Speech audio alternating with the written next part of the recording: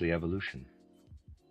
This is actually what brought meaningfulness into earthly evolution. The earth would have lacked meaningfulness if the human being had developed here with his intellect tied to his head, an intellect which was luciferic in origin, and would thus have had to remain in a state of sleep in order to perceive the divine, while looking at the external earthly world with the light of sun and stars shining upon it. The earth would never have become meaningful, because it is when he is awake that the human being belongs to it. A sleeping human being is not aware of his connection with the earth's existence. The Christ being lived in a human body, which had to pass through death. This gave the earth a jolt in its development, and through it everything in earthly evolution received new meaning. First of all, it became possible for the human being gradually to recognize his creative divine powers also during the daytime, in ordinary wakefulness, in his ordinary state of consciousness. The only reason why this is still misunderstood today is because insufficient time has as yet passed since the mystery of Golgotha for the human being to be able also in daytime consciousness to look into that world into which the prophets of the Old Testament were able to look in the days which they sensed to be permeated with the revelations of their ruler of the night, Yahweh, and his countenance, Michael. A time of transition has been necessary. During the course of the 19th century, the whole of Oriental wisdom, although from an entirely different point of view, points to the importance of this process of the 19th century. The time began to arrive in which human beings must recognize that something has been fulfilled, something which has, hitherto, not been fulfilled, namely, that latent in them there now exists the ability to see through daytime revelation what was formerly only revealed during the night through Michael. This had to be preceded by a great error, a nighttime of knowledge. I have often said that I do not agree with those who maintain that our age is a period of transition. Of course, I know that every age is a period of transition, but I don't wish to come to a halt in such an abstract formulation. For what is important is to explain what the transition is, which is undergone during a certain period. The transition of our time is the following. Human beings must recognize that what was formerly only nighttime awareness must now come through daytime awareness. In other words, Michael was the one who revealed through the night, and must now become the one who reveals during the day. Michael must be transformed from being a night spirit to being a day spirit. For him, the mystery of Golgotha signifies the transformation from being a night spirit to being a day spirit. But this understanding, which ought to be entering more rapidly than we can imagine into general human knowledge, is preceded by a still greater error, the greatest imaginable error which has been possible in human evolution, despite the fact that today, in many circles, it is still regarded as an especially important and essential truth. The origin of the human head has remained fully hidden from more recent humanity. The Luciferic spirituality linked with the human head has remained fully hidden. As I have said, the human being was seen as a unit. When questions were raised as to his origins, the answer given was that he is descended from the animals, whereas in reality, only that part of the human being which is Luciferic stems from the animals. That, however, through which formerly his divine creator spoke to him from out of his state of sleep, only arose, after the animals had come into being, as an addition to the human head. Everything connected with the human being has been lumped together, so that one speaks of humans as being descended from the animals. This is something like a punishment of knowledge which has come upon humanity, although in my use of the word punishment here, I'm giving the word a somewhat different interpretation. What might be the origin of the tendency to invent the idea that the human being is descended from the animals, whereas the true facts are, as already described, in our depiction of the origins of the head and of the other parts of the organism? What has misled humanity to believe that the human being as a whole is descended from the animal realm? Well, in the stretch of time between the mystery of Golgotha and our era, a stretch of time which was in a sense also intended as a preparation for an understanding of the mystery of Golgotha, while the ancient heathen wisdom was gradually withdrawing, owing to that endeavor to comprehend Christianity, the new comprehension of the Spirit had not yet fully developed. And thus the Ahrimanic element gradually insinuated itself into human evolution. And because one had failed to recognize the Luciferic element in the human head, so had one also failed to recognize in the other parts of the human organism the Ahrimanic element, with which the divine element does battle.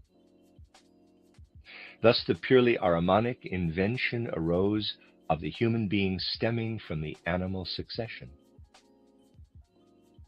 That the human being stems from the animal succession is an Ahrimanic inspiration.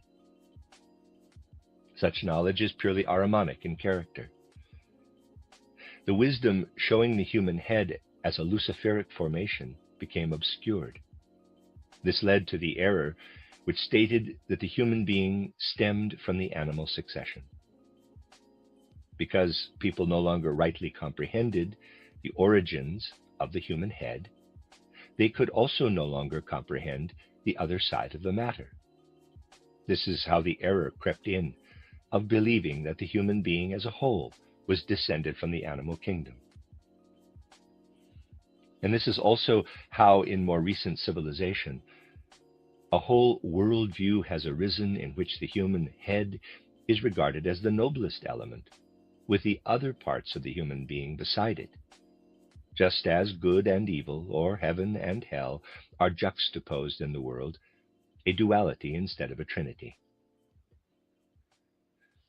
What should in truth have been known is that the human being initially owes his head to the wisdom of the world, to the Luciferic wisdom of the world, and that this Luciferic wisdom must gradually become imbued by other elements as well.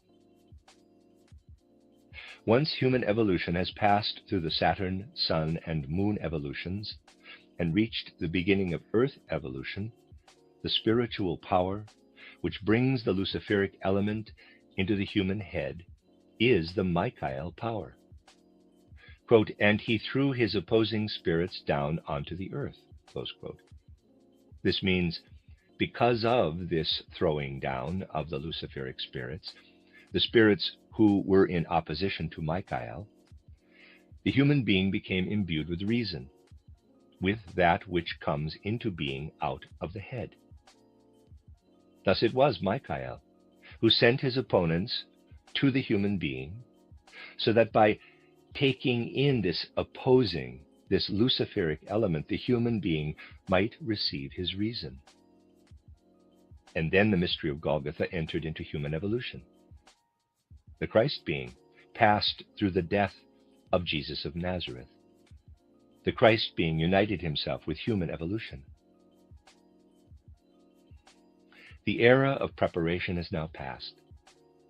In the supersensible world, Michael himself participated in the events of the mystery of Golgotha. Since the final third of the 19th century, Michael has occupied a very special place within human evolution. The first thing that should come about through a proper understanding of the human being's relationship with Michael is that we begin to comprehend those secrets which are revealed, for example, in the situation of the human head and its relationship with the other parts of the human organism. It is essential for us to realize that because of our lack of comprehension regarding the true origin of the human head, we have fallen into error with regard to the origin of the human being as a totality. Through not wishing to understand that a luciferic formation has come about in the human head, human beings succumbed to the illusion that what belonged to the human head could be attributed to the same origin as that of the other parts of the human being. Humanity must now come to grips with these mysteries. Human beings must become able boldly and bravely to face up to the knowledge that they have to improve their comprehension of divine mysteries which are new to them concerning their understanding of the head and their purely earthly wisdom or intelligence. And the first thing must be a correction of the great error inherent in the materialistic interpretation of evolutionary doctrine, which states that the human being as a whole stems from the animal succession. This will be the only path we can follow in order to see in the human being, as he stands before us, not, on the one hand, something purely of the spirit and soul living in a body, with, on the other hand, something that is purely bodily without any soul. No, we must look at something concretely spiritual, which is, however, working in a luciferic manner in the human head, while there is also at work in the human being, apart from the head, an opponent who is Ahrimanic in nature. Speaking in imaginations, we may point backward to how the luciferic was incorporated into the human being through the Michaelic impulse. But now, through that which Michael has become, the human being must be deprived of the Ahrimanic aspect. We are presented today by our external science with a human being who, in view of anatomy and physiology, or what our external senses observe, is presumed to be a reality.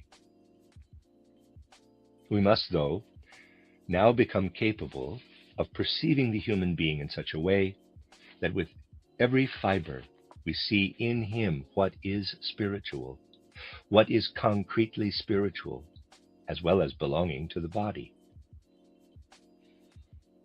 We must come to realize that the blood running in the living human being is not the blood which might drip away, for this blood is filled with spirit in a special way.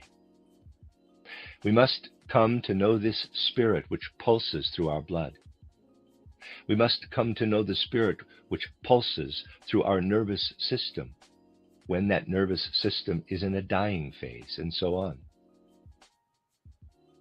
We must come to see the spiritual element in every single expression of what is living. Michael is the spirit of strength.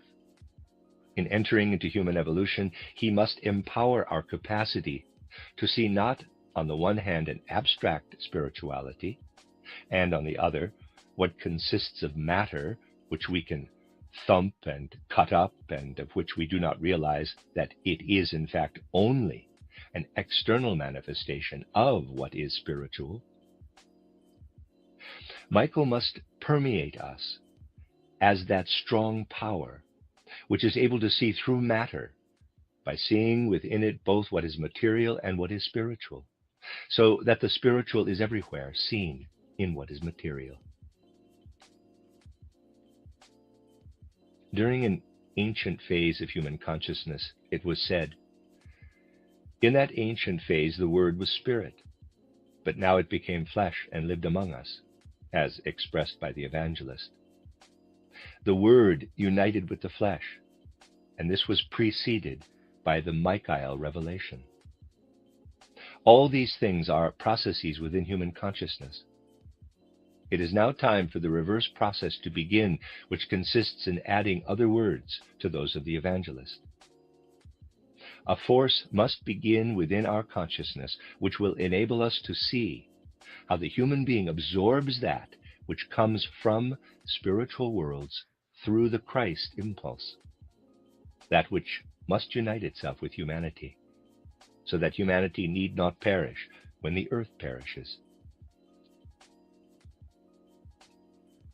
We must be able to see how the human being absorbs the Spirit, not only in his head, but in his whole being, so that he becomes entirely permeated by the Spirit. The Christ impulse alone can assist us in this. And for this to happen, the interpretation of the Christ impulse by the Michael impulse must help.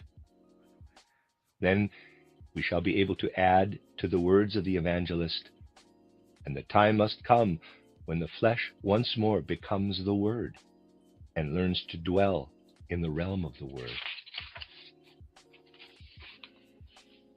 When we read at the end of the Gospels that, quote, there are also many other things, close quote, this is not an invention by some later author. It refers, rather, to what can only be revealed to humanity piece by piece. Those who regard the Gospels as a finished work, never to be altered, do not understand them correctly. They must be interpreted according to the words of Christ Jesus. I am with you always, even unto the end of the world. What this means is, I have revealed myself to you not only in the days when the Gospels were being written. Through my day spirit, Michael, I shall always speak to you when you seek to find me. You will be permitted to add to the Gospels through the continuing revelations of Christ, not only those of the first millennium, but also those of the second millennium.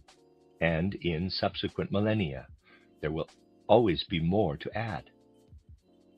However truthfully the Gospels may speak, quote, in the beginning was the Word, and the Word became flesh and lived among us, close quote, however true this may be, it is also equally true that we must add the revelation, and the flesh of man must become permeated by Spirit, so that it may be capable of living in the kingdom of the Word and of beholding the divine mysteries. That the Word becomes flesh is the first Michael revelation. That the flesh becomes Spirit must be the second Michael revelation. The end of Lecture 2.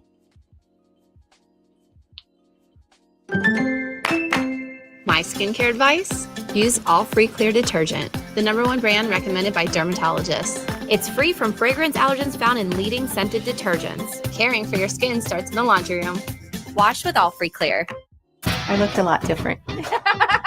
I started my degree in 1986 and 30 years later decided to complete my goals. The support system that you get with Purdue Global, just being in the military, you actually get assigned a person who will stay with you and walks you through step by step. Earning my degree with Purdue Global has given me the confidence to show me that I am not too old. I can do it. This is my comeback.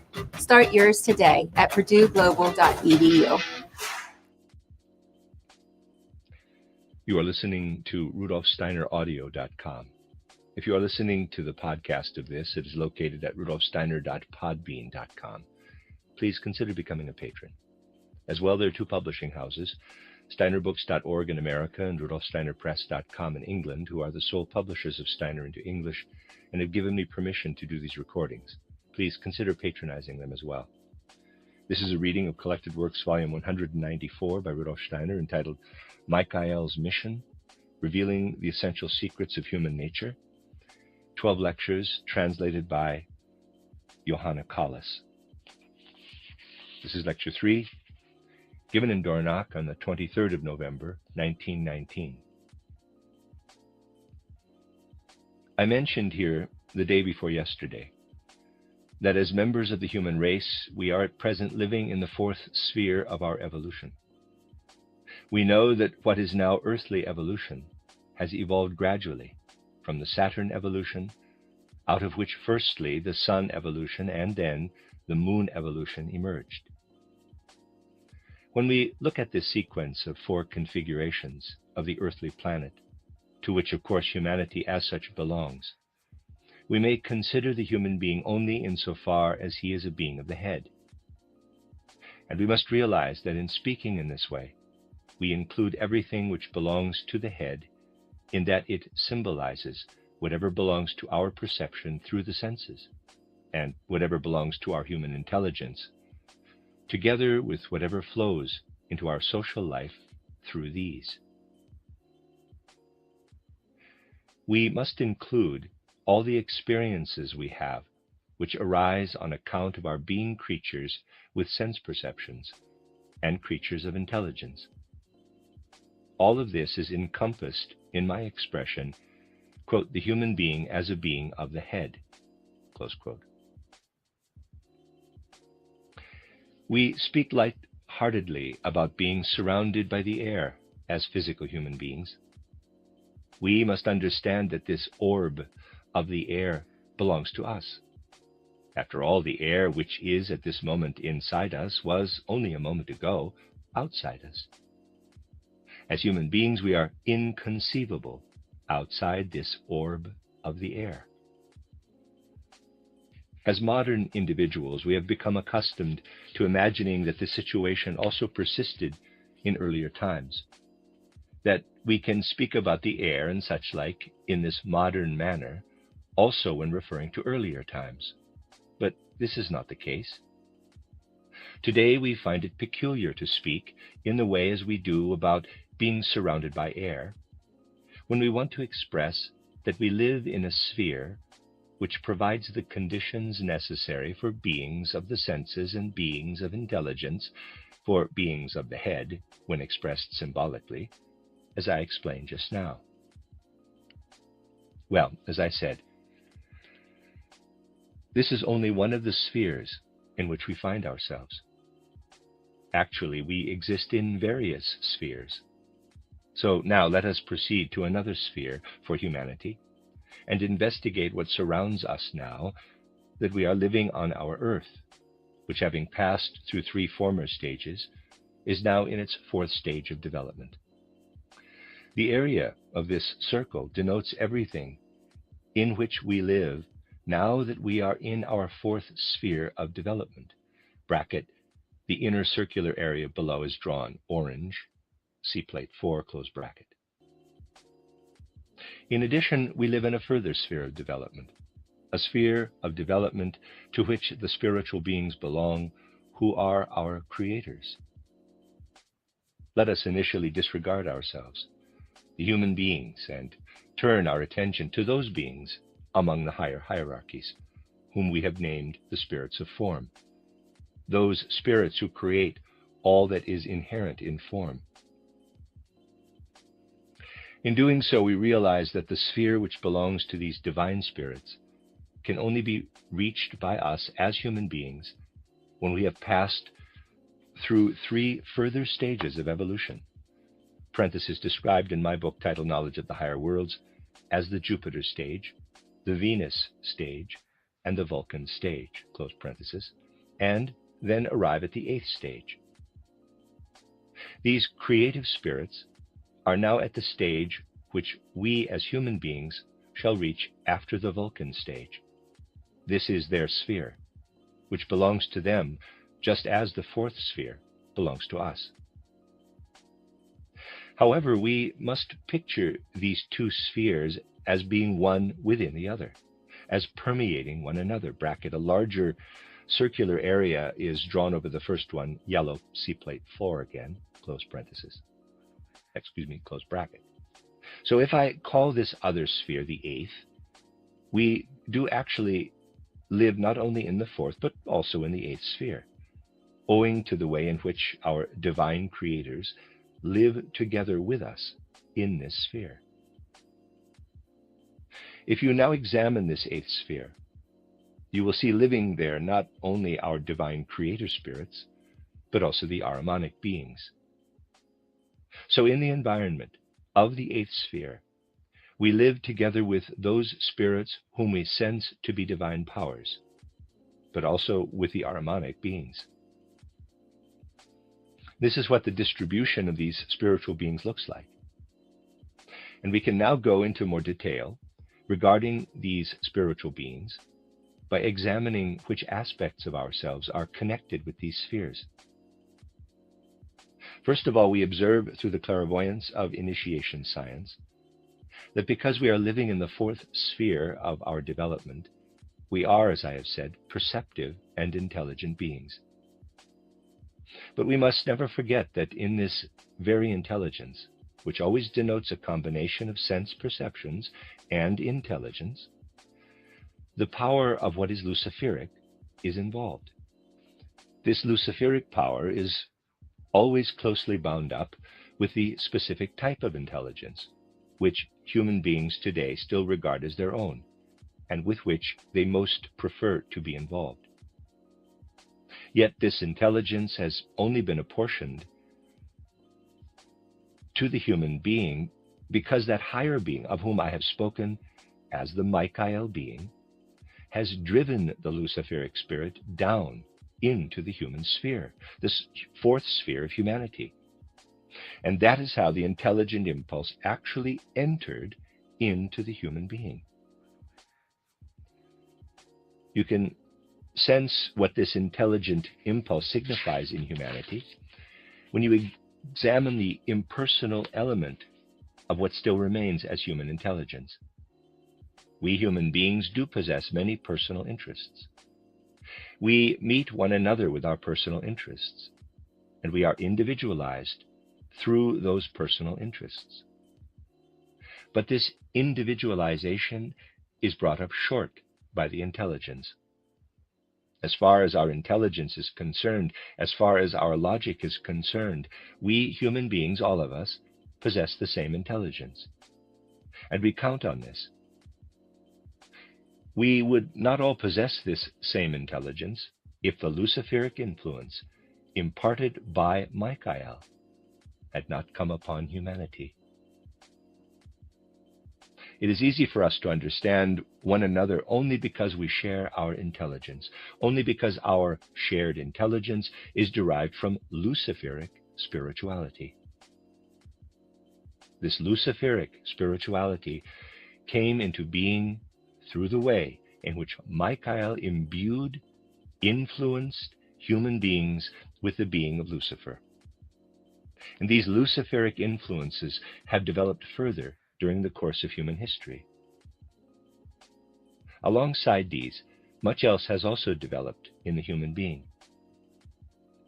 Yet still today, this luciferic intelligence, which we describe as our own intelligence, is regarded in the widest circles as that which sets the human being apart. To make this even clearer, you should cast the eye of your soul also over something else which is capable of uniting us throughout the whole earth once it has extended right across the earth. And that is the Christ impulse. The Christ impulse is something other than the intelligence impulse. There is something compelling about the intelligence impulse. You cannot make the intelligence of humanity your personal affair. You cannot suddenly personally determine something which has to be decided through intelligence without becoming excluded from social life as being mad. But on the other hand, the only relationship you can gain with the Christ impulse is a personal one. No one can interfere in the relationship someone else wishes to establish with Christ. This is absolutely a personal matter. But because Christ underwent the mystery of Golgotha, thus uniting himself with earthly evolution, however many individuals establish their own personal relationship with Christ, it will nevertheless be the same. This means that individuals are brought together by something which each one carries out individually, not through compulsion, as would be the case through intelligence. But because the Christ impulse brings it about that every individual builds his own relationship with Christ in such a way that with every individual it is the same. That is the difference between the intelligence impulse and the Christ impulse. Throughout all of humanity, the Christ impulse can be the same while also being a personal matter for each individual. Intelligence, on the other hand, is not a personal matter. Now, what was it into which the Christ impulse descended? I have already hinted where the answer lies in regard to this. We know that the development of the head is now in regression. With regard to his head, the human being is now constantly dying away. We can point to the cosmic fact that Michael pushed the Luciferic beings down into the realm of humanity. In this way, the Luciferic beings came to reside in the human head, but a human head that is dying away. And here, these Luciferic beings began to combat the dying of the human head. So now we come to a secret of human nature, which has always been known in various forms, but which is now almost entirely hidden. In respect of his divine evolution, the human being carries a perpetually moribund development in his head. But this dying away is running parallel with a constant rekindling of life by Lucifer. Lucifer is constantly endeavoring to make our head as alive as the rest of our organism. But from the point of view of the organic realm, Lucifer would deflect the evolution of humanity from its divine tendency if he were to succeed in enlivening the head in the same degree as the rest of the organism is alive. The divine tendency of human evolution has to work against this. The human being must remain connected with the evolution of the earth in order to be able to move forward with subsequent earth evolutions through the Jupiter, Venus, and Vulcan evolutions. If Lucifer were to reach his goal, the human being would be unable to follow this predetermined path, but would instead become embedded in a cosmos which would be intelligent through and through.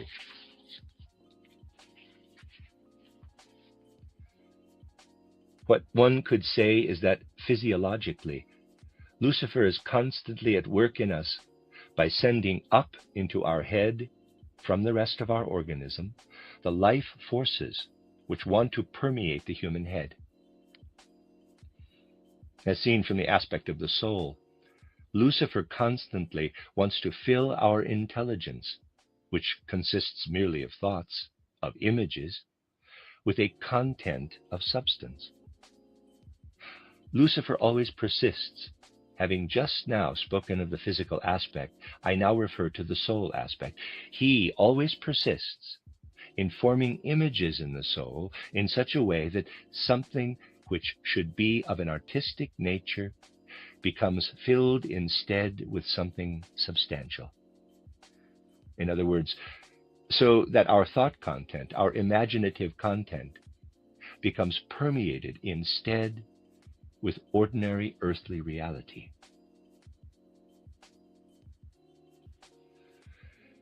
The consequence of this would be that we human beings would move away from the other reality and flee across to a reality of thoughts, which would be actual reality and not merely thoughts. There is in our being constantly a tendency for our fantasies to become realities. Indeed, the greatest imaginable efforts are made to transform human fantasies into realities.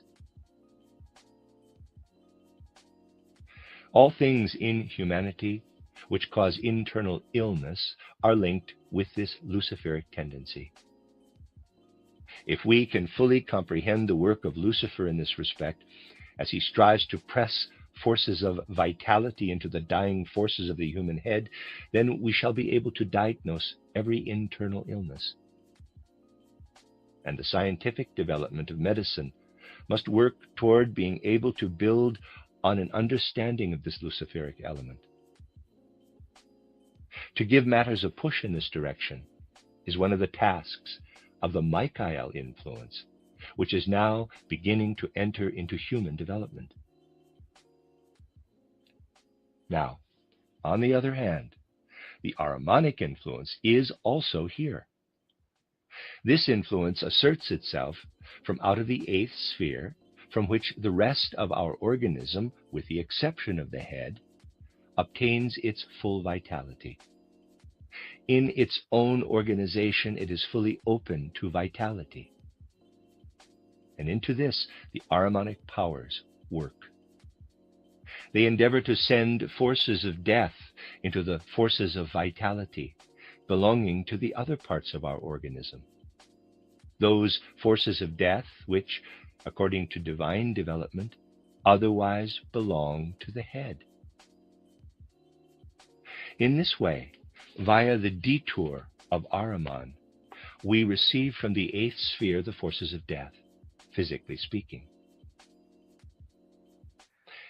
With reference to the soul element, I would have to say the following. Everything that exerts its influence from this eighth sphere is here working on human will, not on human intelligence. The wish for it is based on the human will. The will always contains an aspect of wishing. This wishing aspect is founded on the will into which Ahriman constantly endeavors to bring a personal element of the human being. And it is because the aspect of wishing always lies hidden in the personal element of the human being that our progress toward death is always an image of our soul activity of will. Instead of allowing ourselves to be permeated by the divine ideals, instead of permitting them to enter into our wishing, and therefore our will, something personal is always brought into our wishing and our willing. So we really do find ourselves in a situation of balance between the Luciferic and the Ahrimanic elements. In the physical realm, the Luciferic Ahrimanic element transmits to us what is sickness and death. In the soul realm, illusion develops, caused by the way we regard one thing or another as reality when it actually stems from the world of thought or imagination or fantasy.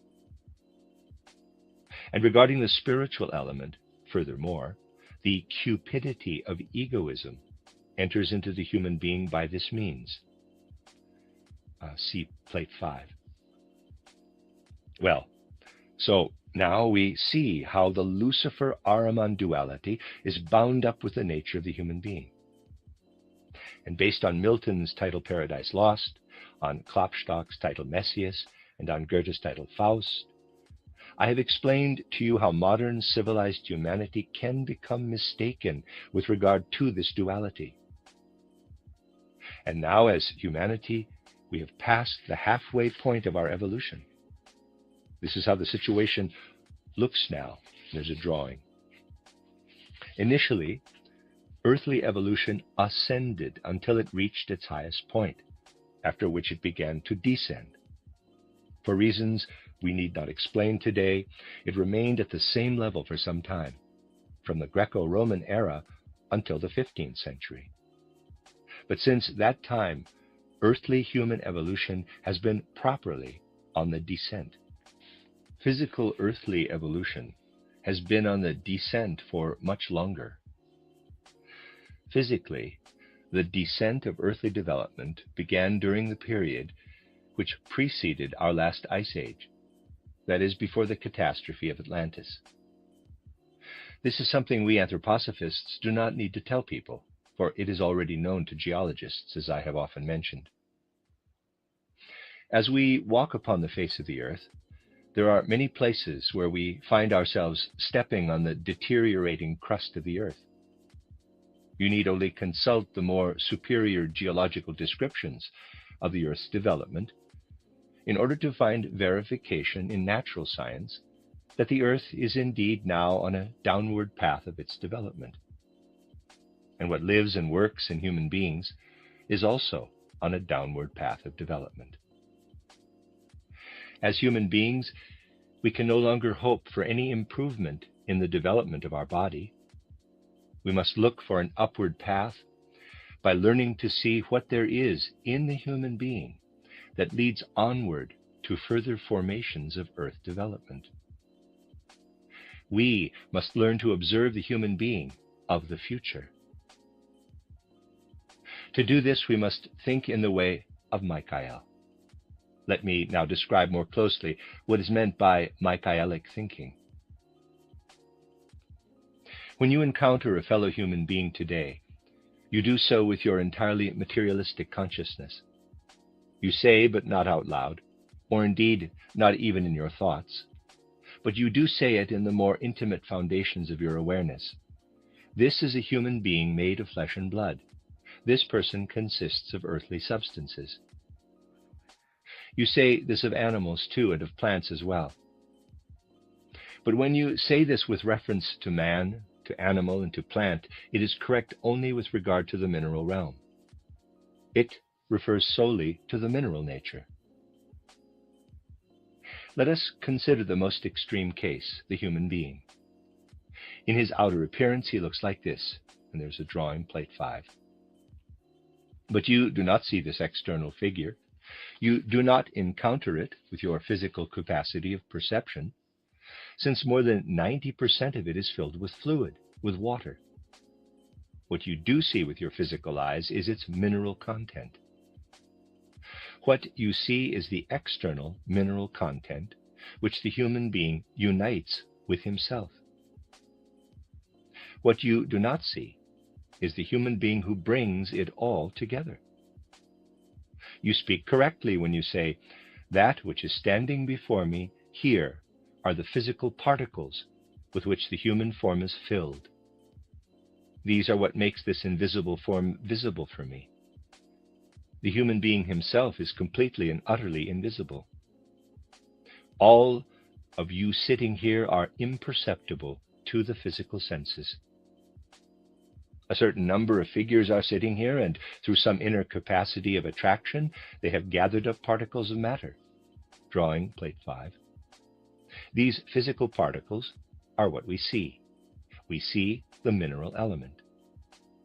The real human beings who sit here are invisible. They are supersensible. When we say such a thing in full consciousness during every moment of our waking life, this is what we describe as Michaelic thinking.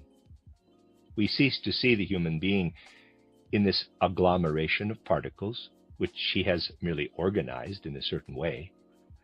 The animals do likewise, and also the plants. The minerals alone do not.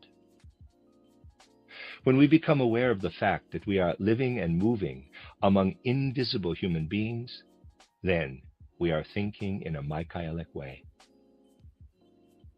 We speak of Ahrimanic beings and of Luciferic beings. We speak of the angeloi, archangeloi, archai, and so on, the beings of the hierarchies. These are invisible beings. We come to know them through their deeds. We have spoken in recent days as well about many of those deeds. We learn to recognize these beings through what they do. Yet is this different as far as human beings are concerned? Here in the physical world, we get to know the human being, who is invisible, through the way in which he arranges the mineral particles in a form that resembles a human being. But this is merely an activity, a working of the human being. The fact that we have to be clear about the workings of Ahriman and Lucifer, of the angeloi, archangeloi, and archai, and so on, in a different way, merely means getting to know these things in a different way. But the fact that these beings are supersensible does not distinguish them in any way from us, so long as we are aware of what a human being actually is. We are employing Michaelic thinking when we understand that in our being we do not differ in any way from the supersensible beings. So long as the minerals had something to give them, human beings were able to cope without having this awareness. But now that the mineral world has entered into a downward development, the human being is obliged to grow into a spiritual understanding both of himself and of the world. We can find the inner strength to realize that we need no longer go through the world thinking that this collection of material particles is a human being. The human being is a supersensible being, while those particles are merely gestures from the external mineral world, pointing to what a human being is. It has been possible for us to have greater strength to realize these things since the 70s of the 19th century. It is solely on account of the Ahrimanic influences I described here a week ago that people are rejecting this through not being willing to approach this inner awareness. This is linked to something else in human life. As long as we carry on believing in the error that the human being is a sense-perceptible being and not a supersensible being, so long shall we also be prone to other errors as well. We speak of development and imagine that it will just continue on and on as a matter of course. As you know, it was not possible to depict such a development artistically in our building. When designing the capitals of the columns, I had to show the first three in an ascending development, the fourth one in the center, the fifth in a descending development, the sixth somewhat simpler, and the seventh the simplest of all. There, added to the ascending development, I had to depict the descending development. We do actually have the latter in our head. Whereas the rest of our organism is still in an ascending development, our head is already in a descending development. To believe that development can only ascend is to distance oneself from the truth by speaking in the same vein as Haeckel, who wrote under the influence of certain errors, maintaining that what was simplest came first, to be followed by further developments which grow ever more complicated and ever more perfect on and on into infinity. This is nonsense. Every progressive development, in turn, enters into a regression. Every ascending development is followed by a descending development. Every ascent already bears the potential for descent within it. It is one of the most awkward errors of more recent humanity that they have lost touch with the connection between evolution and devolution, between ascending development and descending development. Every ascending development bears within it the potential for descent. At the moment when an ascending development begins to descend, the physical begins to enter into the spiritual. Wherever the physical begins to decline, space arises in which the spiritual can develop. There is room in our head for spiritual development because a physical decline has set in. We shall not be capable of understanding our human nature, or with it the rest of the world, until we become able to see things as they really are, by bringing our intelligence into connection with Luciferic development in the manner I have described.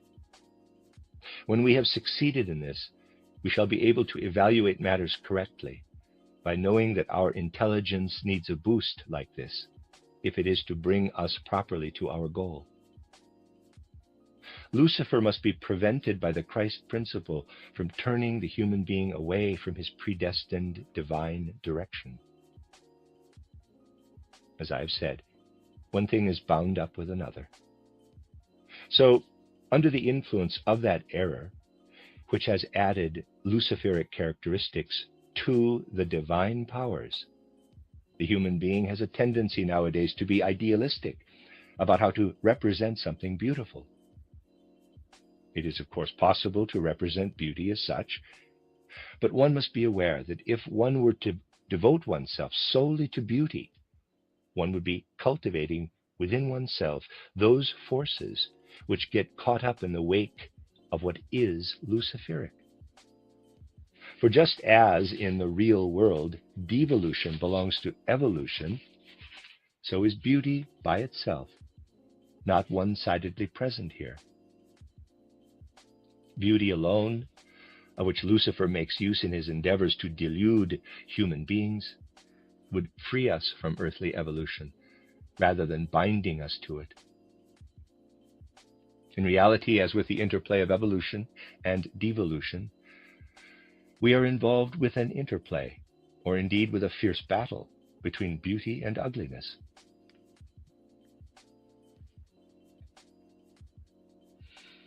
If we wish to understand art in a proper way, we must never forget that the ultimate task of art in the world is to show how beauty and ugliness are bound to be at loggerheads with one another.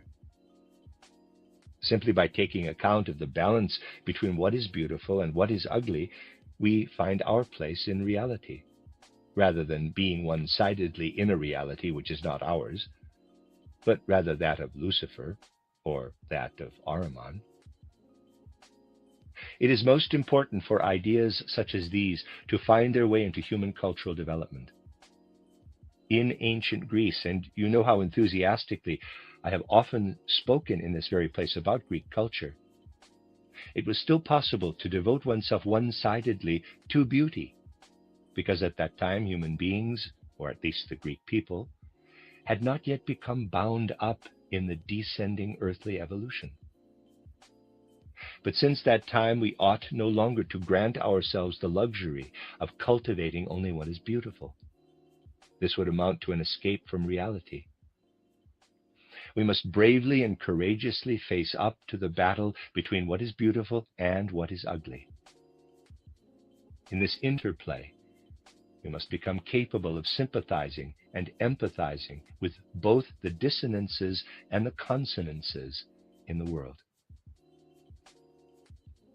This will bring strength into human evolution, and from this strength will come the possibility of building an inner attitude which will really succeed in taking us beyond the illusion that the human being is no more than a conglomeration of mineral particles which he has heaped up inside himself. We could today already say, regarding the physical, that the human being does not show the signs of external mineral nature. External minerality is heavy, but that in us which enables us to develop soul qualities, and I don't mean intelligence, is linked not to heaviness, but to the opposite of heaviness, namely to that which we might call the upwelling of fluidity. I've described on other occasions how our brain floats in the cerebral fluid. If it did not float in this way, the tiny blood vessels in it would be crushed. When Archimedes was in his bath, he discovered that he was less weighty, and was so delighted that he uttered his famous Eureka. Of course, you learned about all this in physics. We do not then live from being dragged down in our soul, but from being lifted up.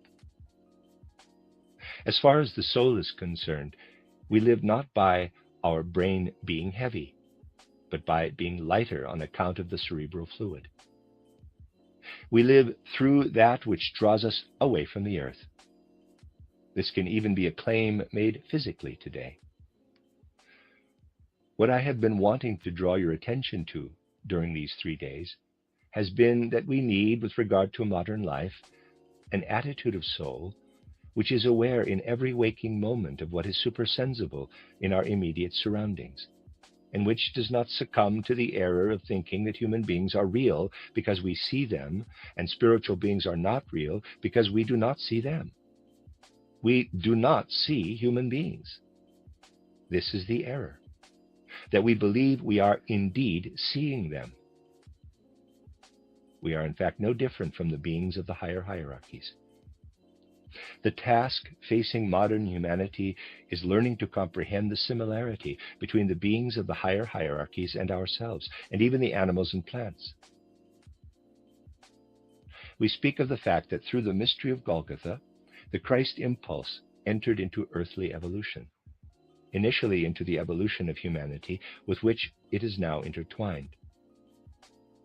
People say they cannot see him. Well, they cannot see him so long as they are in error about the human being, so long as what they are looking at is something entirely other than what the human being really is. As soon as this is no longer a theory, but a livingly felt reality of soul, enabling us to see something supersensible in the human being, as soon as this is so, we will develop in us the ability to perceive the Christ impulse everywhere among us, and say with conviction, do not seek him in external gestures, for he is everywhere among you. But it will be necessary to develop modesty and humility in order to believe that it is really important to generate an awareness of the human being primarily and everywhere as a supersensible being. Merely making a theoretical claim is not sufficient. Only when we really believe it to be, and indeed feel it to be, an absurdity, that what confronts us is the actual human being, only then shall we be in the state of soul about which I am speaking. If you were to go out there to the building site and to gather up some of the bits and pieces lying around and clutch them all in front of you so that anyone meeting you would see only broken bricks and scraps of boards, you wouldn't say all this debris, arranged in a certain way, was a human being.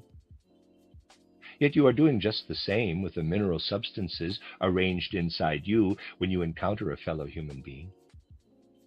You say that because you can see these mineral substances with your eyes, they are a human being. The truth is, however, that all this is merely a gesture pointing toward the true human being. Looking back to pre-Christian times, we will find that God's messengers came to the earth in visible form. They revealed themselves to the human being, who was then able to comprehend them. The greatest messenger from God to come to the earth was at the same time the one who was able to reveal himself in the greatest event that took place on the earth without any collaboration by human beings. We are now living in the age of the Michael revelation. This is another revelation just like that other one, but it now no longer obtrudes upon human beings because they have entered into the evolution of their freedom. We must go out to meet the revelation of Michael. We must prepare ourselves in order that he may fill us with the greatest strength with which to become aware of what is supersensible in the immediate vicinity of the earth. Do not fail to recognize what this Michael revelation, if approached in freedom, will entail for human beings now and in the near future. Do not fail to recognize how nowadays people are endeavoring to solve the social question on the basis of the remnants of former states of consciousness. Yet everything it was possible to solve through the old states of consciousness has indeed been solved. The earth is on the downward path of its evolution. The challenges facing us today will not be resolved by the ways of thinking arising from olden times. They will only be resolved by a humanity which possesses a new constitution of soul. Our task is to work toward enabling this new constitution of soul to arise among human beings.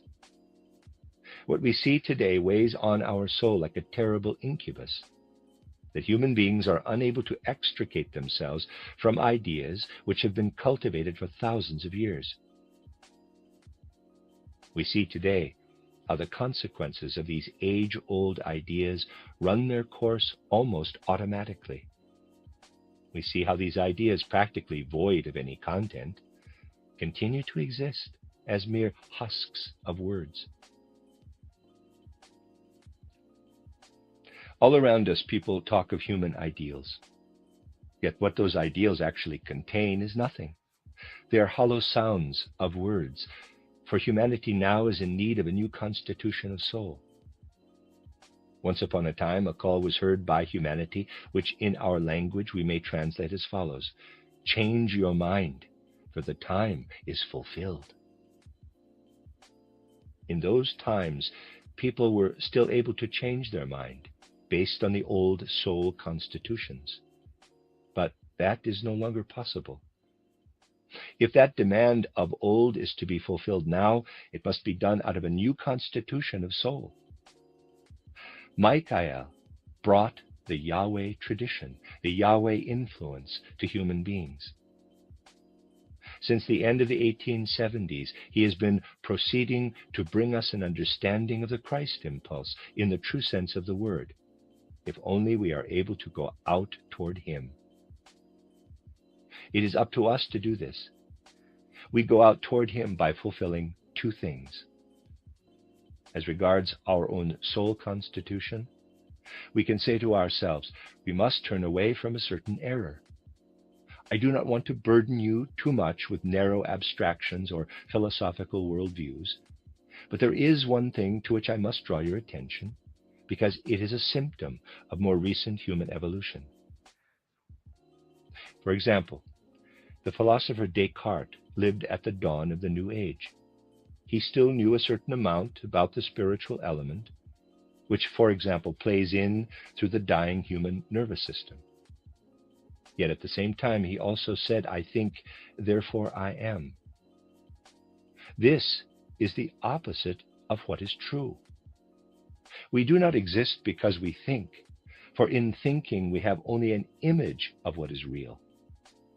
We would gain nothing from thinking if we really did exist within our thinking, if thinking were not actually a mere mirror image, a reflection. We must become aware of the reflective character of our world of thinking, of the mirroring character of our thought world. The moment we become conscious of this reflective character, we shall begin to turn to a different source of reality within us. It is of this that Michael wishes to speak to us. So we must endeavor to recognize our world of thinking in its character as a reflector. We shall then be working to counter the Luciferic development. It is this development which is most interested in pouring substance into our thinking, in projecting the deceptive image of there being substance in our thinking. It is image, not substance, which is in our thinking. We shall bring up the substance from elsewhere, from deeper layers of our consciousness. That is the one thing. If we are aware that our thoughts make us weak, we appeal to the strength of Michael. He is the spirit who draws our attention to that within us, which is more strongly in us than our thoughts. Whereas through more recent civilization, we have learned to pay attention primarily to the thought. The reason for our having become weak human beings is that we have regarded thought as being something real. However much we endeavor to turn away from mere abstract intelligence, we are only seemingly doing so. As modern human beings, we are completely under the frightful lash of intelligence. We do not send into our thoughts what comes from the deeper layers of our being and what ought to dwell in them. The second thing is that we must bring into our wishes, and thus our will, the reality which arises solely from what we recognize as supersensible reality. I have frequently mentioned here that our failure to take seriously the character of the mystery of Golgotha has wreaked bitter revenge upon us. I have drawn your attention to views such as, for example, those of the liberal theologian Adolf Harnack. There are many such liberal theologians who are quite relaxed about stating that there is no proof in historical documents as to the reality of the mystery of Golgotha. While one can prove historically that Caesar existed or Napoleon, it is not possible to prove in the same way that Christ Jesus existed. Why is this? It is because in the mystery of Golgotha, human beings were to have been presented with an event to which they could only have supersensible access. It was not intended to be a sense-perceptible event. It was not supposed to have any sense perceptible, any external historical proof, for the very reason that humanity was to learn how to rise up to the supersensible world through the mystery of Golgotha. All this points to two aspects which we should approach. On the one hand, we must recognize what is supersensible in the immediately sense-perceptible world, in the world of the human being, of the animals and of the plants. This is the Michaelic path. And to take this further, in the world which we recognize is a supersensible one, we must find the Christ impulse. In describing this, I am at the same time also describing the most profound impulses of the social question. That abstract League of Nations will not solve the international problem. Such abstractions will not create unity among all people on earth. It is the spirits who lead human beings into the supersensible world, about whom we have been speaking in the last few days, who will bring humanity together. Externally, humanity is now approaching tough battles, and from these tough battles, of which we are now only at the beginning, as I have often said, and which makes a nonsense of the old impulses of Earth evolution, there will arise no political, economic, or cultural cures which might be taken from the apothecary of ancient historical development. From what comes to us from ancient times, the ferments will arise, which have initially placed Europe at the beginning of its abyss, and which will see Asia and America at loggerheads with one another. And this in turn will generate a struggle covering the face of the whole earth. The one and only remedy for this nonsense being made of human evolution will be that which can lead humanity to the Spirit, to the path of Michael, which finds its continuation in the path of Christ. The end of Lecture 3. You are listening to RudolfSteinerAudio.com. If you're listening to the podcast of this, it is located at RudolfSteiner.podbean.com. Please consider becoming a patron. As well, there are two publishing houses, SteinerBooks.org in America and RudolfSteinerPress.com in England, who are the sole publishers of Steiner into English and have given me permission to do these recordings. Please consider patronizing them as well. This is a reading of Collected Works, Volume 194 by Rudolf Steiner, 12 lectures, entitled Michael's Mission, Revealing the Essential Secrets of Human Nature, translated by Johanna Kallis, and after the lecture there is an appendix to it that I will be adding. This is Lecture 4, given in Dornach on the 28th of November, 1919. Carrying on from various points I made during last week's talks, what I have to say today will be a preparation for the lectures tomorrow and the day after. This will be a matter of reminding you in a different way about certain aspects which we shall need in order then to continue with our theme. In order to gain clarity about the course of earthly evolution, it will be best to proceed by always relating events to a specific focal point as regards their significance for earthly evolution. Relating them in this way will enable us to perceive a degree of structure in which the individual human being's own development is involved through the development of humanity as a whole. This focal point is, of course, as you know, the mystery of Golgotha, through which the whole of earthly evolution has gained its meaning, its true inner content. When we refer back to the development of Western humanity, which received the impulse of the mystery of Golgotha like an impact from the Orient, we can describe how around the 5th century before this mystery of Golgotha, a kind of preparation for it began to emerge from the culture of ancient Greece. We can say that there was a certain consistent trend in Greek thinking, feeling, and will throughout the 4 centuries and a half which led up to the advent of the mystery of Golgotha. This consistent trend received its introduction through the figure of Socrates, before continuing on in all of Greek culture.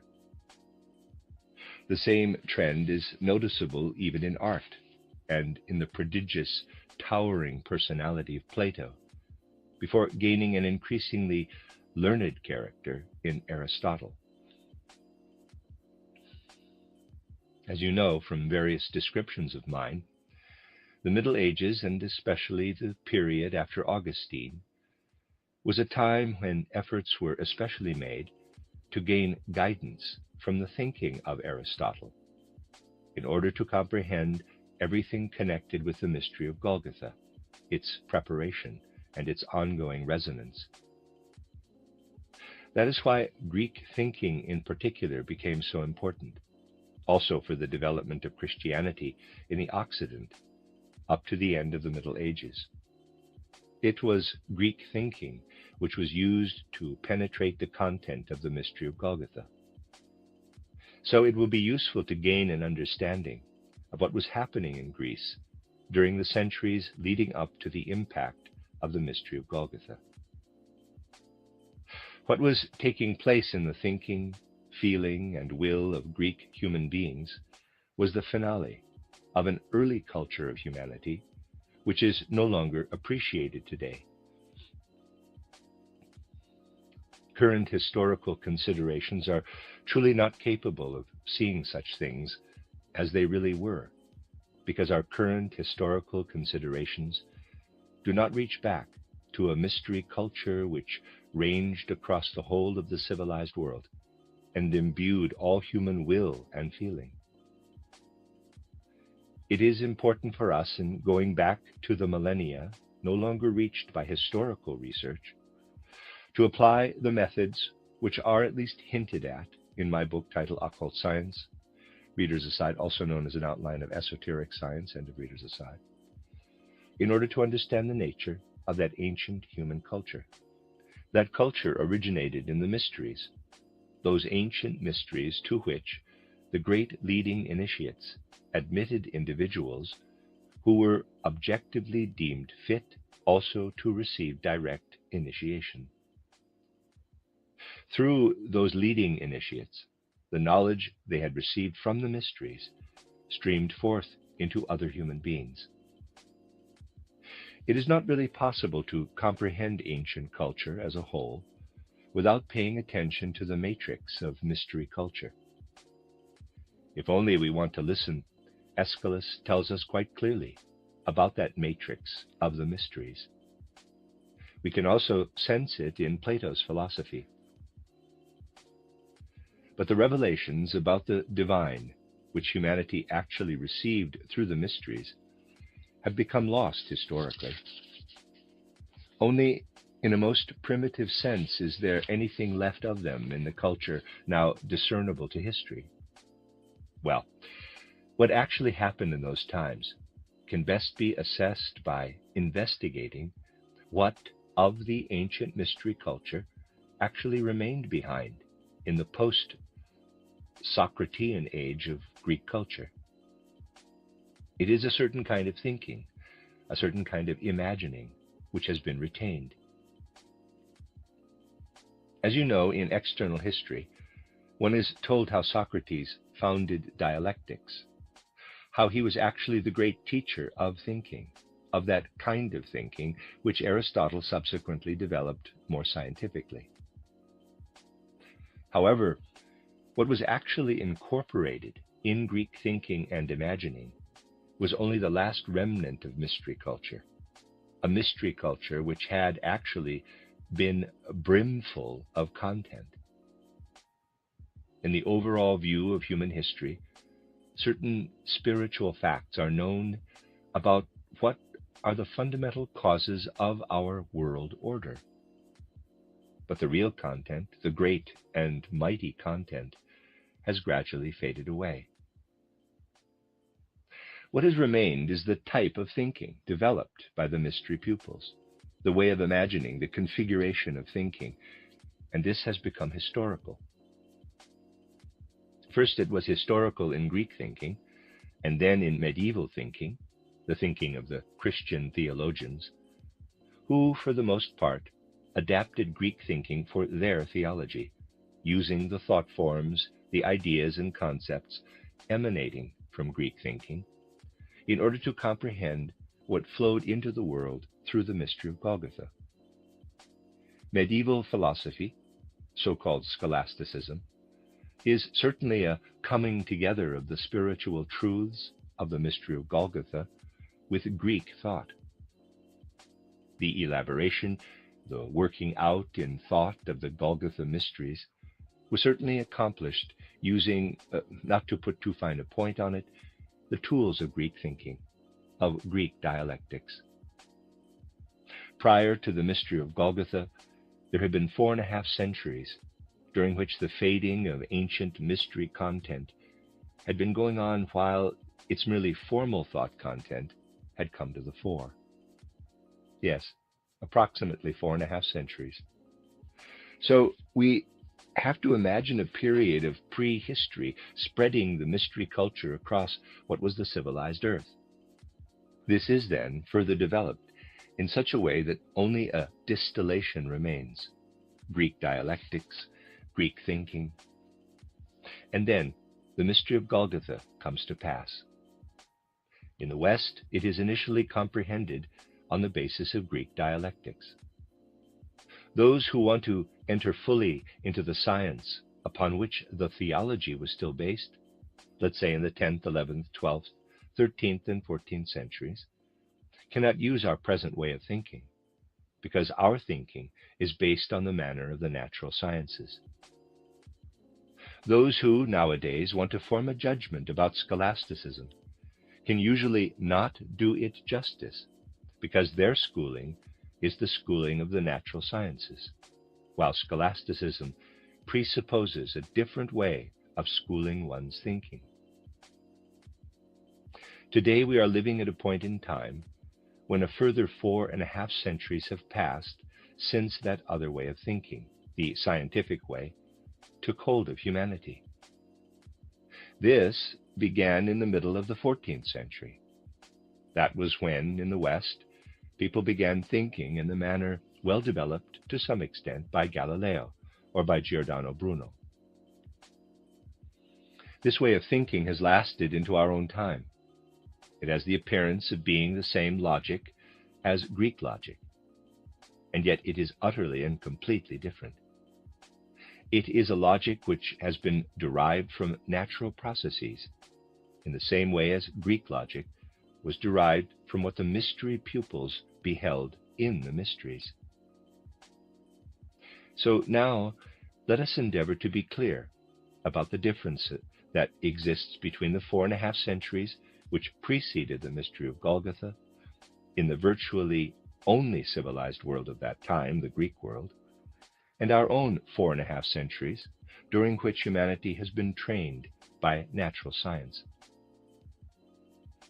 The best way for me to demonstrate this is by drawing, and there's a picture, plate 6. Imagine the mystery culture as a kind of Chimborazo of human culture in very ancient times. This mystery culture then becomes logic in Greece until the mystery of Golgotha. This is then continued in the Middle Ages as scholasticism. Here, again he's referring to this diagram, we have the final tailing off of the old mystery culture through 4.5 centuries. And now, from the 15th century onward, a new kind of perceiving begins. We could call it the Galileo perception. We are just about as far in time from the starting point as is the mystery of Golgotha from the beginning of the Greek way of thinking. But while that is an ending, a red evening sky, we are here involved in a beginning, in something which must develop upward, something we must take up to a considerable height. The culture of Greece was at an ending. We are at a beginning. We shall only be able fully to understand this juxtaposition of an ending and a beginning if, with the help of spiritual science, we study the evolution of humanity from a specific point of view. As I have frequently told you and often repeated, it is not without reason that attempts are being made now to bring about an understanding of the human being on the basis of the spiritual science of anthroposophy. The reason is that by far the greater part of humanity is now confronted by a significant possibility for the future. You see, it is important to take seriously the fact that humanity, which has been evolving throughout history, is an organism continuing in its development. Just as the individual organism reaches sexual maturity with subsequent epochal transitions, so have similar epochal transitions taken place throughout history. Today, people still frequently counter teachings about repeated Earth lives with the argument that one doesn't remember any former lives on Earth. Those who interpret the historical evolution of humanity as being that of an organism in development, as I explained just now, ought not to be surprised if they are entirely realistic about that evolutionary history by the fact that individuals today do not recognize their former earthly lives in the ordinary sense. Let us ask ourselves what it is that we remember in ordinary life. We remember something we thought about. We do not remember what we did not think about. Think of all the daily happenings that go by unnoticed. You do not remember them because you did not think them, even if they perhaps took place in your immediate vicinity. You can only remember something which you have thought. Well, the evolution of humanity in former centuries and millennia was not such that individuals thought in a reasoning way about their own being. Of course, know thyself, like a kind of yearning, has been familiar since the age of Greek thinking. But this know thyself can only be fully realized through the medium of true spiritual knowledge. Only after spending a whole lifetime thinking properly about ourself, something for which humanity has only now become sufficiently mature, shall we be prepared in our next life to remember the previous one. One must have thought about something before becoming capable of remembering it. In our present time, only those, and there are more than a few, who formerly learned through initiation, though not necessarily in the mysteries, to look properly at themselves, are capable of looking back to former earth lives. It is also the case that human beings undergo a transformation with regard to their bodily development. These things can be observed through spiritual science, but not physiologically. Humanity is not now as it was 2,000 years ago with regard to its bodily constitution. And in another 2,000 years, it will again not be the same as it is today. I have often spoken about this. Human beings are now living toward a future time in which, to put it simply, their brains will be externally different in their construction by comparison with today. The brain will be capable of remembering back to former earth lives. But those who have not prepared for this by contemplating their own self will only experience this capability as, to use a modern expression, a kind of inner nervousness, an inner deficiency. They will not discover what they are lacking in a humanity which has become capable through its bodily maturity of looking back to former lives on earth. If they have not made preparation for looking back, then they will not be able to look back. They will experience this capability only as a deficiency. That is why, by recognizing the capacity for transformation possessed at present by humanity, the spiritual science of anthroposophy can guide human beings to self-knowledge. What I am hinting at is that even today, we can already indicate what that special experience will be like when it becomes possible to take earlier lives on Earth into account. In our present time, these nuances of feeling will be possible for only a few individuals, although there will be more and more as time goes on. These nuances of feeling are not much taken into account as yet, but let me describe what they will be like when they begin to occur. Individuals will be born into the world and will say, "As I live among others, I am indeed being educated for a specific type of thinking, either consciously or unconsciously. Thoughts rise up in me. I am being born and educated into a certain type of imagining. But at the same time, as I observe my external environment, my thinking and imagining do not really fit in with that external environment." This nuance of feeling is already present in some individuals. They are obliged to think in a way which makes it appear as if external nature were telling them something entirely different, as if external nature were asking something quite different of them. Formerly, when such individuals appeared who sensed this discrepancy between what they should think and what external nature was telling them, they were laughed at. Hegel, for instance, is a classic example of this. He expressed certain ideas, of course not all Hegel's thoughts are foolish, about nature and completed them systematically. Then the Philistines came and said, "These may well be your ideas about nature, but look at this process or that process, and you'll see that's not how it is." To which Hegel replied, "All the worse for nature." Of course, this is quite paradoxical. And yet there is subjectively something perfectly reasonable in this attitude. It is quite possible to adopt innate thoughts on the one hand, while at the same time saying that nature would have to manifest quite differently if it were to match these.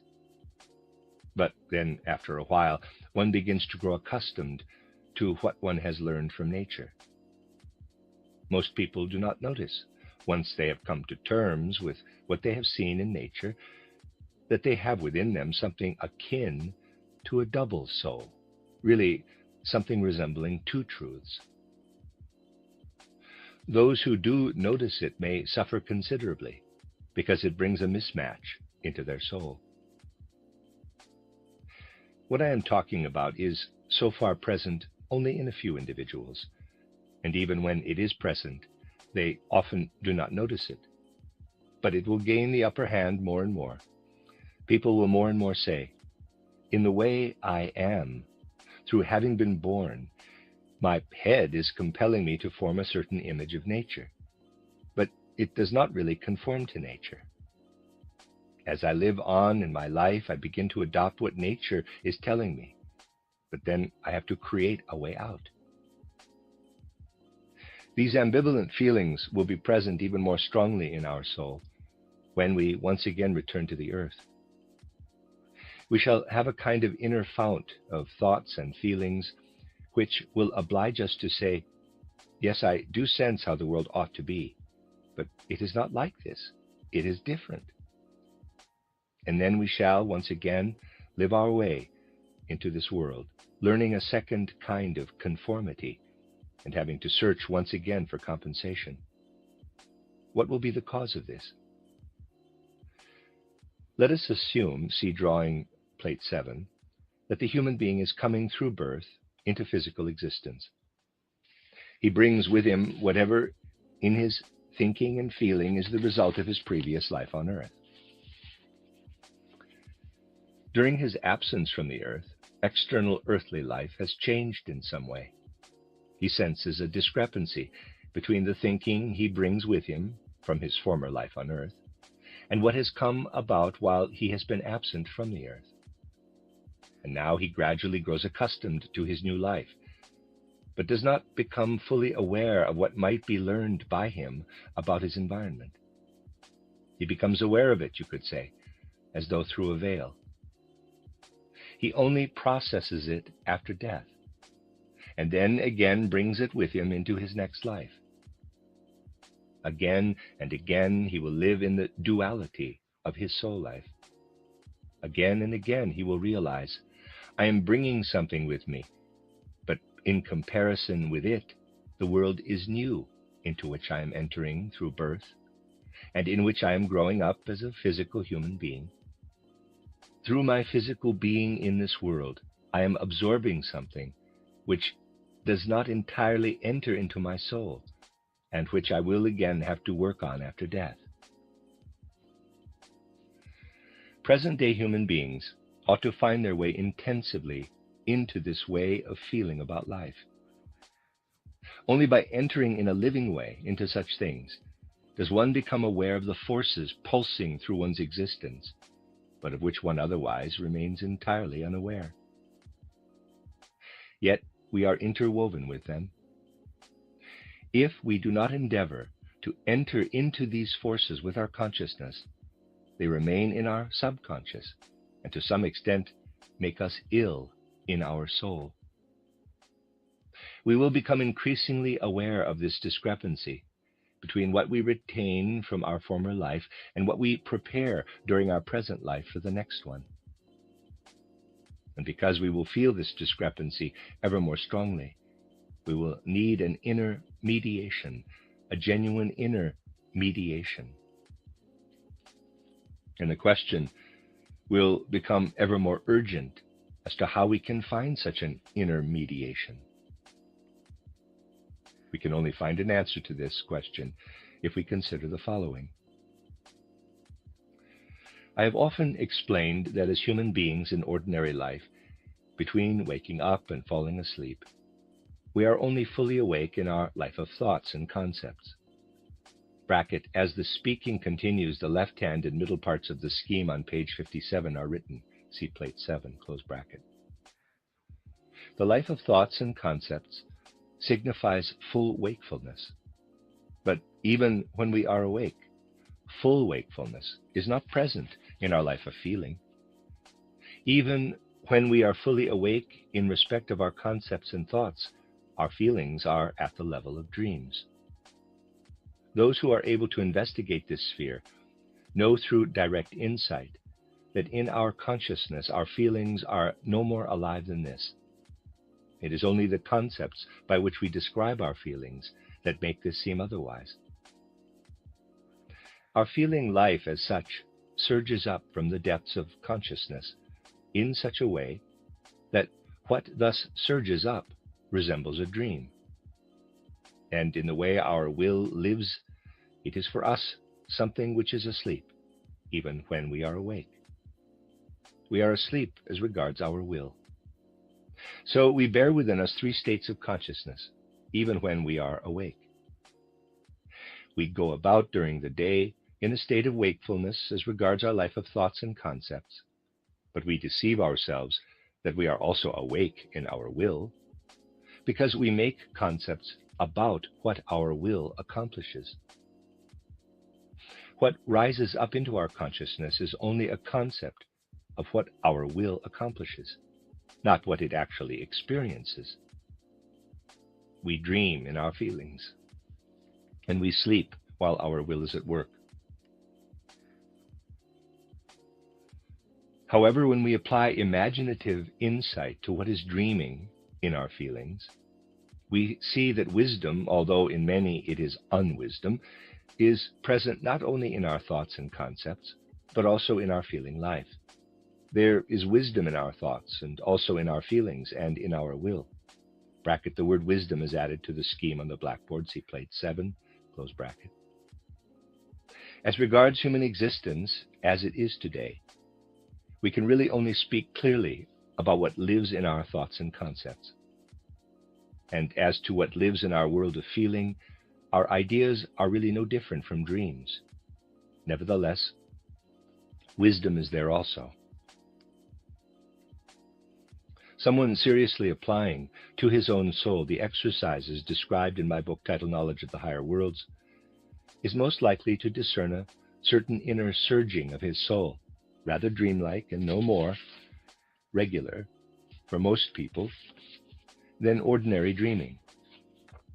But it is possible fairly soon to create enough order in this inner experience for someone to notice that the logic in this inner experience, sometimes a very grotesque logic, and the most varied shreds of thoughts come together, running as though in a dream. Certainly sometimes a most peculiar logic. We notice that the logic in this inner experience, while not the same, is nevertheless something which is, as I said, a first inner experience, still very primitive, of a kind which can be recognized by someone who even not very often applies to his own soul what is described in title Knowledge of the Higher Worlds. When one immerses oneself in this surge of waking dreams, a new reality emerges with regard to the ordinary reality of external life. One notices quite soon that a new reality is emerging. One also notices quite soon that there is wisdom in all this too, but a wisdom which one cannot quite grasp, for which one feels insufficiently mature with regard to bringing it into full consciousness. It eludes one again and again, and one doesn't know what to do. So then one notices, or may notice, that not only does wisdom surge through the upper layer of one's consciousness in ordinary daytime wakefulness, but that below this there is also another layer of consciousness, which only seems illogical, because that is how one describes it, through being unable to grasp its wisdom. We can say that once we have fully attained imaginative insight, these waking dreams cease to be as grotesque as they appear to be in ordinary life, for they are now permeated with a wisdom which indicates another kind of reality, namely, a world which differs from the sense-perceptible world we can comprehend with our ordinary wisdom. In ordinary life, it is only the world of feeling which surges up into our consciousness from that lower layer of consciousness. And from an even lower layer, the world of will surges up, which in its turn is also permeated by wisdom. We too are linked with this wisdom, although we are most certainly incapable of bringing it up into our ordinary consciousness. We can say then that as human beings we are ruled by three layers of consciousness. The first is the consciousness of thoughts and concepts in which we live during the daytime. The second is an imagination consciousness, and the third is an inspiration consciousness, which remains very deeply buried. It certainly works, really works within us, but in ordinary life we are unable to perceive it, and there's see plate 7.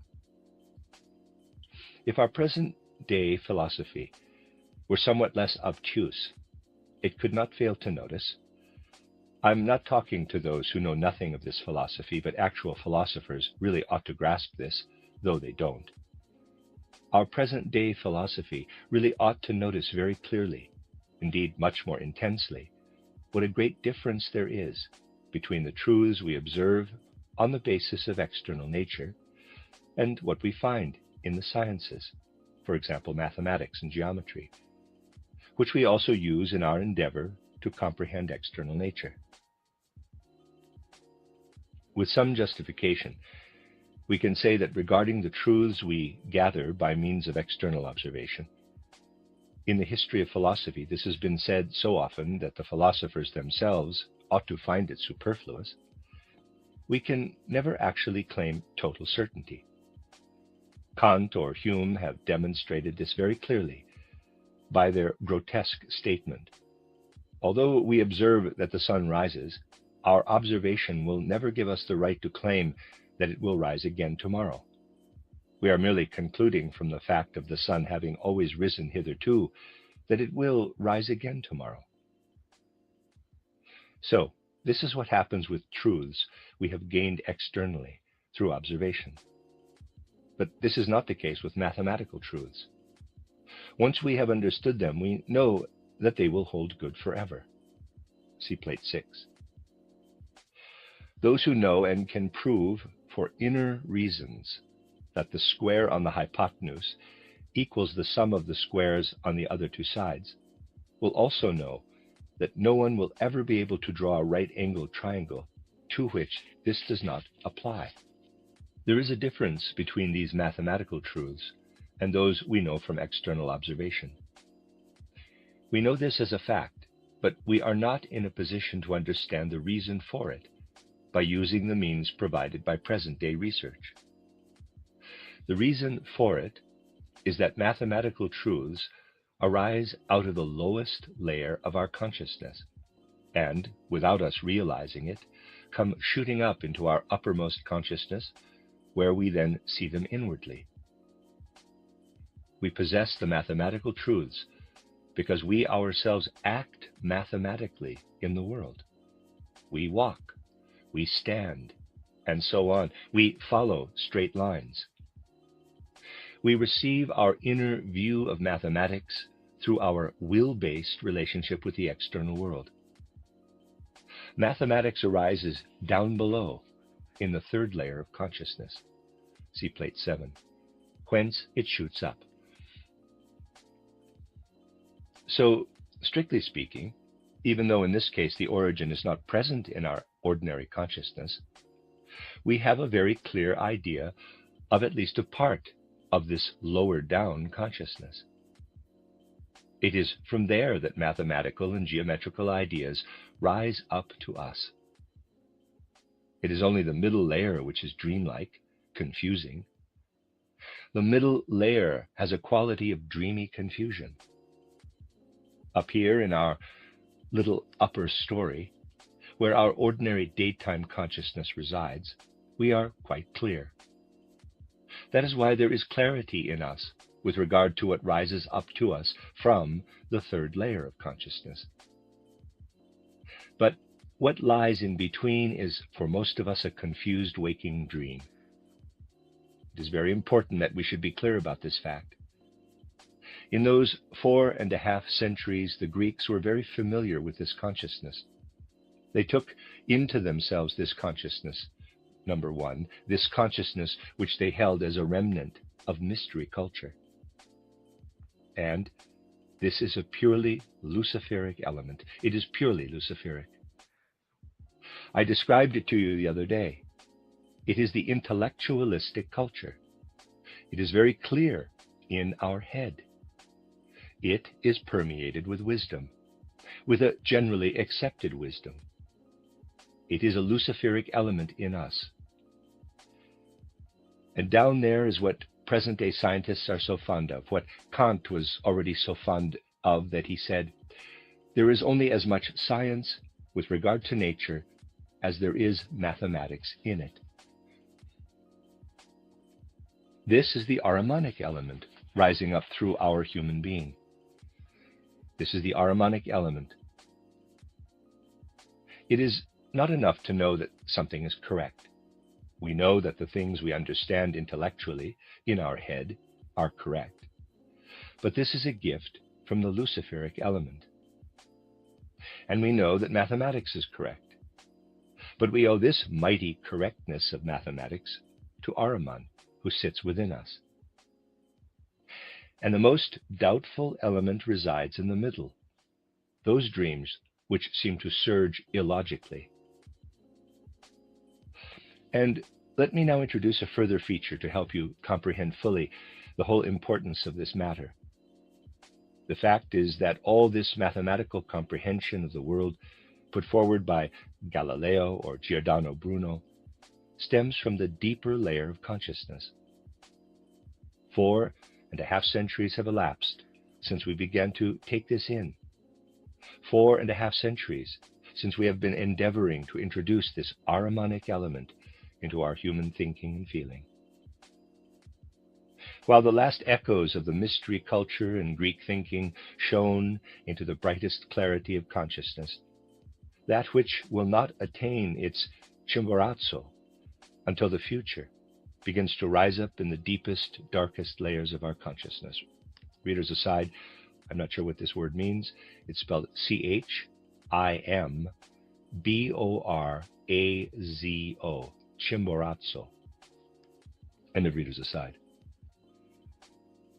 The soul life which we human beings possess is really like the beam of a pair of scales holding the balance between the Luciferic element on the one side and the Ahrimanic element on the other. The only difference is that the Luciferic element is located in the awakeness of our head, while the Ahrimanic element lies down below in the realm of wisdom, which permeates our will. In between, we have to search for balance in something which initially does not appear to be permeated by anything. How does wisdom enter into this middle part of the human being? As he exists in the world at present, his head is held by Lucifer, while his metabolic wisdom, his limb wisdom, is held by Ahriman. But as far as the heart is concerned, this is the sphere which must receive order just as much as is already present in the wisdom of the head through head logic, and in what contains the Ahrimanic influence through mathematics, through geometry, and whatever arises through rational observation of nature. Through what does inner logic, inner wisdom, and orientation enter into the middle part of the human being? Through the Christ impulse, through that which entered into earthly culture by means of the mystery of Golgotha. The view of anatomy in spiritual science shows us what is meant by the culture of the head. It also shows us the culture of the metabolism. And in addition, it shows us the sphere of organization which lies between these two, and also what it needs. To be permeated by the Christ impulse is what belongs to our nature as human beings. We may ask, hypothetically, what would be the situation if the mystery of Golgotha had not entered into earthly evolution? Well, the human being would still possess the wisdom of the head, and he would also still have what has come into being within him since the 15th century. But as regards the middle part of his being, he would be empty and void. He would increasingly feel the dichotomy between those other two inner spheres, and he would be incapable of creating a situation of balance. We can only bring about a situation of balance by imbuing ourselves ever more and more with the Christ impulse, which creates the balance between the Luciferic and the Ahrimanic element. So we can say that the 4.5 pre-Christian centuries bestowed upon us the last remnants of the ancient mystery culture as a preparation for the mystery of Golgotha, which has established itself in us like a head memory of that ancient mystery culture. And in more recent times, another 4.5 centuries have been preparing our being for a new spiritual direction, a new kind of mystery culture. For these two to become linked together, it was necessary for the mystery of Golgotha to be placed objectively into human evolution. Seen from outside, human evolution follows its course in such a way that the mystery of Golgotha is placed into it as an objective fact.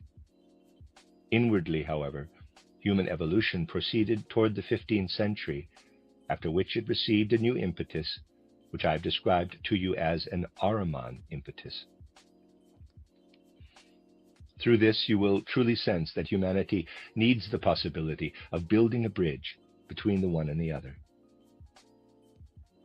It is in this way that we can inwardly comprehend the threefold human being, and we shall comprehend him even more exactly when we link what I have said today with something I have also mentioned repeatedly. For the ancient Greek, with those last remnants of the old mystery culture, it would have been impossible, except in a few decadent individuals, and even then not to the extent that it is possible now. It would have been impossible for him to be an atheist. Atheism is basically a new phenomenon, at least in its more radical configurations. But an ancient Greek properly imbued with dialectics still had feeling in his thinking.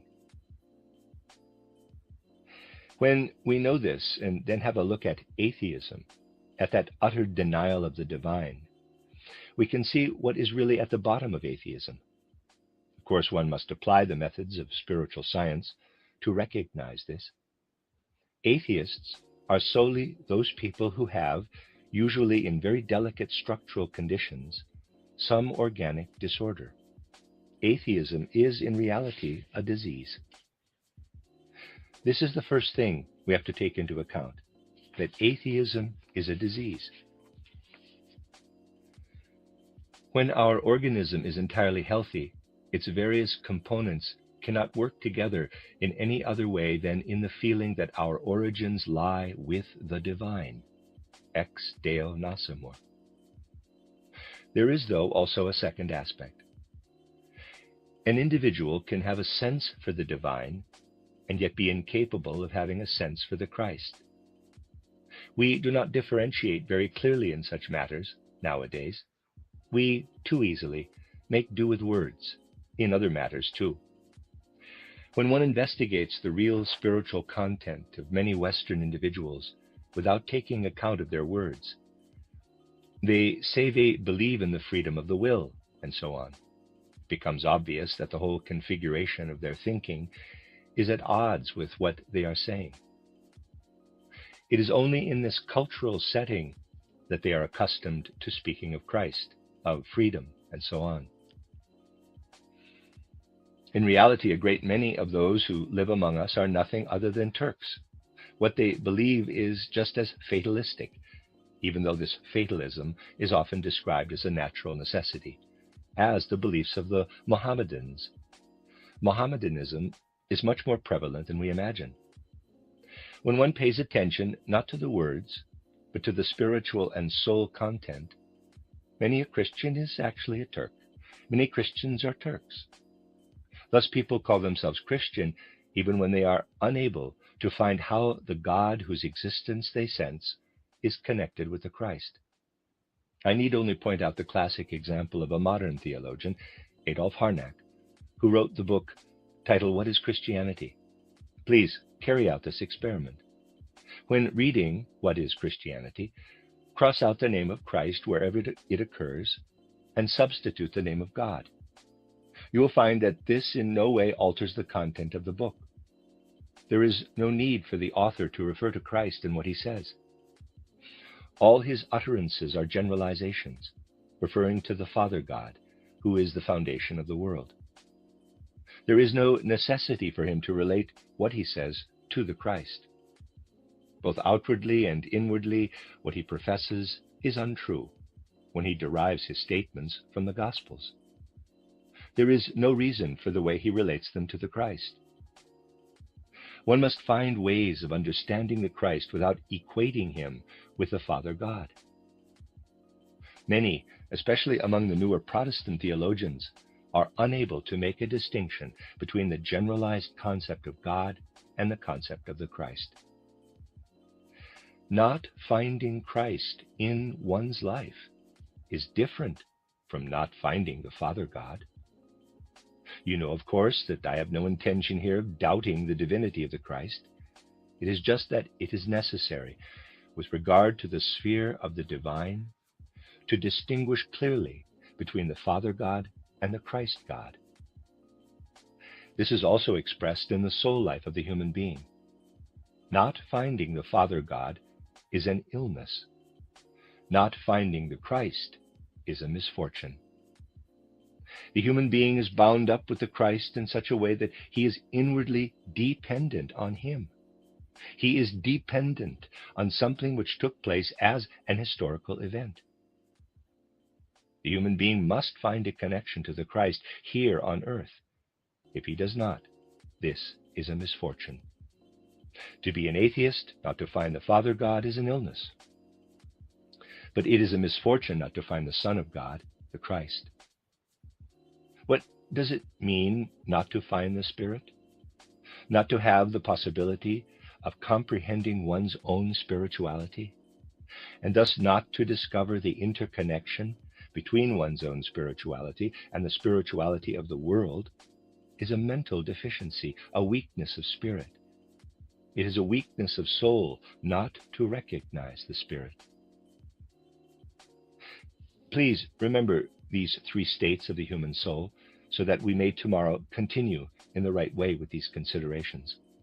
Please remember what, from a different perspective, I have told you today about those three consciousnesses: that to be an atheist, not to find the God from whom we are born, and whom we must find when we are in full good health. Not to find him is an illness. Not to find the Christ is a misfortune. Not to find the Spirit is a weakness of soul. It is in this way that the paths of the human being differ from one another. It will become ever more important to enter into these concrete matters of soul life and not to remain always in generalized, indistinct, hazy views. Yet nowadays people are very much inclined toward the hazy view. It is an essential task of our time to replace the inclination toward the hazy view with a view which enters into the concrete aspects of soul life. Now, that is the end of Lecture 4, but there is in fact a appendix I'm going to add to the end of this lecture, which was in the original time frame that this was given, the beginning of the lecture. It was an introduction to this lecture that I just gave you, and so I'm going to read that now. Introduction to the lecture of the 28th of November, 1919. I believe this is Steiner speaking. I shall begin with a brief introduction to today's lecture in order to inform you about certain things which are happening just now. Let me read you a notice included by our friend Dr. Stein in the recent issue of titled Dreigliederung des sozialen Organismus, a short article entitled New Elective Affinities. Quote, on 11 November, Canon Laun gave an utterly insignificant talk at the Stuttgart Siegelhaus on the subject of Theosophy and Christianity. There would be no call for us to take any notice of this, were it not for the fact that it revealed a certain tendency, namely that the speaker was following the sequence of thoughts, or rather the order of sentences, contained in Professor Traub's pamphlet entitled Steiner, Philosopher and Theosophist. Traub was of course not mentioned, but symptomatically it was interesting to observe a canon of the Catholic Church making common cause behind the scenes with a Protestant professor. The Catholic and the Protestant parties, for these are surely no longer religions, join forces against Steiner.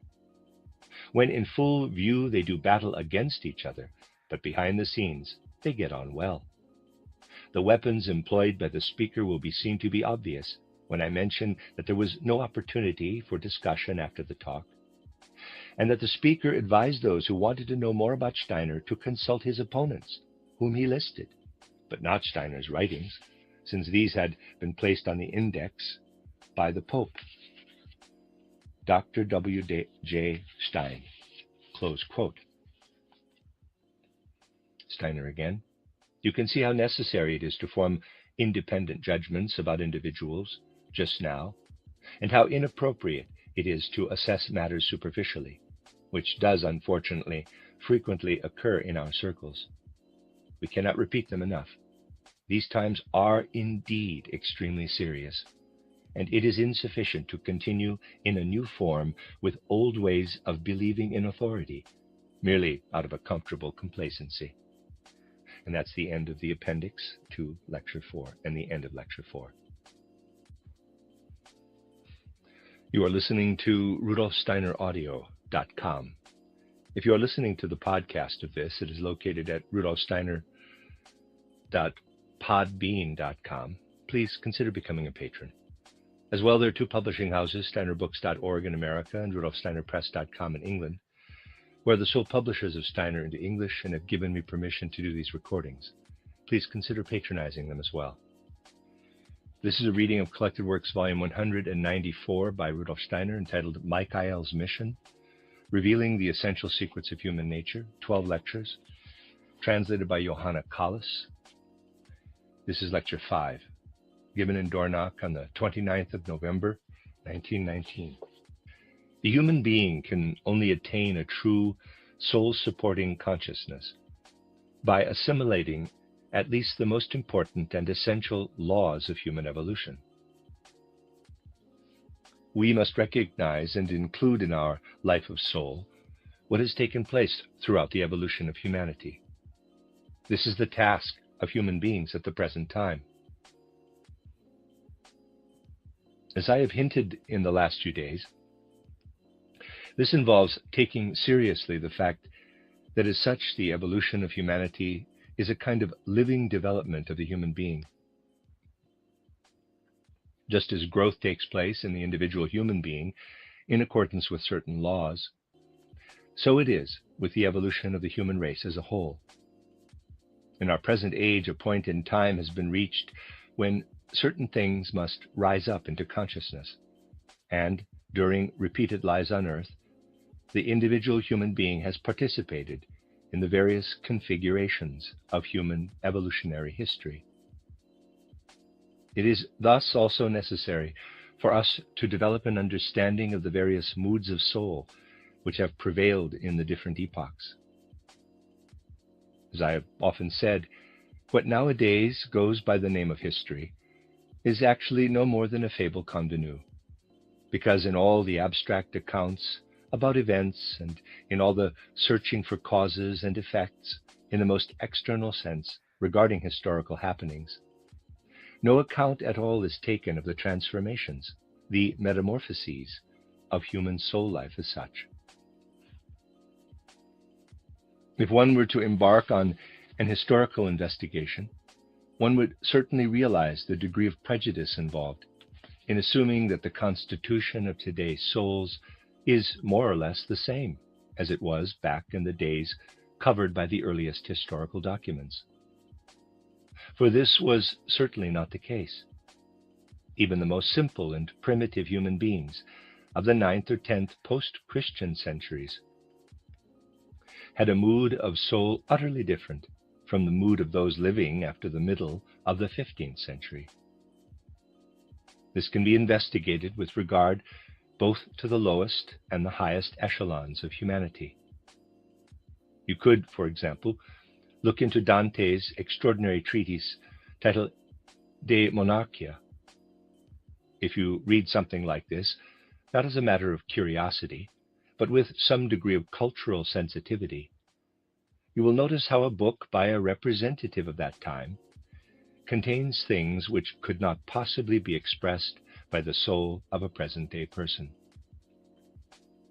There is just one point I want to make. In this book, which is intended as a serious treatise, from his point of view, about the political basis of the monarchy, Dante endeavors to demonstrate that the Romans were the most excellent people on earth. He endeavors to show that it was the primeval right of the Romans, insofar as would have been possible in their day, to conquer the whole globe. He endeavors to show that victory over the whole globe by the Romans was a greater right than, for instance, the right of independence of individual small nations. For, as he says, it was God's wish that the Romans should rule over individual small nations for the good of those individual small nations. Dante quotes many proofs out of the spirit of his time for this justification for the Romans to rule the globe. One of those proofs reads as follows. The Romans stemmed from Aeneas. Aeneas married 3 times. His first wife was Creusa. Through his marriage to her, he had won the right to rule over Asia. Secondly, he married Dido. Through this marriage, as progenitor of the Romans, he had won the right to rule over Africa. And then he had married Lavinia, thus gaining the right, that is, for the Romans, to rule over Europe. When speaking about this, Hermann Grimm once remarked, in my opinion not without some justification, how lucky that America and Australia had not yet been discovered. Well, for an enlightened intellect of Dante's day, indeed for the most enlightened intellect of Dante's day, the conclusion drawn was perfectly obvious. At the time, such a discourse amounted to a legalistic declaration. So, now try to imagine any lawyer of the present time presenting a conclusion like this. You cannot imagine it.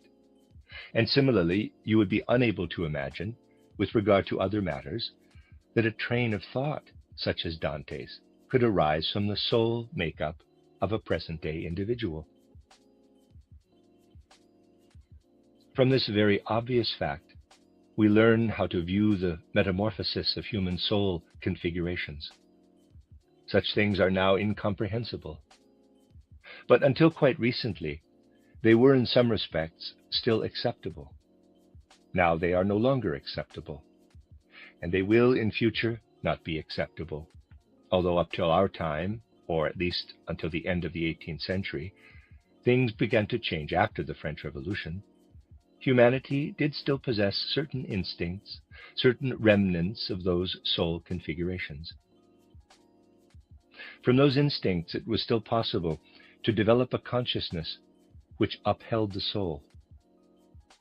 But the ever-developing organism of humanity has become such that these instincts are no longer present, so that human beings must now work in a more conscious way toward understanding the coherency of humanity as a whole. This surely constitutes the whole significance of today's social question. What people now say often amounts to no more than partisan formulations. But what surges in the depths of the human soul cannot be expressed in such formulations. What surges there is what humanity feels, namely that one must consciously seek what binds the individual to the whole of humanity, which means that one must adopt a social impulse. But one cannot do this without seriously taking a comprehensive view of the law of evolution.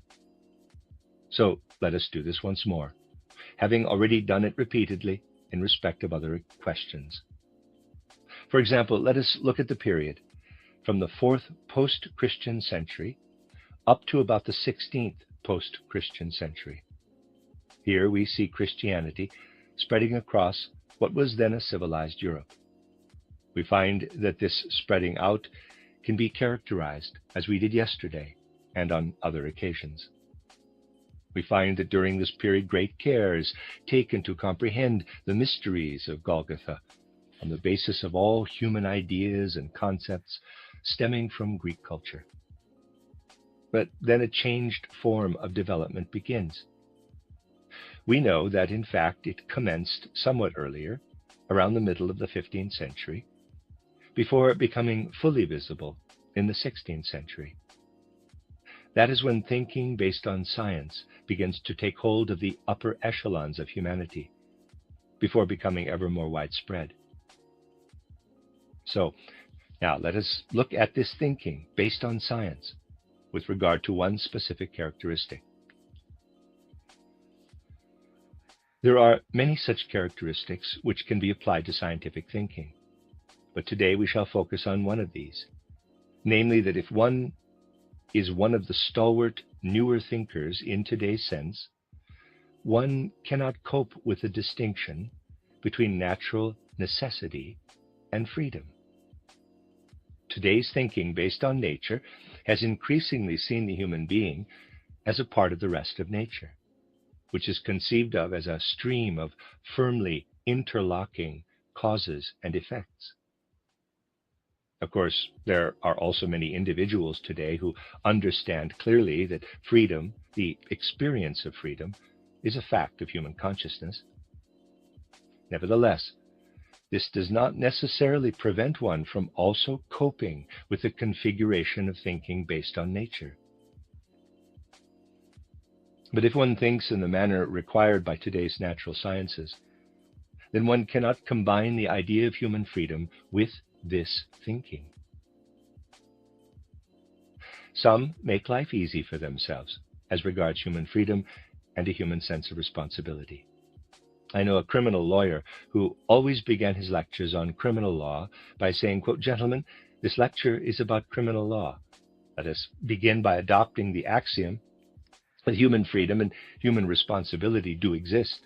For if freedom and responsibility did not exist, there could be no criminal law. But criminal law exists, since that is what my lecture is about. Thus, responsibility and freedom exist. Close quote.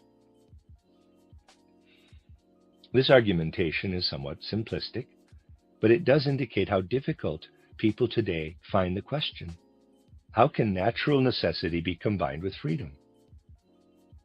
This shows, in other words, that owing to developments during recent centuries, human beings have increasingly become confronted with having to think about a degree of omnipotence in natural necessity. They do not say this in so many words, but they do bear in mind a degree of omnipotence in natural necessity. So what is this omnipotence of natural necessity? It will help us to understand one another, if I may remind you of something I have often mentioned. Thinkers today imagine that they are acting, or rather thinking, without prejudice and solely in a scientific manner, when they claim that the human being consists of body and soul. It is so, is it not, that people right up to the supposedly great, actually great only thanks to his publisher, philosopher Wilhelm Wundt, think that the human being must consist of body and soul, if indeed even the soul still continues to be seen as valid. Only diffidently does the idea of the human being, consisting of body, soul, and spirit, dare to show its face. Philosophers who nowadays believe unquestioningly that the human being consists of body and soul do not realize that this division is nothing other than the consequence of an historical event which was initiated by the Eighth General Council of Constantinople, during which the Catholic Church abolished the spirit by declaring the dogma that a properly pious Christian must think of the human being as consisting of body and soul, with the soul possessing certain spiritual characteristics. This is what the Church decreed. And philosophers still teach this today without realizing that they are merely following the Church's dictates. They believe they are teaching philosophy impartially. This is today the situation with regard to a good many instances of what people call, quote, non-judgmental science, close quote. The situation is similar with regard to natural necessity. Overall development from the 4th to the 16th century worked increasingly on a specific concept of the divine. If we look at the fine detail of intellectual development during those centuries, we see arising out of human thinking a quite specific concept of God, a concept of God which culminated in the statement, God the Almighty. Only a few people know that prior to the 4th post-Christian century, it would scarcely have been meaningful to speak of Almighty God. I'm not referring here to the truths propounded by the Catechism, which of course speaks of God the Almighty, God the All-Wise, God the All-Good, and so on. These are things that have nothing to do with the realities. Prior to the 4th century, no one with any understanding of these things, who really followed these things, would have considered regarding almightiness as a fundamental characteristic of the divine being. In those days, what still held sway were the residual effects of Greek concepts.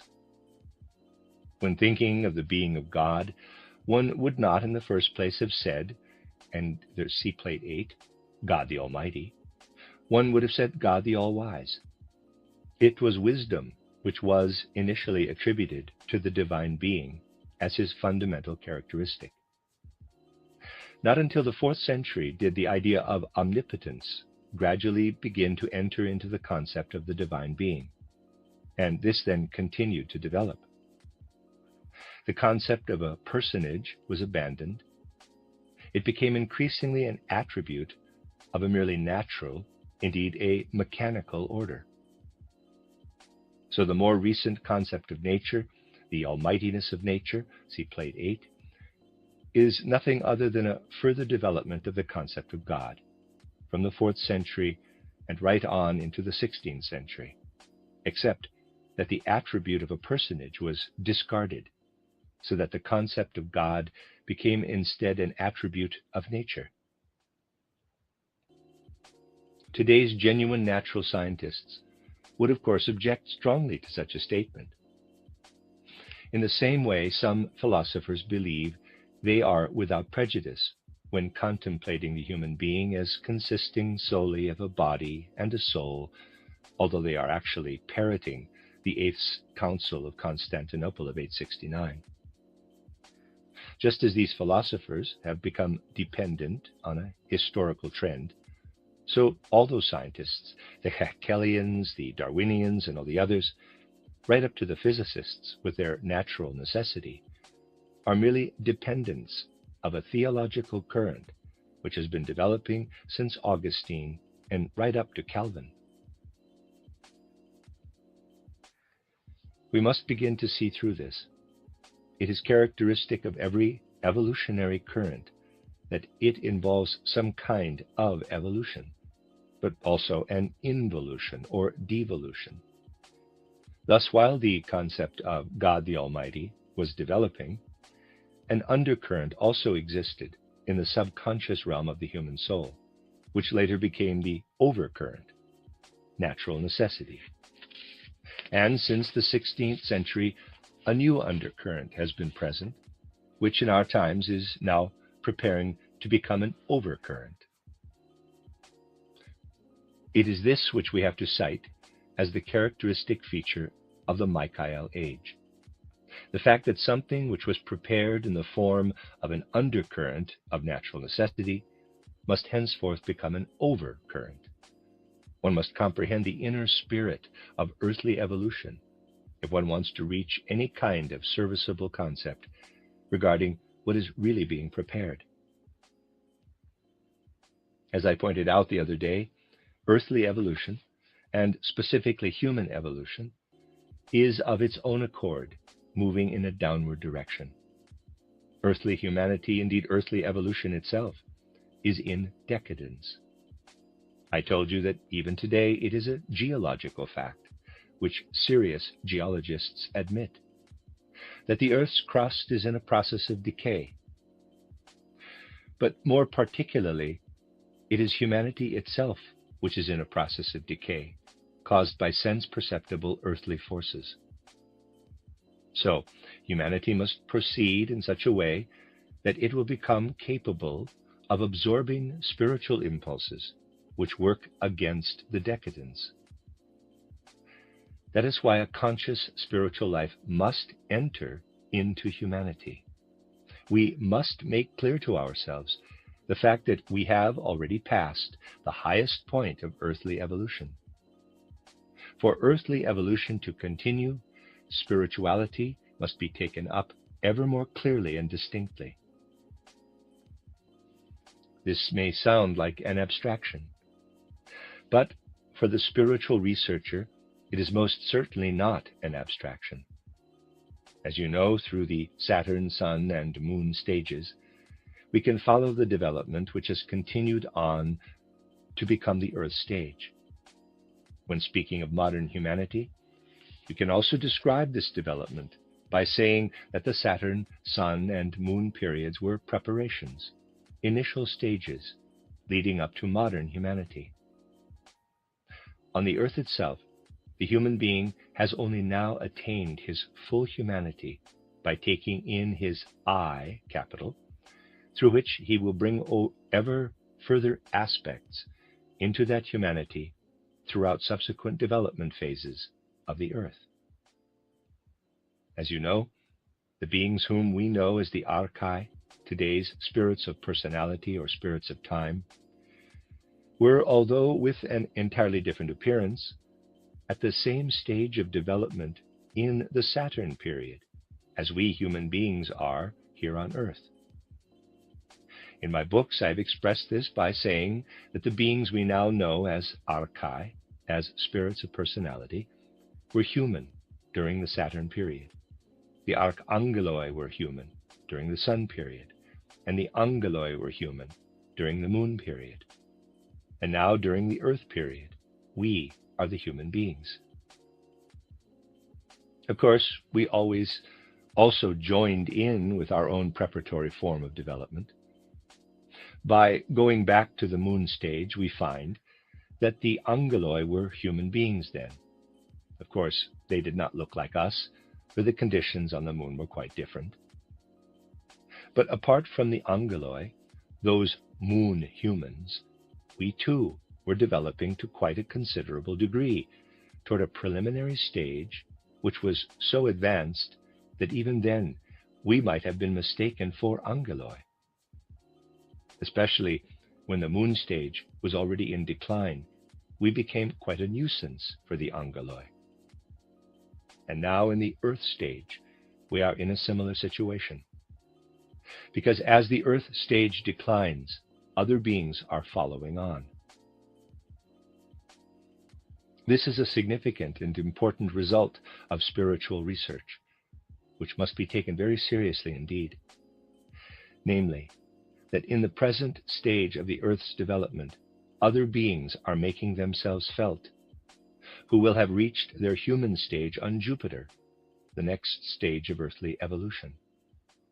They will have reached the human stage in a form which, though different, will be comparable with the human form. We ourselves will be different beings on Jupiter. But those who are virtually Jupiter human beings are already here, just as we were already there at the Moon stage. They are here, even though they are not outwardly visible. I mentioned the other day what it means to be outwardly visible, while also being a supersensible being. And supersensibly, those beings are very much here. Let me emphasize yet again, it is a most serious truth that certain beings who already surround humanity are beginning to assert themselves. They have been asserting themselves more and more ever since the middle of the 15th century. Initially, these beings have mainly been developing the stimulus for a force which is very akin to the human will force, about which I said yesterday that it resides in the deeper layers of human consciousness.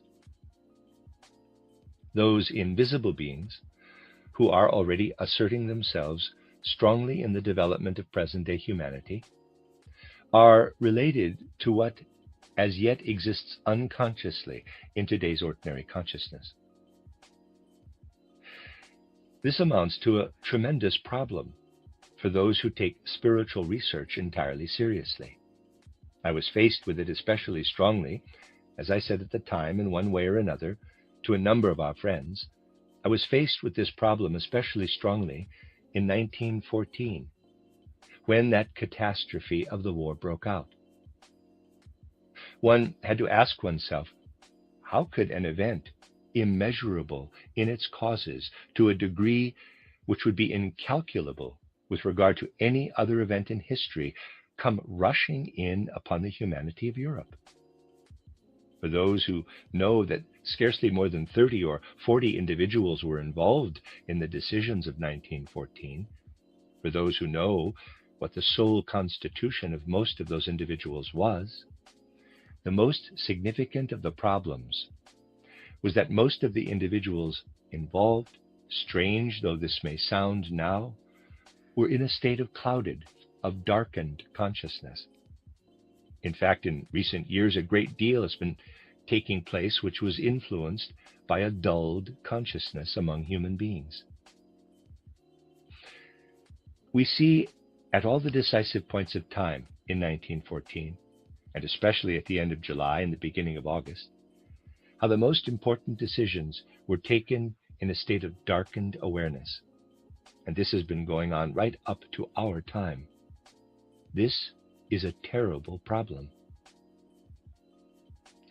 Looking at it through spiritual science, we see that these darkened states of awareness were the portals through which those beings of will took hold of those human beings' consciousness, of that consciousness which was shrouded, enveloped in darkness, in order to work with their own consciousness instead. And those beings who took possession of our consciousness and who are as yet subhuman, what kind of being are they then? This is a question we must ask in all earnestness. What kind of beings are they? Well, we have inquired after the origin of human intelligence, after the origin of intelligent human behavior, of which the tool, put simply, is the organization of our head. As we saw, this intelligent constitution of our soul originated in the deed of Michael, the archangel, which is normally depicted symbolically as the fall, the casting out of the dragon. This is actually a rather superficial symbol. If we properly imagine Michael with the dragon, we should imagine the being of Michael, and in addition the dragon, which is everything that enters into our so-called common sense, our intelligence.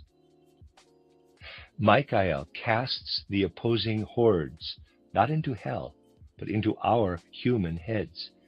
See plate 9. From then on, this is where the Luciferic impulse has lived.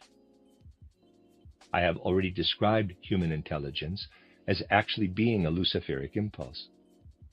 So we can say that in looking back over the coming into being of the earth, we find the Michael deed, and bound up with that Michael deed, the illumination of the human being with his reason. And what then arrives? Those subhuman beings whose chief characteristic is an impulse which very strongly concords with the human will, with human willpower. These come up, as it were, from below, whereas the hordes or powers cast down by Michael came from above. And whereas the latter took hold of the human capacity to think, the former latch on to human will. They unite with it and are beings generated by the kingdom of Ahriman. It was the Ahrimanic influences which worked through those shrouded consciousnesses. Indeed, so long as these influences are not treated as objective forces, in the same way as the forces present in the world, now known as magnetism, electricity, and so on, are treated, so long will no insight be gained into that world of nature, to which, according to Goethe's prose poem Die Natur, the human being also belongs. For actually, nature, as it is conceived of by present-day science, does not dwell in the human being, but only in his physical outer shell. These beings, which represent a rising up of the Ahrimanic essence, analogous to the casting down of the Luciferic essence at the beginning of earthly evolution, these beings, who also consist in a power which influences the human will, just as the other beings influence human thinking, must be recognized as having entered into human evolution.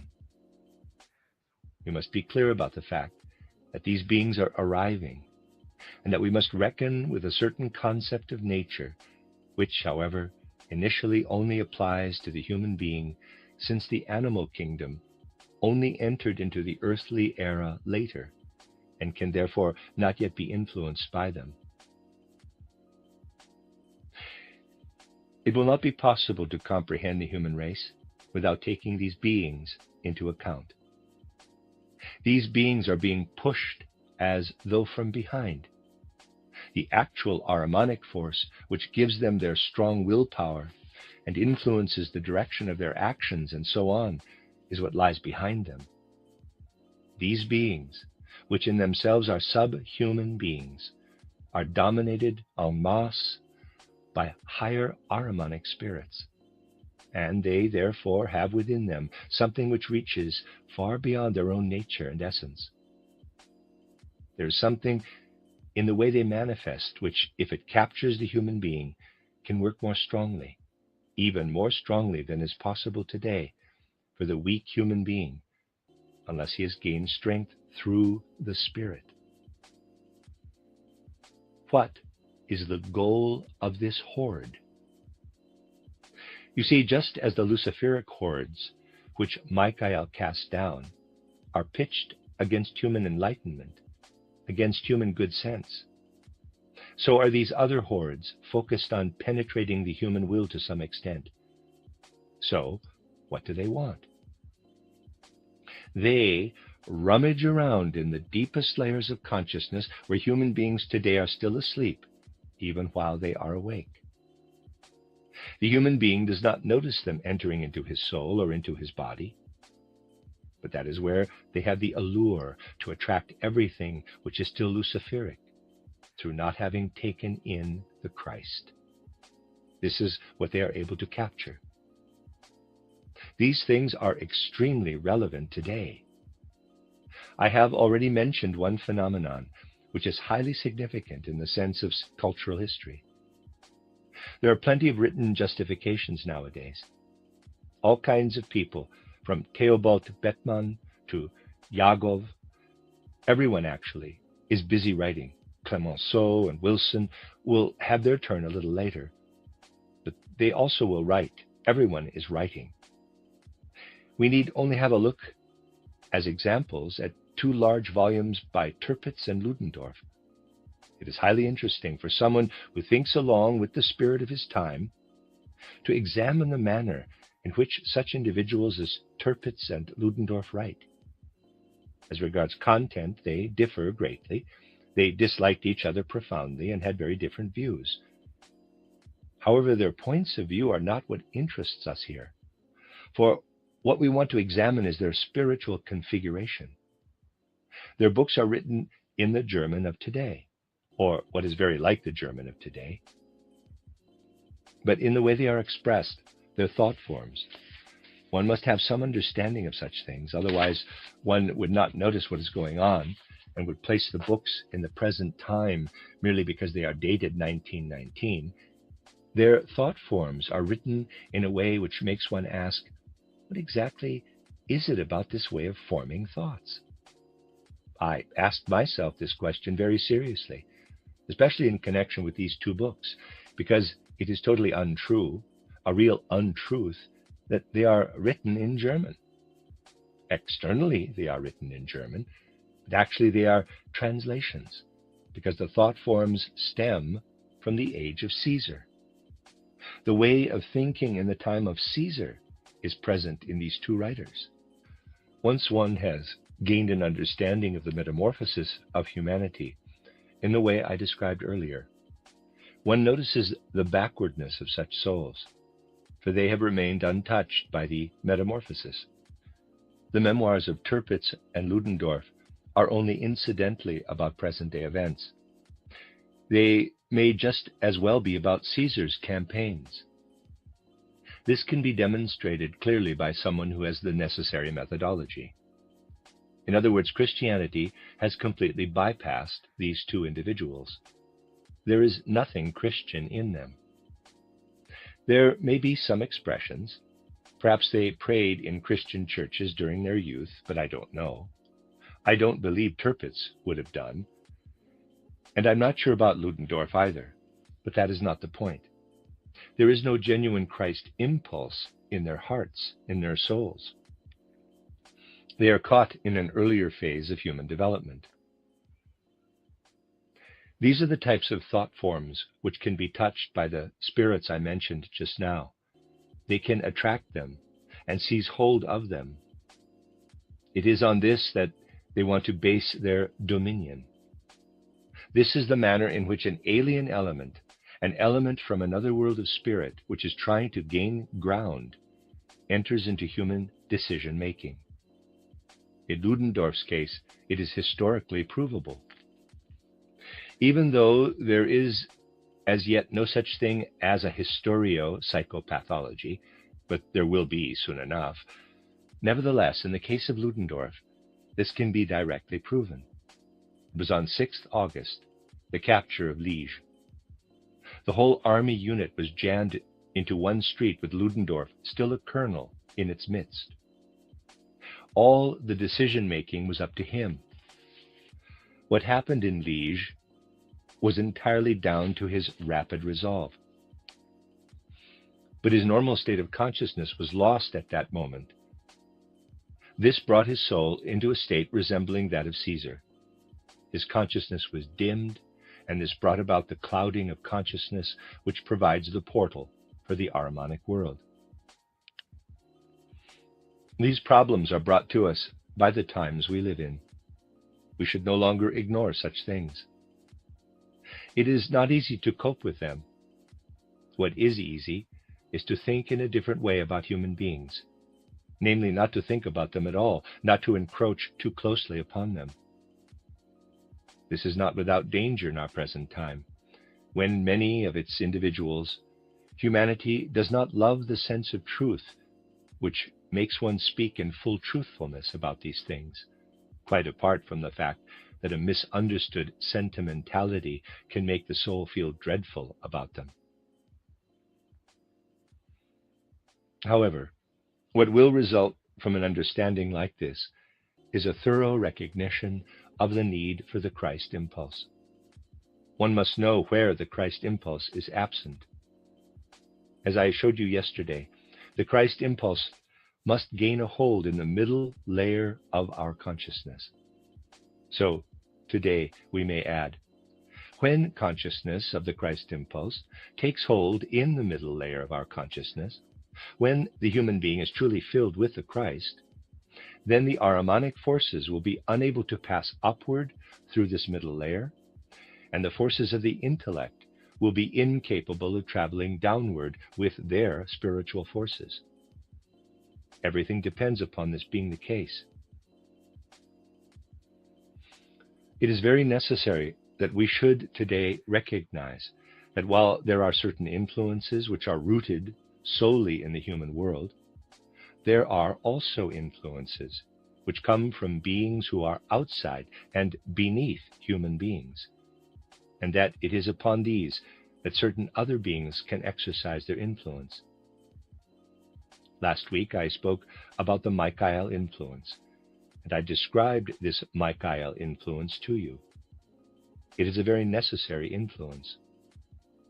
For just as much as it is true that the Luciferic influence entered human intelligence through the Michael influence, so it is also true that the polar opposite is approaching through the rising up of certain Ahrimanic beings from below.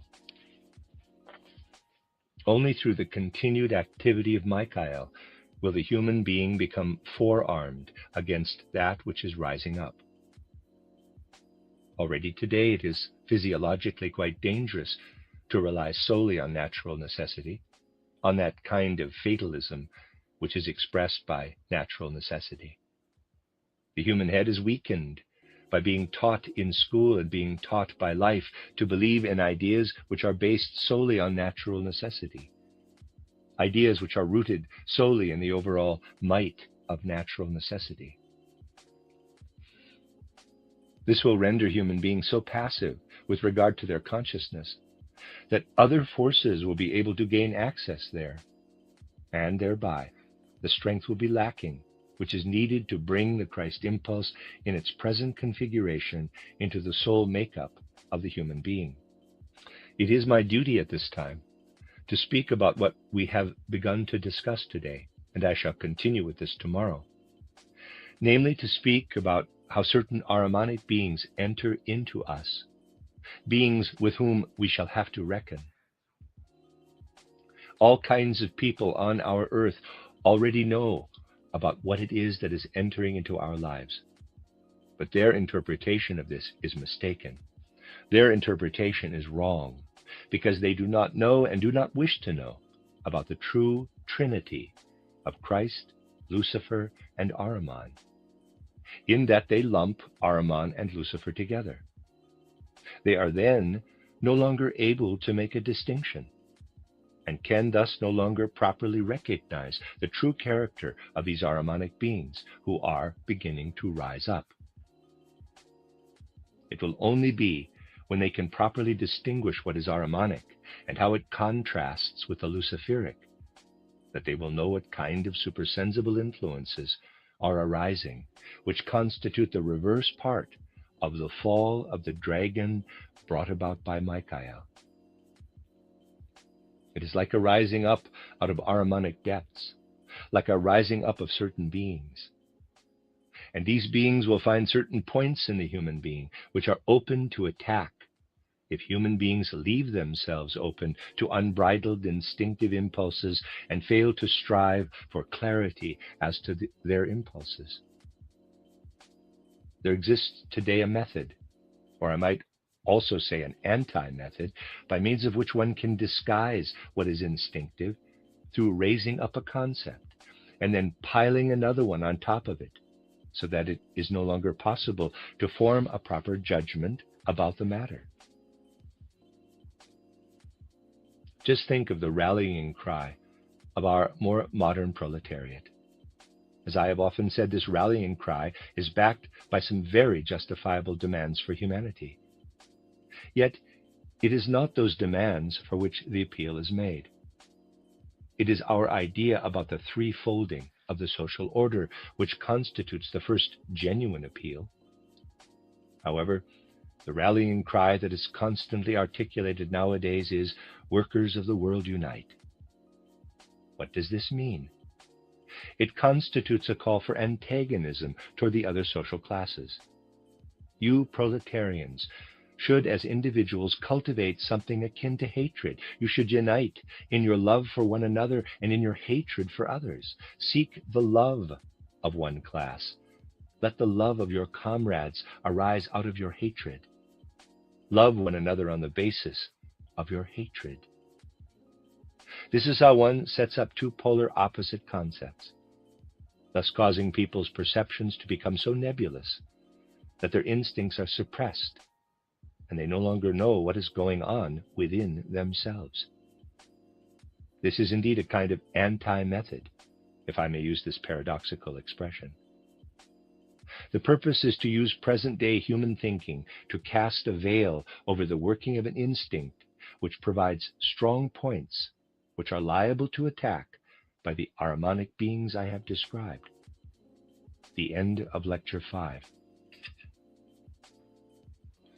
Bob's just opened its 200th store, which means you have even more places to shop everyday low prices on must-have designs, like Bob's real marble dining sets starting at just $5.99, feature-packed power reclining sofas with charging ports and cup holders starting at $7.99, and the 5-star Consumer Reports recommended Treasure mattress for only $7.99. So stop into your local store or visit mybobs.com for everyday low prices delivered on time. Oh my Bob. You are listening to RudolfSteinerAudio.com. If you are listening to the podcast of this, it is located at rudolfsteiner.podbean.com. Please consider becoming a patron. As well, there are two publishing houses, steinerbooks.org in America and rudolfsteinerpress.com in England, who are the sole publishers of Steiner in English and have given me permission to do these recordings. Please consider patronizing them as well. This is a reading of Collected Works, Volume 194 by Rudolf Steiner, entitled Michael's Mission, Revealing the Essential Secrets of Human Nature. 12 lectures translated by Johanna Collis. This is Lecture 6, given in Dornach on the 30th of November, 1919. In our descriptions over the last few days, you have seen how, for a thorough understanding of the human being, it is necessary to enter into the matter of how the human being is organized, especially as regards the profound difference between the human head organization and what we might call the organization of the other parts. Of course, you know that the rest of the human being is also subdivided in a way which yields a division into 3 parts. But initially, it is the differentiation between the head part and the rest of the organization. From the point of view of spiritual science, we speak about the human being as consisting of the head part of his nature and the rest of his nature. This division into the head and the rest amounts initially rather more to an image, a revelation created by nature of the soul aspect and the spiritual aspect. The position of the human being within the whole of earthly human evolution can only be properly understood if one takes into account the difference between the position of the head organization and the position of the other parts of the organization. If we remain for the moment with the post-Atlantean evolution of humanity, we see that the head organization is bound up with the human being's life of thinking, and that this reaches very far back into that post-Atlantean period. Looking back to the time immediately following the great Atlantean catastrophe, the 6th, 7th, or 8th millennium before Christ, we arrive in regions belonging to the civilized world of that time, where the soul mood of humanity was such that it can scarcely be compared with that of our own time. What human beings in those times had in their consciousness, what characterized their conception of the world, can scarcely be compared with the way we today characterize the world on the basis of our sense perceptions and our thoughts. In my book titled Occult Science, Reader's Aside, also known as an outline of esoteric science and a Reader's Aside, I termed this culture, which reaches back so far into the past, the primeval Indian culture. In the way in which the human organization of those times was linked primarily with the head, those ancient cultures differed to such a degree from our own that they entirely lacked our way of reckoning with both space and time. There was something like an overview of immeasurable widths of space, and it was as though various moments in time were viewed one within the other. The strong emphasis on space and time, now present in our concept of the world, did not exist in those ancient days. The first inklings of this began in the 5th or 4th millennium, the period we describe as that of ancient Persia. The whole mood of the life of soul in those times can still, however, scarcely be compared with the mood of the human soul and of the world which exists now in our own time. In those ancient days, human beings were constantly endeavoring to interpret everything in terms of a comparison between brightness and luminosity on the one hand, and darkness and gloom on the other. The abstractions with which we live today were still entirely unfamiliar to those ancient peoples on the earth. They still possessed something of a universal view, an awareness of how everything visible is permeated with light, or else shrouded in darkness. This was also their way of looking at the world order. A person who was well-meaning and kind was experienced as being light, as being bright, whereas someone who was distrustful or selfish was felt to be dark. A person's moral individuality was seen as surrounding him as an aura. And if one had spoken to a person during that ancient Persian age about what we now call the natural order, he would not have understood anything at all.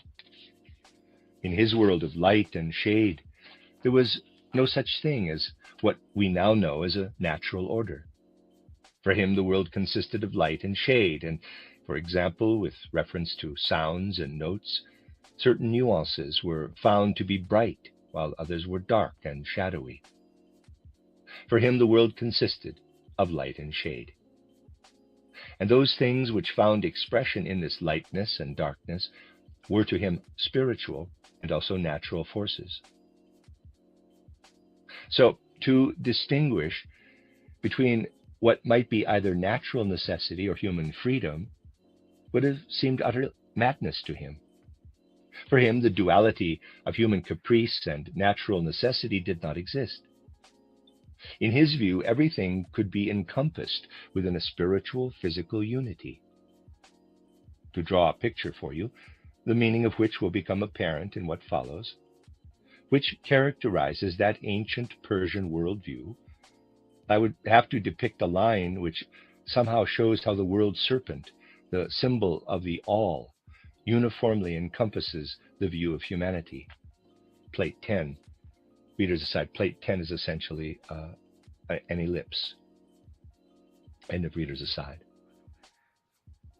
And then, approximately 2 millennia after that soul mood had existed, there came the time of which we still see the after echoes in the Chaldean worldview, in the Egyptian worldview, and in a specific form of a worldview, the distant echo of which has been preserved for us in the Old Testament. Here, something now appears which is a little closer to our present worldview. A nuance of a kind of natural necessity now appears in the ideas of humanity. But this natural necessity is still nowhere near what we might call a mechanical or even only a living natural order. In that age, natural events are still bound up with the will of the gods, with divine providence. Providence and natural events are still one and the same. When a human being moved his hand, he knew that it was the divine in him which moved his hand or his arm. If a tree was swaying in the wind, looking at that swaying tree was no different from looking at his moving arm. He saw the same divine power as providence in his own movements and in the movements of the tree. There was, however, now a differentiation between the God without and the God within, although the God in nature and the God in man were still conceived of as being one and the same. It was clear in that period that there was something in the human being in which the providence outside in nature and the providence within the human being came into contact with one another. This was what the process of breathing was felt to be. One said that when the tree sways, that is the external God. And when I move my arm, that is the internal God. When I breathe in the air, work on it inside myself, and then expel it again, it is the external God who enters into me and then departs again. This was how the same godly element was felt to be outside and inside, at one and the same time outside and inside. One said to oneself, as a being who breathes, I am both a being of nature and myself. Having shown you my characterization of the ancient Persian worldview with this line, the previous drawing, readers aside, of an ellipse, I will now characterize the third age with this line, bracket, a lemniscate is drawn inside the oval, plate 10.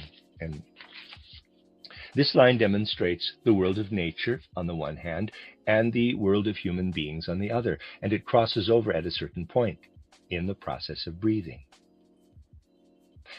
Things change again in the fourth period, the Greco-Roman age. Here, humanity is tersely confronted with the contrast between outside and inside, between natural existence and human existence.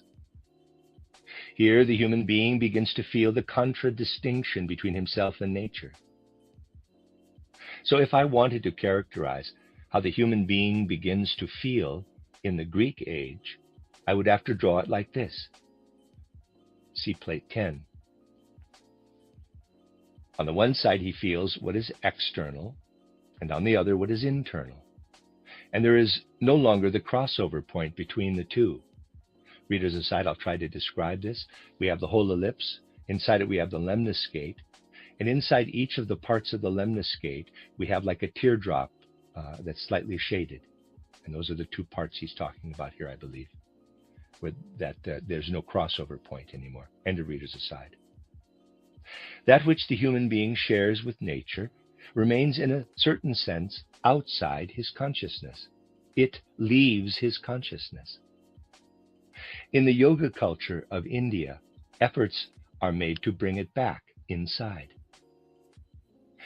That is why the Indian yoga culture represents an atavistic return to former developmental stages of humanity. It endeavors to bring the breathing process back into consciousness, because in the third age, it was natural to feel oneself both inside it and outside it. The fourth age begins in the 8th pre-Christian century. That is when those late Indian yoga exercises commenced, which sought to bring back atavistically what one had possessed earlier on, especially in the Indian culture, but which had meanwhile been lost. Well, so awareness of the breathing process was lost. The question is, why did the Indian yoga culture try to regain it? What did people think they would achieve by doing so? The answer is that one wanted to reach a true understanding of the external world. During the third cultural age, the breathing process was understood in such a way that through it, one understood something inwardly, which was at the same time something external. This is now something which must be achieved in a different way. The fourth age ended in the year 1413, or indeed in the middle of the 15th century. So we are today living in the aftermath of its culture, which did indeed bring something of a duality into the soul mood of human beings. Through our head organization, we have an incomplete view of nature, of what we call the external world.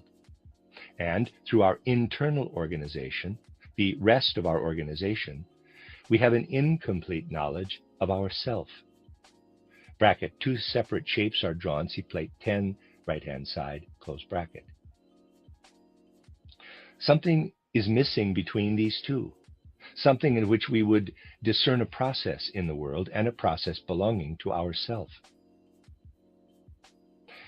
So now it is a matter of regaining, of consciously regaining that which has been lost. That is to say, we must comprehend anew something which belongs both to the external world and to what is internal, something which once again overlaps. It is for this that the fifth post-Atlantean epoch must strive. It must be the aim of the fifth post-Atlantean epoch to find once more something which is within the human being, wherein at the same time an external process runs its course.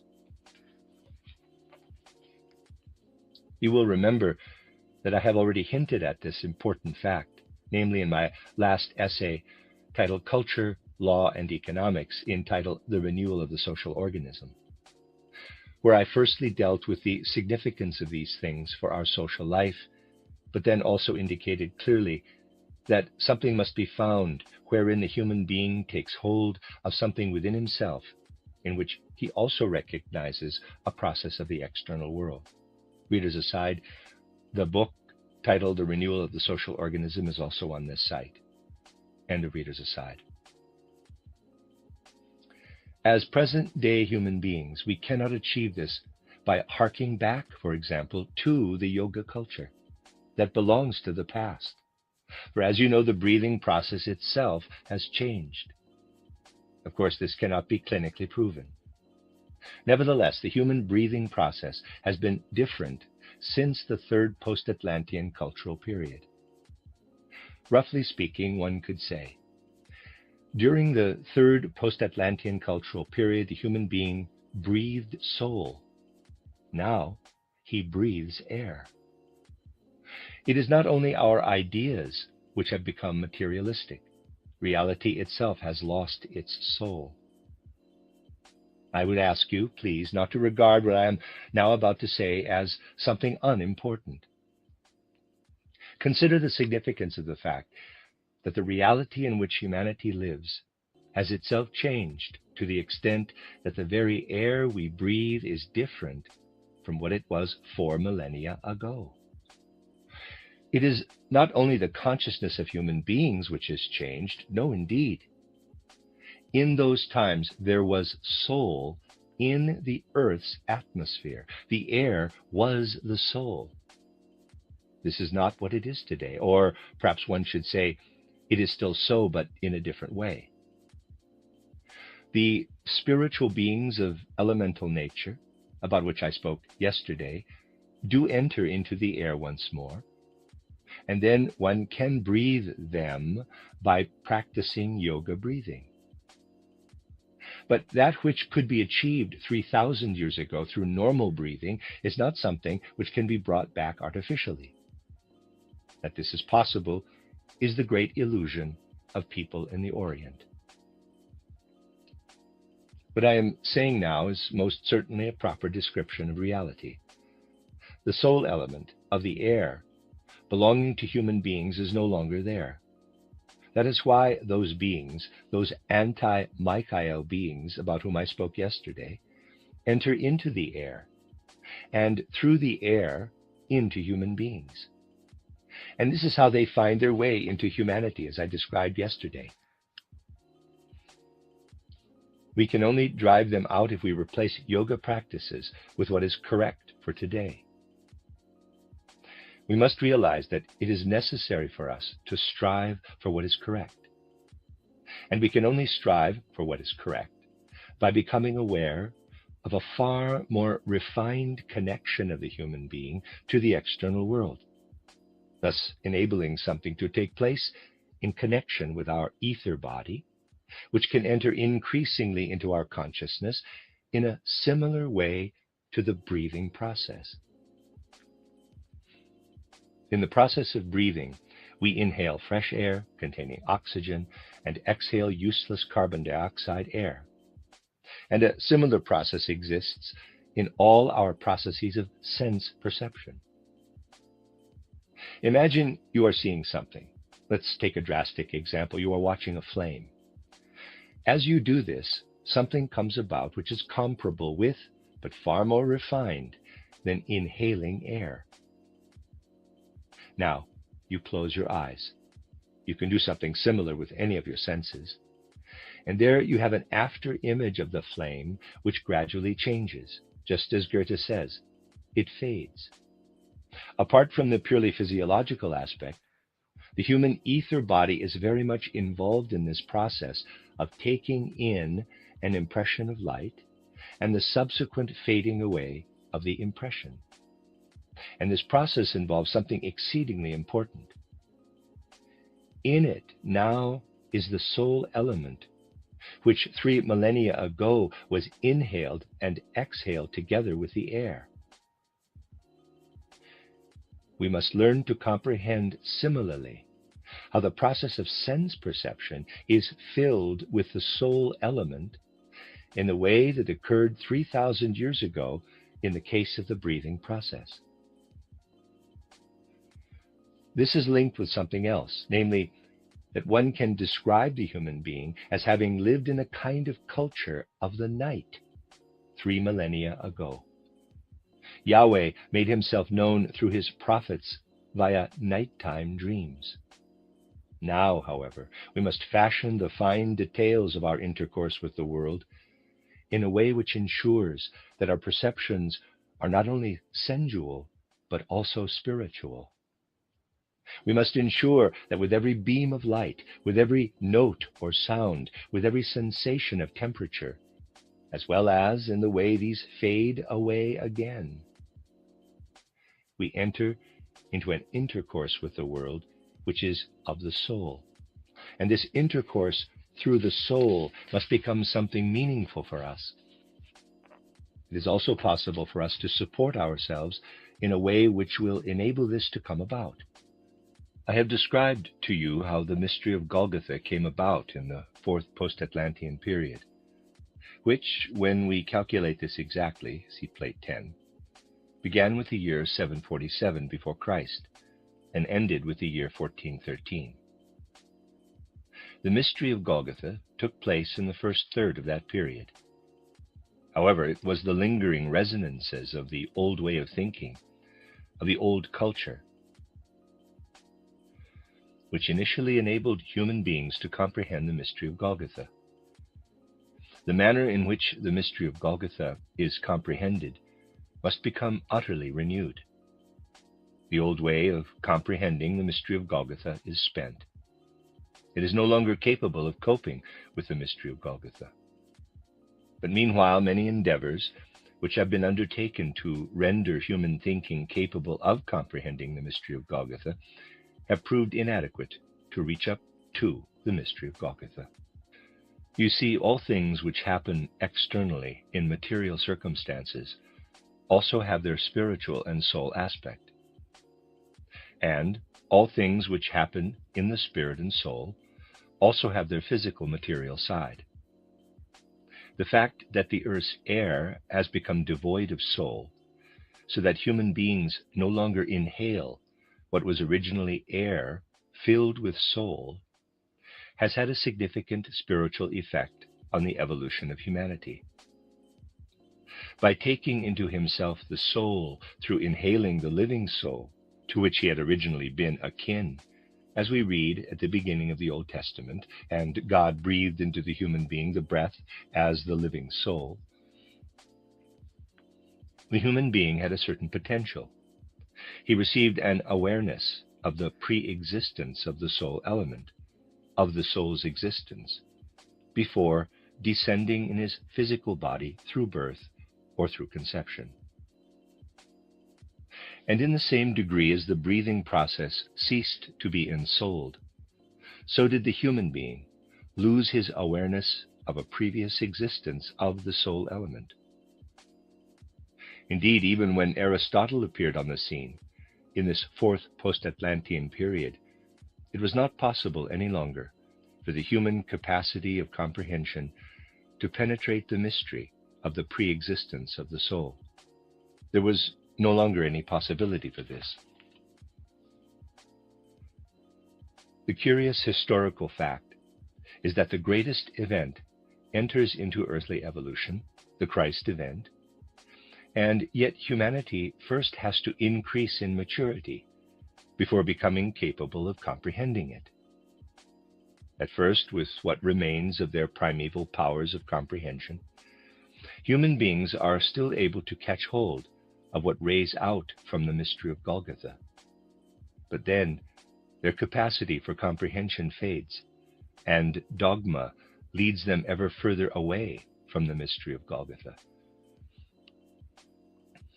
The Church banishes belief in pre-existence, not because pre-existence cannot be reconciled with the mystery of Golgotha, but because the human capacity of comprehension, owing to the air having become void of the soul element, loses its ability to bring the force of consciousness into the soul, the consciousness of pre-existence.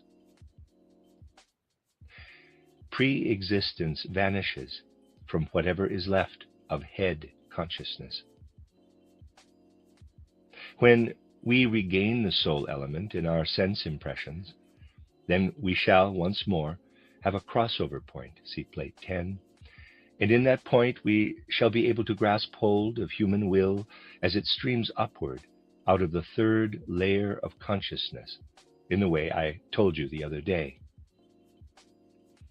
And at the same time, we shall also have something which is subjective and objective, which is what Goethe so greatly craved.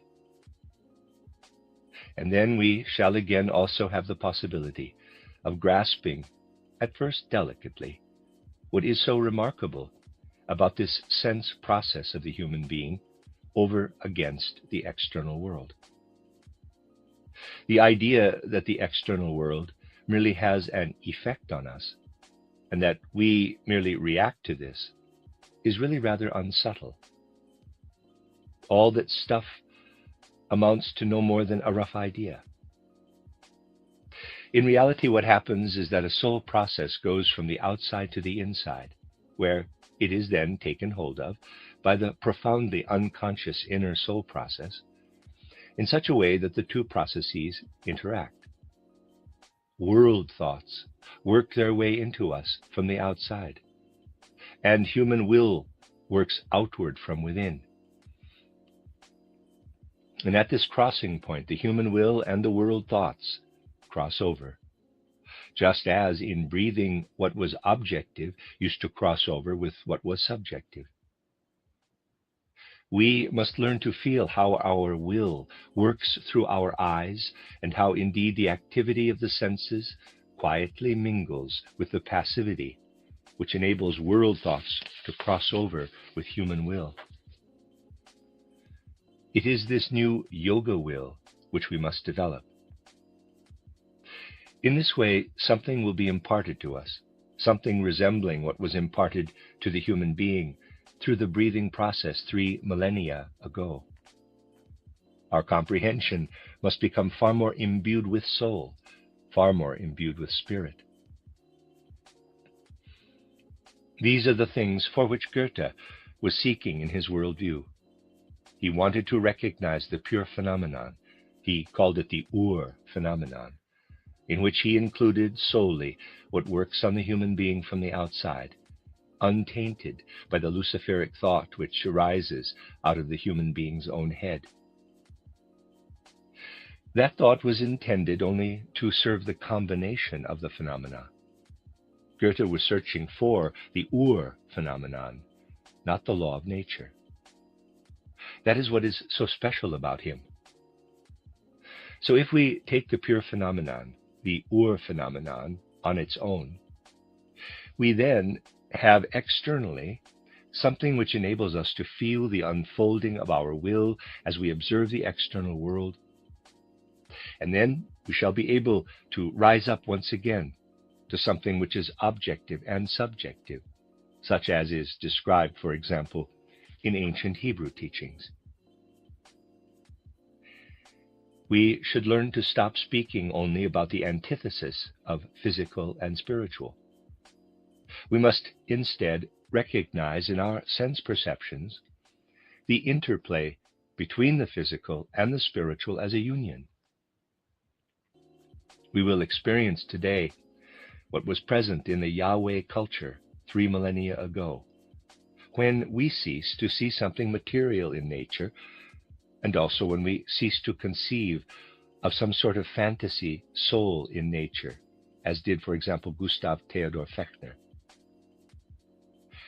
When we receive in relation to nature the soul element combined with the sense perception, then shall we have a Christ-filled relationship with external nature. And then this Christ-filled relationship with external nature will become something akin to a spiritual breathing process. We can gain support in this by realizing ever more clearly, on the basis of our sound common sense, that pre-existence is something which lies at the foundation of our life of soul. So we must regard the purely egoistic idea of a post-existence, for it is purely egoistic, since it arises from the longing to survive after death. We must complement this egoistic concept of a post-existence with the knowledge of the pre-existence of the soul. We must make a new kind of effort to reach the view that the soul is indeed eternal. It is this which we can describe as the Michael culture. When we make our way through the world with an awareness that together with everything we see, everything we hear, there is soul and there is spirit flowing into us. And with the awareness that at the same time soul is flowing from us out into the world, then we shall have gained the awareness needed by humankind for the future. Let me return once more to that picture. You see a flame. You close your eyes and see an after image which fades. Is this nothing more than a subjective process? Physiologists today say it is. But this is not true. In the world ether, it signifies an objective process. Just as in the air, the presence of the carbon dioxide you exhale signifies an objective process. You imprint on the world ether the image you experience solely as a fading after image.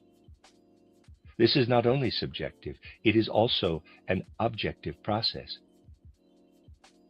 Here you have what is objective. You have the possibility of recognizing how something taking place within you is in a subtle way also a world process. When you become conscious of the fact, I see a flame, I close my eyes, I see it fade. Of course, it also fades when your eyes are open, only you don't notice this. And this is something which takes place not only within you, but also in the world outside. This is the case not only with a flame. If I meet someone and claim that what he has just said is true or untrue, this is a judgment, a moral or intellectual action within me. Just like the flame, it gradually fades. And this too is an objective world process. If you think well of a fellow human being, this too fades and becomes an objective process in the world ether. If you think ill of him, this also fades as an objective process. You cannot lock away in your secret chamber what you perceive or judge about the world. You seem to be doing it privately for yourself, but it is at the same time an objective world process.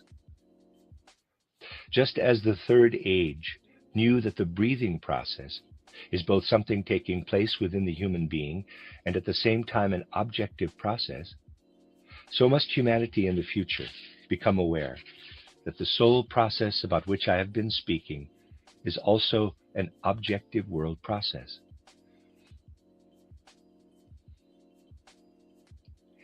This change of consciousness is something which calls for greater strength in the human being's mood of soul, greater than that to which we are accustomed nowadays.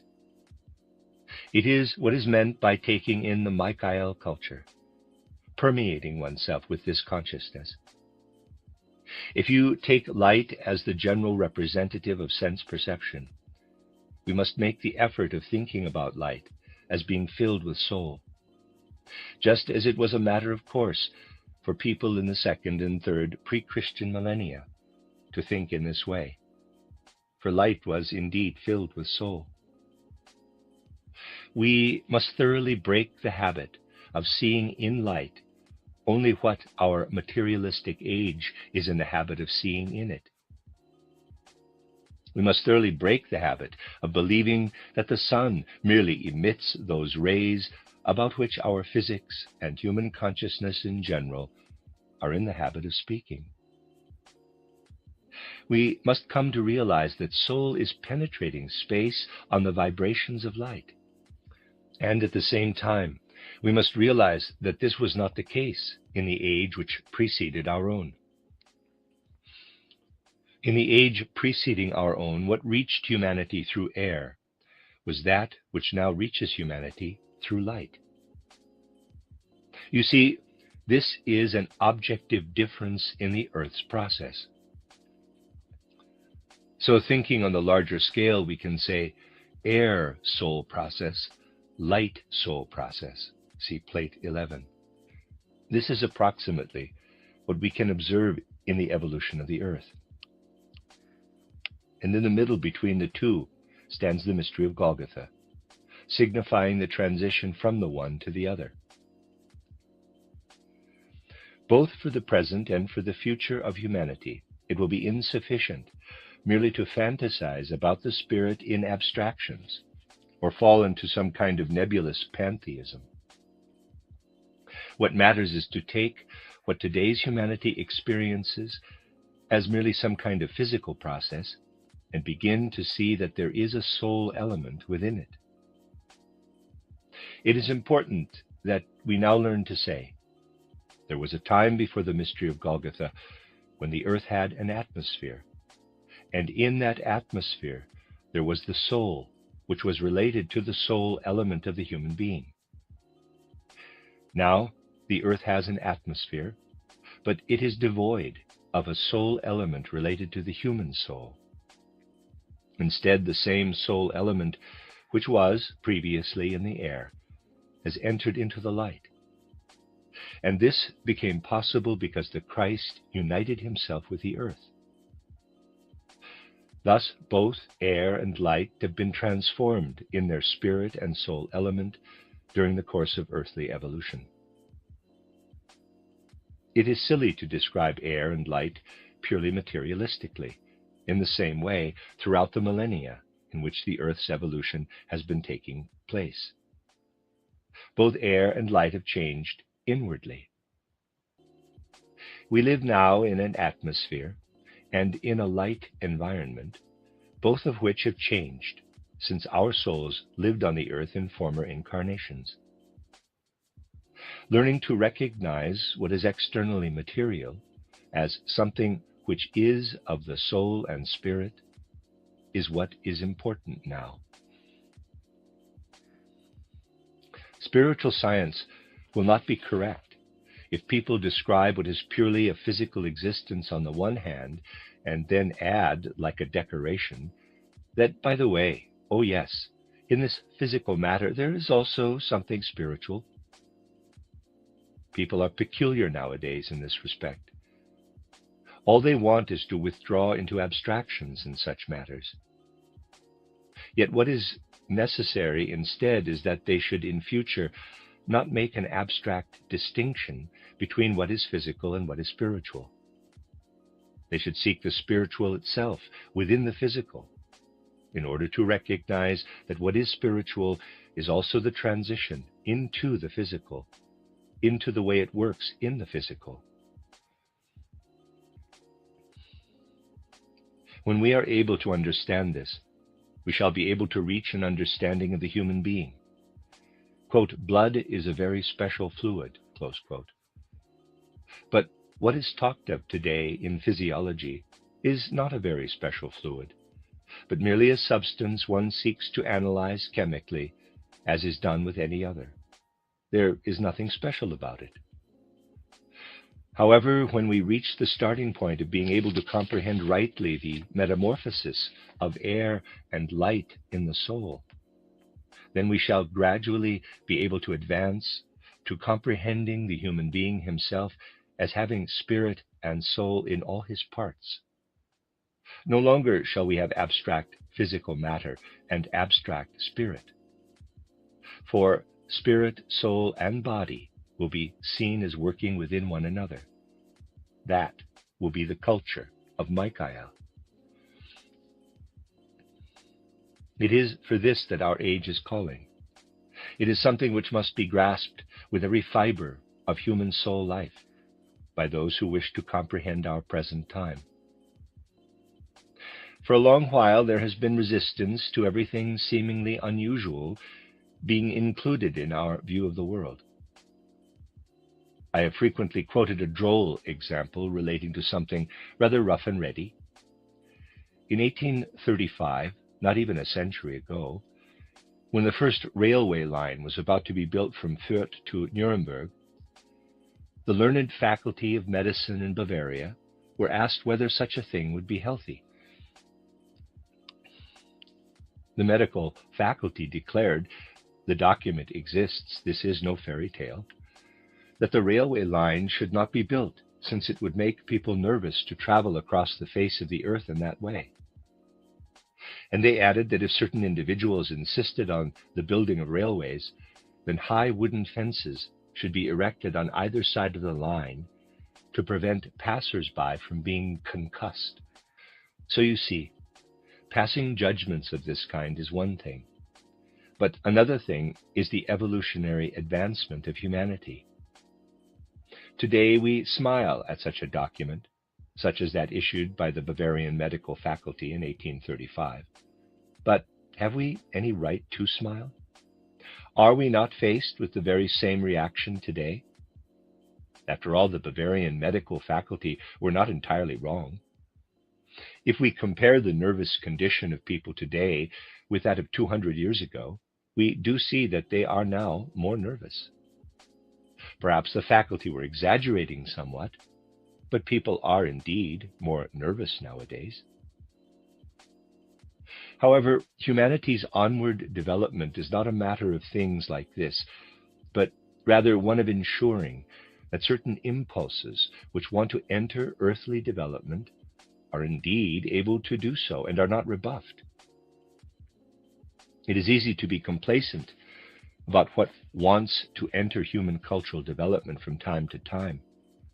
One must not decide what is our duty with regard to human cultural evolution on the basis of complacency, or even on the basis of an elevated form of complacency.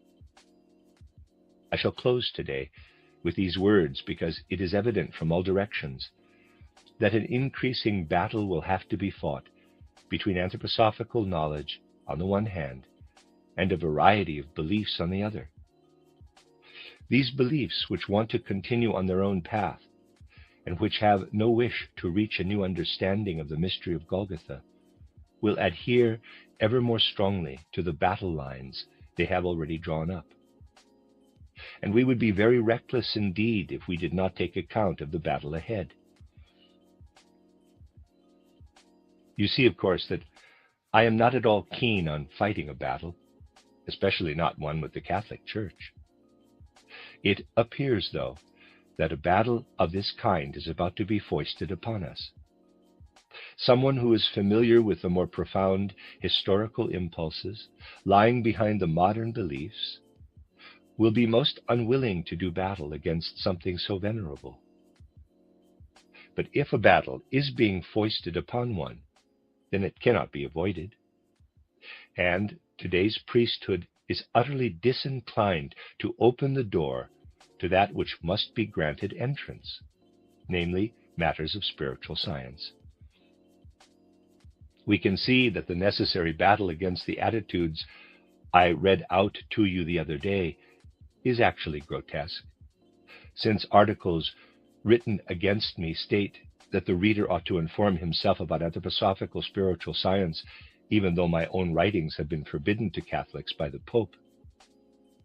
This is not laughable. It is profoundly serious. A battle which comes about in this grotesque manner, by broadcasting judgments of this kind, cannot be taken lightly. And it can especially not be taken lightly if one is not at all keen to fight it. Take the example of the Catholic Church. And the Protestant Church is no different either, only the former is more powerful and its traditions are more venerable. One need only look at what the priest wears when he says Mass, at every item of his apparel. And one need only understand every ancient, holy, and venerable act performed during the Mass. These are things which are more ancient even than Christianity. For the sacrifice of the Mass is nothing other than a Christian version of an even more ancient mystery cultus. All this envelops the priests, who want to take up cudgels in this way. So when one has, on the one hand, the deepest veneration, both for the cultus and for its symbolism, while seeing, on the other hand, the dreadful means employed in their defense and the dreadful means used to attack what should now enter into human evolution, it becomes clear how necessary it is to take a stance in these matters. This is most truly something which must be seriously studied and comprehended. Yet what we have come up against thus far is merely a beginning. Now is not the time to sleep through such things. Now is the time for wide open eyes. Thus far, throughout the 2 decades during which the anthroposophical movement has been making its way in Central Europe, it has been possible for us to tolerate the sleepy sectarianism which has been so difficult to combat in our own ranks, and which is still deeply entrenched in the souls of those who are involved in this movement. But it is now too late to continue with such sleepy sectarianism. What I have often emphasized here is profoundly true, namely that it is now necessary for us to focus clearly on how significant the anthroposophical movement is for world history, and while ignoring trivialities, how important it is to recognize the importance even of small impulses. In this respect, recognizing the importance even of small impulses, my dear friends, one must also exemplify everyday matters, One cannot get to the bottom of things if one does not look at the example of everyday matters. We would be taking things too lightly if we did not look thoroughly into the everyday. In recent weeks, I have so often emphasized that it is absolutely necessary for someone seriously seeking to discover what is needed anthroposophically for a new view of the world, that he should take seriously the matter of representing the truth even in everyday life. Anyone can remain silent about things and keep as much to himself as he wishes. But if he does say something, he must strive to ensure that what he puts into words is in keeping with what is going on. I can still hear myself, scarcely more than a fortnight ago, emphasizing the importance of being truthful also outwardly. And yet so much of this kind has again come toward me within our own movement over the last fortnight. I'm only mentioning this now because it is truly grotesque. Last Thursday, at short notice, I had to give a lecture to the teachers in Basel. This was quite simply an ordinary fact. I was to give a lecture to the Basel teachers. Someone else who is present here at this moment heard on that day that the plan was for me to repeat that lecture again on the following Saturday, which would have been yesterday. I was to repeat the same lecture.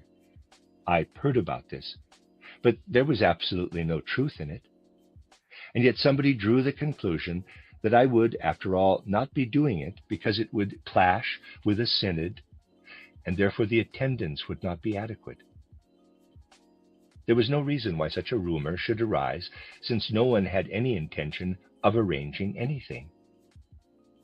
I am mentioning this as an example of what is said here and there day after day in our circles, namely that something is going to take place when it is not. When you look into it, there is absolutely nothing there, and yet such rumors are put about. My dear friends, my advice to be entirely serious with respect to the truth is not expressed merely as something with which to fill the empty air. The advice is given because it is a fact that for the sake of the right attitude of soul in anthroposophical work, it is essential to be absolutely accurate in external matters. What one says must be in keeping with even the most external matters of everyday life. Such things really must be taken seriously, even if they appear to be of minor importance. The end of Lecture 6. You are listening to RudolfSteinerAudio.com. If you are listening to the podcast of this, it is located at rudolfsteiner.podbean.com. Please consider becoming a patron. As well, there are two publishing houses, steinerbooks.org in America and rudolfsteinerpress.com in England, who are the sole publishers of Steiner into English and have given me permission to do these recordings. Please consider patronizing them as well. This is a reading of Collected Works, Volume 194 by Rudolf Steiner, entitled Michael's Mission, Revealing the Essential Secrets of Human Nature, 12 lectures translated by Johanna Kallis. This is Lecture 7, given in Dornach on the 6th of December, 1919. You have often heard about how reaching a true understanding of the human being involves paying close attention to how this human being is organized in three parts. Within him, the three parts are organized in a way which can be divided, roughly speaking, of course, into the head, the organs of the breast, and the limbs, with the latter including a large part of what lies within the torso. You will also have gathered from my lectures and from what is written entitled Riddles of the Soul, how everything connected with thinking and having ideas is connected with the head, how everything rhythmical, everything belonging to the sphere of feeling, is connected, roughly speaking, as I said, with the breast, and how the sphere of the will, which is actually the spiritual part of a human being, is connected with the limbs, with the organization of the limbs. These three systems of the human organism are relatively autonomous, and the life of ideas, the life of feeling, and the life of will are also relatively autonomous, though of course they do work together. You know also that the best way to grasp the distinction between the three systems from the spiritual point of view is to say, in ordinary waking life, the human being is only fully awake in the system of his head, in everything involved with thinking and having ideas. In comparison, in everything connected with the life of feeling, with the rhythmic system, the human being is in a dream state, even when he is fully awake. We know what is going on in our life of feeling indirectly, through our ideas, but never directly through the actual feelings themselves.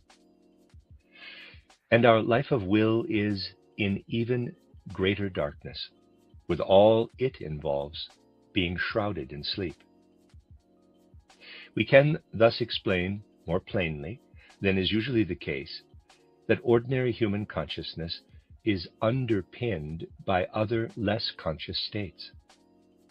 Subconscious perceptions underpin the life of feeling, and comparatively, even more subconscious perceptions underpin the life of will. It is very important to realize, though, that thinking, feeling, and will are actually present in all three systems of the human being. Feeling and will are also present in the head system, the system of thinking, although they are much weaker there than is the life of thinking and ideas. Similarly, thoughts are also present in the sphere of feeling, where they come to consciousness only in a dreamlike way. They are weaker there than in the head sphere. What is, however, not normally taken into account in our age of abstract scientific thinking is the fact that these subconscious parts are as objective there in the same degree as they are subjective in our consciousness. What does this mean? It means that the processes taking place in our life of thinking and ideas, in our life of the head, are processes which to a great degree take place within us. However, what we experience in our rhythmic system, in our breast system, in our sphere of feeling, is not at all solely our individual possession. It takes place within us, but at the same time it represents objective world processes. This means that when you have a feeling, it is of course your feeling. But at the same time, it is something which is taking place in the world, something of significance for the world. It is most interesting to observe upon what world processes our life of feeling is based. Let us assume that you experience something which generates very strong feelings in you, either of joy or sorrow. You know that human life runs its course in 7-year periods. The first period, see plate 12, takes us from birth to the change of teeth. The second continues until puberty, and the third to the beginning of our 21st year. Of course, all this is approximate, and so on. This is how the course of a human life is structured. When we consider this structure, we come to nodal points of human development, which in early life are expressed quite clearly in the change of teeth and the arrival of puberty, and which thereafter remain more or less hidden, although they are still quite clear later on for someone who knows how to observe them. What takes place in the body and the soul of the human being around his 21st year is just as obvious for someone who knows what to look for, as are the changes of teeth or puberty for external physiology. But on the whole, less notice is taken of this. This, then, is a more generalized structuring of human life. But when something occurs, some important event, for example, between the change of teeth and puberty, something which is very arousing for the sphere of feeling, then something specific takes place, which is normally not noticed, because nowadays things are only crudely observed. The event, however, does take place, and in a certain sense it makes an impression on the feelings. But when there is an impression on the feelings, then, regardless of what is taking place in your consciousness, in your soul life as such, something occurs in the objective world. What occurs in the objective world can be compared to a kind of swinging out which spreads into the world. But the remarkable thing is that it does not spread out endlessly.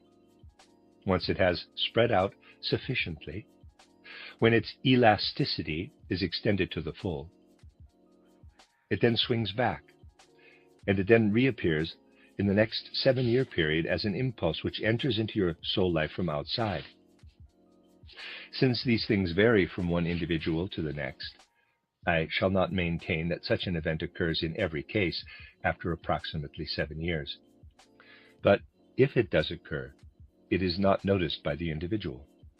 We are constantly in the process in our soul life of going through such things which enter into our life of feeling, and which are the reaction of the world to what we have experienced in our feeling sphere during the previous 7-year period.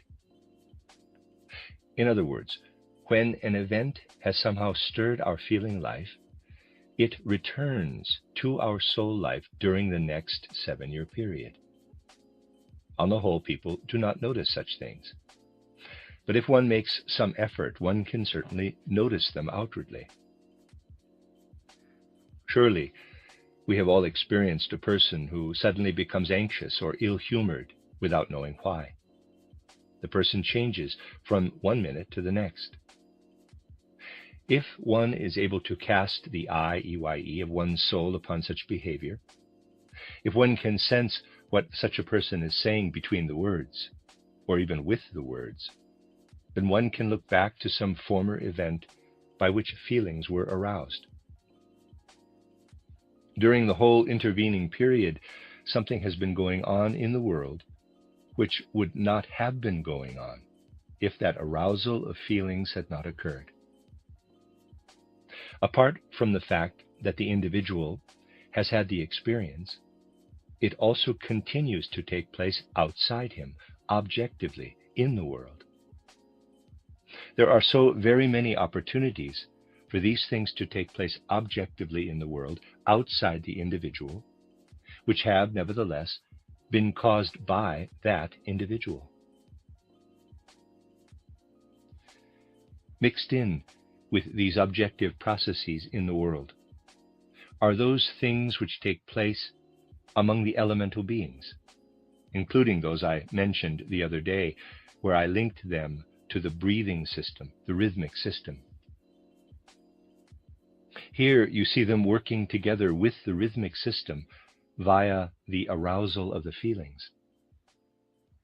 These things, if we understand them rightly, oblige us to say that the human being is constantly generating something around himself which resembles quite a large aura.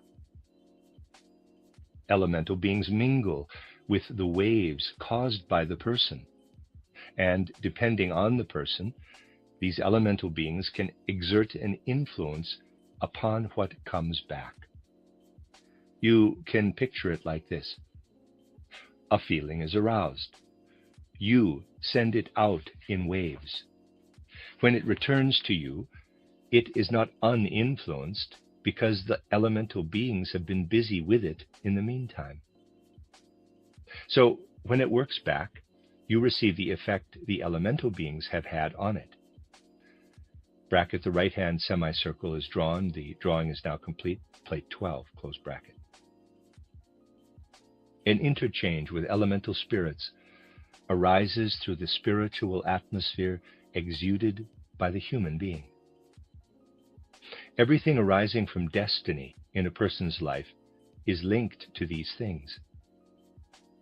Within our life, we have a kind of fulfillment of our destiny. What we experience today is significant for something later on. This is how our destiny is built. And elemental beings who feel attracted to us by our own nature participate in building our destiny. They feel attracted to us, and they join in working on us. What you are seeing here is interaction between the human being and his environment, and you are watching how spiritual beings play in our environment. And when you watch this interplay, much becomes apparent with regard to a person's destiny. Insight into these situations is, in our enlightened times, in quotes, enlightened nowadays always calls for quotation marks, very far away. Only the traditions from earlier times, when humanity was more connected with an awareness of elemental beings, are present now. These traditions are beautifully expressed in early poetry, where human destiny is more interwoven with intervention from elemental beings. One of the most beautiful poems still dealing with such intervention by elemental beings in our destiny is frequently shown in Eurythmy, where we see how those beings from the realm of the Earl König intervene in our lives. Quote, Earl König's daughter. Count Olaf rode full late and long, bidding his friends to his bridal throng. There danced the wood nymphs o'er verdant land. Earl König's daughter reached him her hand. Oh, welcome, Count Orloff. Why haste ye from here? Step thou in the ring and dance without fear. Oh, I dare not dance, and I cannot stay, for tomorrow is my wedding day. Now hear me, Count Olaf, dance thou with me, and 2 golden spurs I will give to thee, and a shirt of silk most fine and white, which my mother bleached by pale moonlight. Oh, I dare not dance, and I cannot stay, for tomorrow is my wedding day. Now hear me, Count Olaf, dance thou with me, and a heap of gold I'll give to thee. A heap of gold I would take with glee, but ere I dance, it may stay with thee. If thou wilt not, Count Olaf, dance with me, then sorrow and sickness will follow thee. Close quote. Steiner again. Here you see the interweaving of the elemental world with human destiny in the way it influences the most conspicuous aspects of destiny, sickness and death. Quote, she struck him a blow across the heart, close quote. Steiner again.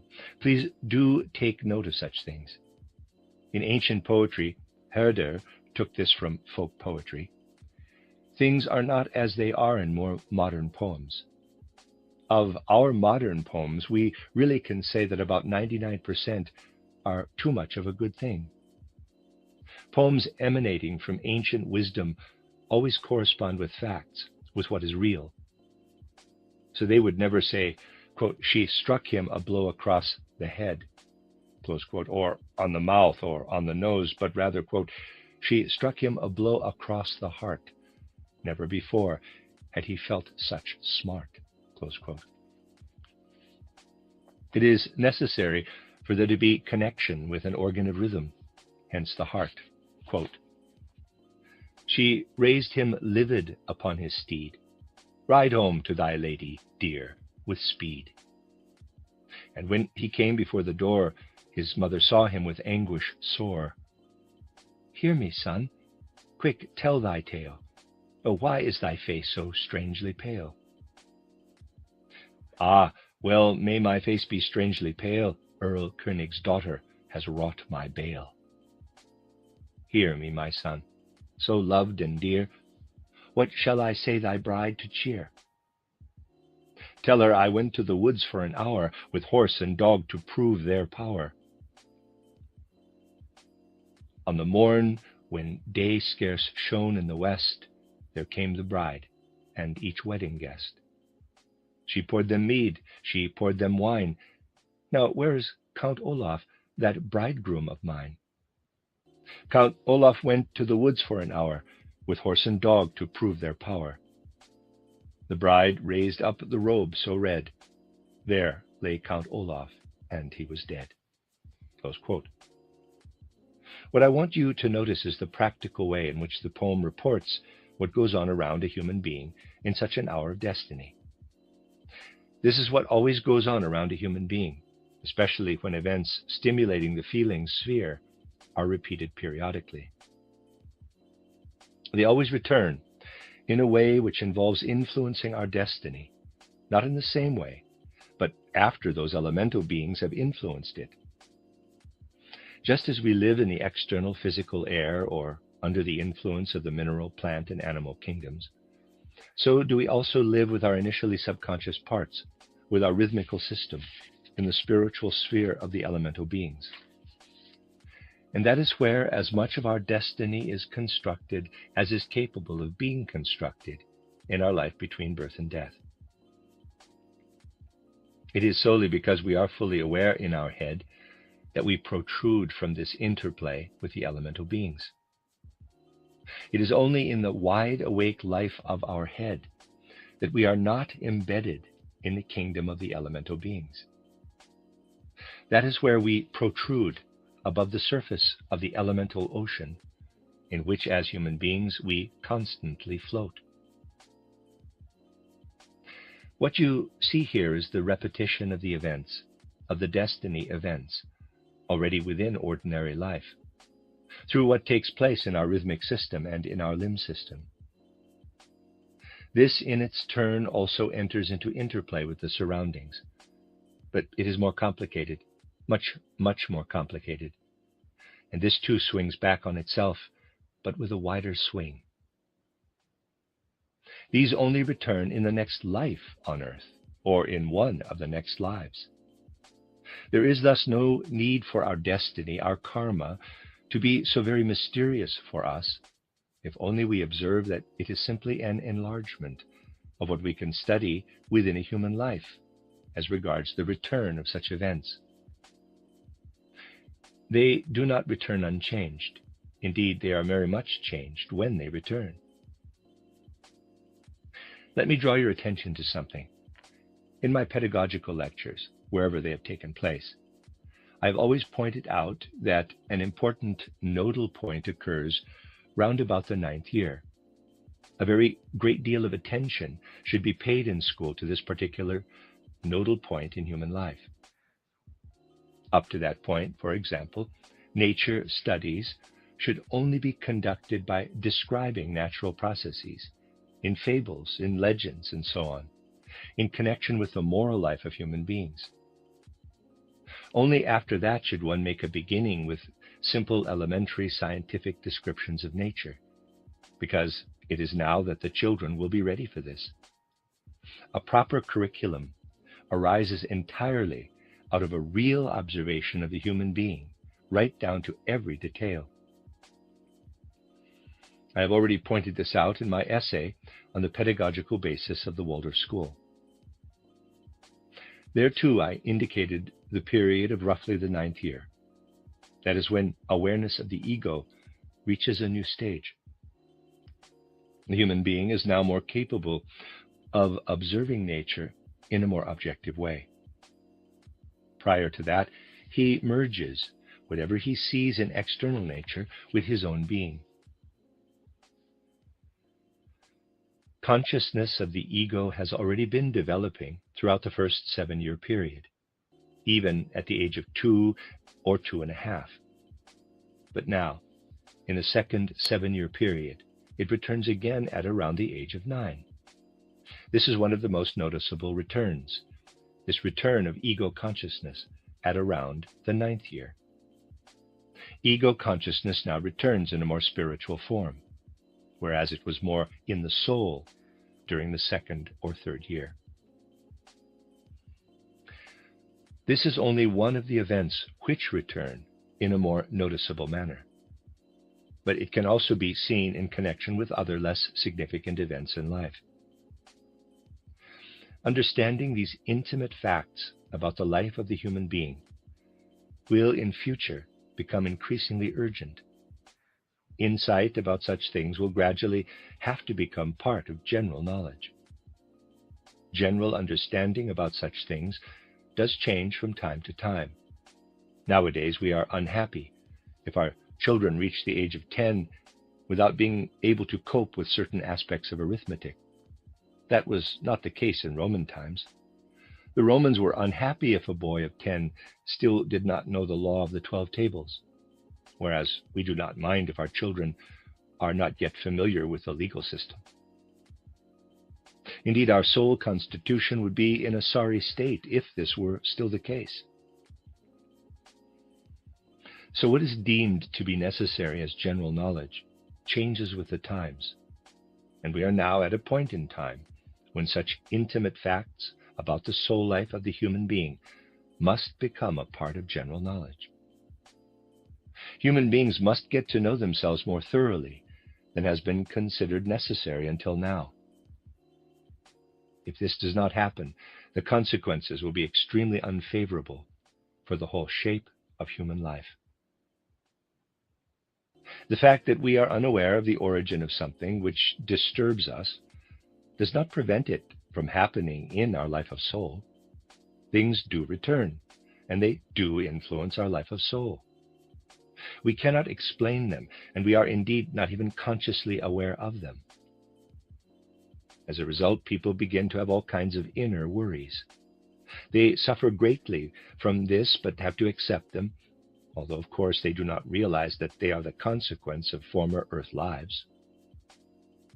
Matters of feeling always return in some form or other. For example, if you teach a child to pray, if the child develops a prayerful mood in his life of feeling, this too will swing back at a later stage. It will swing back after a very long time, or even in between whiles as well. After a very long time, prayerfulness will return as a soul mood of blessing. That is why I often say that no older person will be able to bless if he has not learned to pray during childhood. Prayer is transformed into blessing. This is the nature of such returns which swing back during life. Such things must gradually come to be understood. The fact that they are not yet understood is the reason why the great significance of the mystery of Golgotha cannot yet be fully comprehended by humanity. What does it mean to people bound up in present-day culture when one tells them that after passing through the mystery of Golgotha, the Christ became united with the life of earthly humanity? People do not want to develop ideas about the way in which they themselves are in interrelationship with what surrounds the Christ. For the understanding of our head, the influence of the Christ impulse is not very obvious. But when we look down into our unconscious, into the feeling sphere and the will sphere, that is when we enter the sphere of the elemental beings. And this is the sphere which for us is interwoven with the Christ impulse. Physiologically speaking, we submerge ourselves in our rhythmic system, and then onward, down, into the region with which the Christ has united himself for our earthly existence. That is where one can say that the Christ is to be found objectively, rather than through tradition or some kind of subjective mysticism. We are now living in an epoch in which the events emanating from there, as I explained the other day, have a strongly objective significance with regard to human life. This is because they gradually begin to influence unconsciously the decisions people make when they are reluctant to accept such things. When we are willing to accept them, we experience the influence consciously, which means that we can reckon with them. We can, to some degree, call upon those spiritual worlds, which are a part of our life, to collaborate with us. It is also externally obvious that we are in this respect at a turning point of human evolution. I need only mention a certain fact about which I have often spoken in connection with one point of view or another. Looking at historical matters in the way they are often presented nowadays, we have to say that historical accounts have not yet progressed to include the mystery of Golgotha. You need only examine what ordinary world history presents you with. You read descriptions of the ancient Assyrians, the Babylonian kingdom, ancient Persia, the Egyptian kingdom, Greece, Rome. At this point, mention is perhaps also made of the mystery of Golgotha having taken place. But then the historical sequence continues with the migration of the barbarian peoples and so on, right up, on the one hand, to Louis XIV or the French Revolution or Poincaré, and on the other, to the downfall of the Hohenzollerns and so forth. But in the ordinary fable convenue known as history, you will find absolutely nothing about the continuing influence of the Christ impulse. As far as historical accounts are concerned, it looks as though the Christ impulse has been wiped out. How strange it is that, for example, an historian such as Ranke, who was a devout Christian and who subjectively held the Christ impulse in high esteem, should make no mention at all of the Christ impulse in his historical writings. He is unable to make anything of it. The Christ impulse has no standing in historical accounts. One has to say that as far as people's spiritual understanding is concerned, Christianity does not yet exist in human history.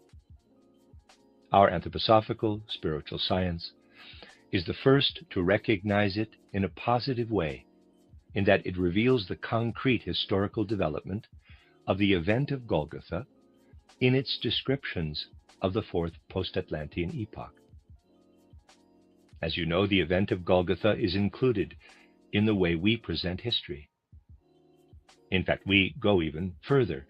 Not only do we present the evolution of humanity by including the event of Golgotha in it, we also depict world evolution, cosmic evolution, in such a way that the mystery of Golgotha is central to it. When you contemplate my book titled An Outline of Occult Science, Reader's Aside, also known as An Outline of Esoteric Science and a Reader's Aside, you will see that it tells not only of past eclipses of the sun or past eclipses of the moon or some explosions or eruptions in the cosmos, but also of the Christ event as a cosmic event.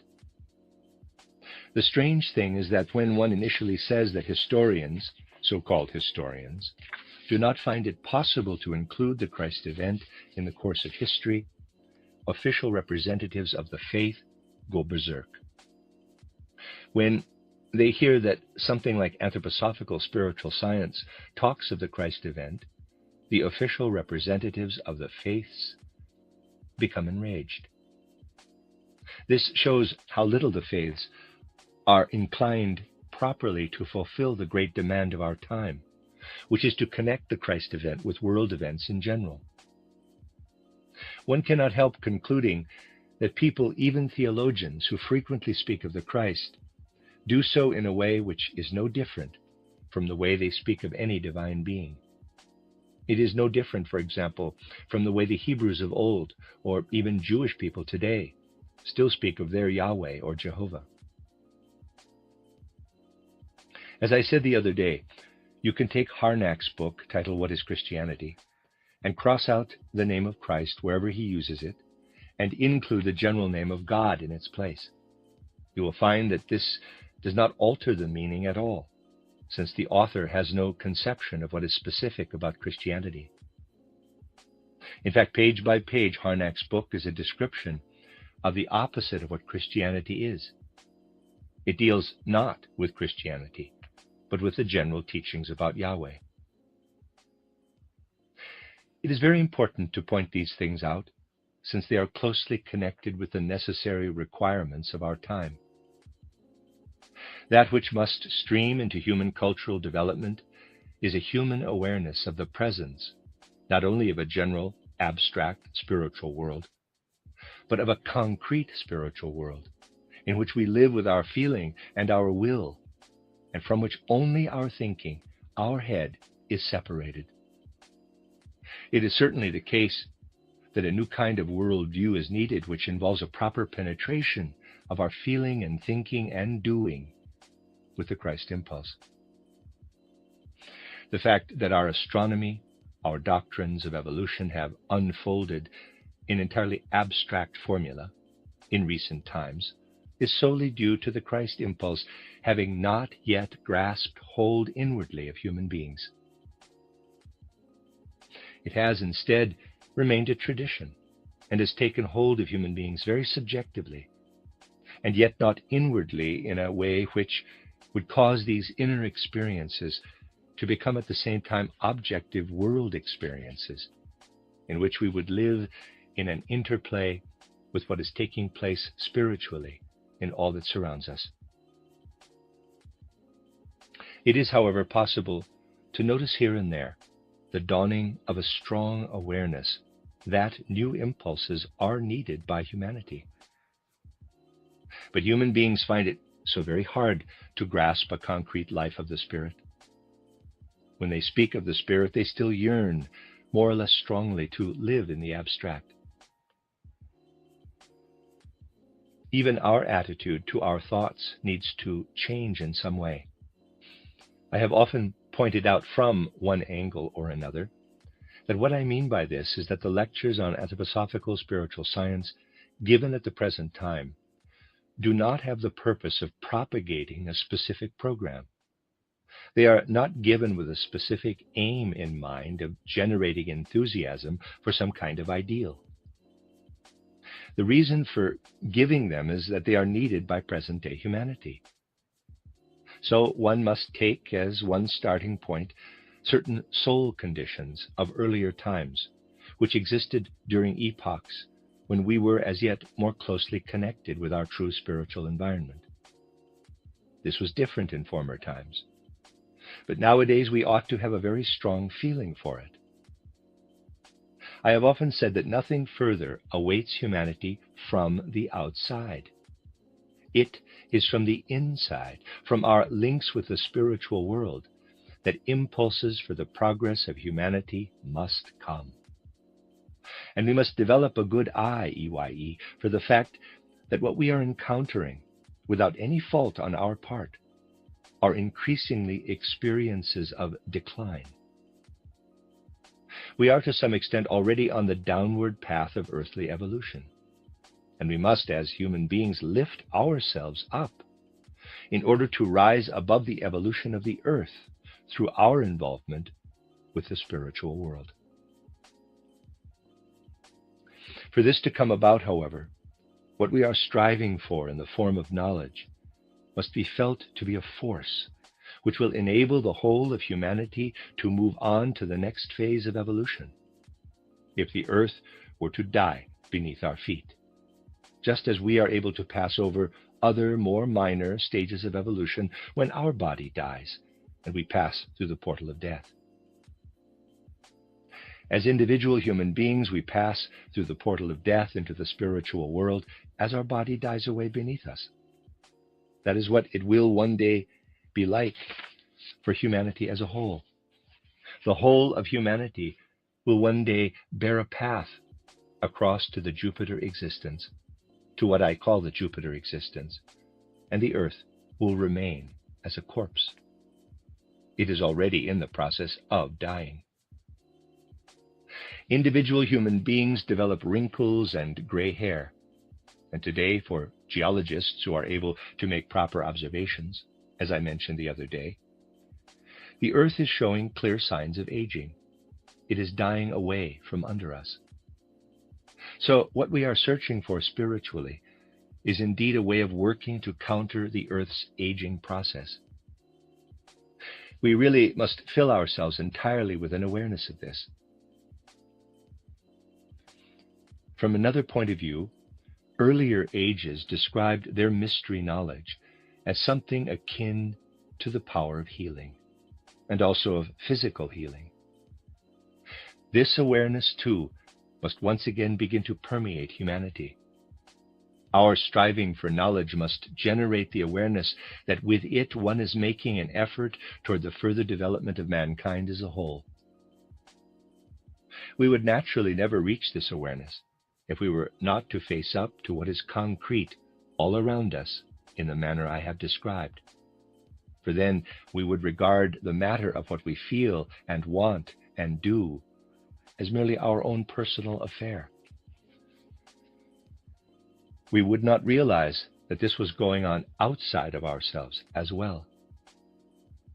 Another thing which will also be necessary, and here I must make a remark that may not be so readily understood in general, it will be necessary also to make an approach to the more exact aspects of human knowledge. These are, however, not yet at their best. One can still find the most impossible notions being put forward by the exact sciences. Let me mention just one example which may be generally comprehensible. People imagine superficially that the sun is here somewhere. From it, light emanates in all directions, as it would from any other source of light. All those who have a mathematical conception of this emanating light say, the light spreads out to infinity, and then it somehow disappears. As it spreads out to infinity, it then dies of its own weakness. But this is not true. Everything which spreads out reaches a limit, and then it swings back from that limit, reaching its original source in a different form. See plate 12. The light of the sun does not spread out to infinity.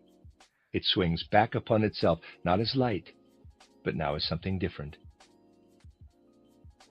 This is also how it is with every kind of light. And this is basically how it is with all other effects. Every effect is subject to the law of elasticity, with a limit to that elasticity. Yet the idea previously described is everywhere to be found in our so-called exact sciences, and far too little account is taken of the reality. If you were a physicist, I would point out to you how people in physics today reckon with distance traveled and with time taken. And then they make their calculation with the velocity, which is usually shown as c or v, a function of distance and time, and they depict it as a quotient. c equals s over t. But this is completely incorrect. The velocity is not the result. The velocity is the primary quality which anything, whether physical or spiritual, has within it. And we dissect the velocity into distance or space and time. We abstract these two things. Space and time as such are not real. Velocities in the world are something real, various velocities. This remark is directed solely to physicists. They will understand that even in all the things on which knowledge of time is theoretically based, there are postulates which are flawed. These postulates are present everywhere only because we are not able to conceive of something spiritual as being something concrete. This is what we are called upon to do in the Michael age, that humanity may reach a situation in which it is possible to grasp what is spiritual in its concreteness, so that just as one speaks of air and water being in the environment, so can one also know that the various elemental and higher beings are in the environment. This is what matters, and this is something which must become human culture, just as it was human culture in olden times. But people are reluctant to admit this. They do not at all want to recognize the reversals in human evolution, such as occurred, for example, in the middle of the 15th century. Yet there are details which prove that it did indeed occur. Someone, a Swede or Norwegian, recently wrote a book in which he quoted a good deal from the alchemists. In particular, he quoted a passage by an alchemist mentioning various substances, mercury, antimony, and so on. And then that author of today, who, as his book shows, is a very excellent modern chemist, says that he cannot imagine what the chemical recipe quoted by the alchemist is all about. Well, he cannot imagine what it is about for the simple reason that he, the modern-day chemist, talks about mercury, about quicksilver, and that he imagines the mineral quicksilver. And when a modern chemist talks about antimony, well, for him, this is antimony, the metal, and so on. In the book he quotes, however, something quite different is meant. Not the external metal, but certain processes which occur in the human organism. It is knowledge about the interior of the human body. Something based on the consciousness of the original author is quoted by that modern-day gentleman who assumes that the reference is to a laboratory experiment using retorts and so on. So he cannot help regarding what he is reading as nonsense. It is not nonsense, however. As soon as one realizes that the references to antimony, mercury, and so on, even though there is also some connection to the actual metals, apply to processes within the human body. So someone reading that literature prior to the 15th century will find in it something entirely different from what comes to be understood later on. Looking at such things could be yet another way of studying the transformations which take place in the constitution of the soul. Today we are living in an age when we should begin to pay close attention to things which over centuries humanity has persisted in ignoring. The end of Lecture 7. You are listening to RudolfSteinerAudio.com. If you are listening to the podcast of this, it is located at rudolfsteiner.podbean.com. Please consider becoming a patron. As well, there are two publishing houses, steinerbooks.org in America and rudolfsteinerpress.com in England, where the sole publishers of Steiner into English and have given me permission to do these recordings. Please consider patronizing them as well.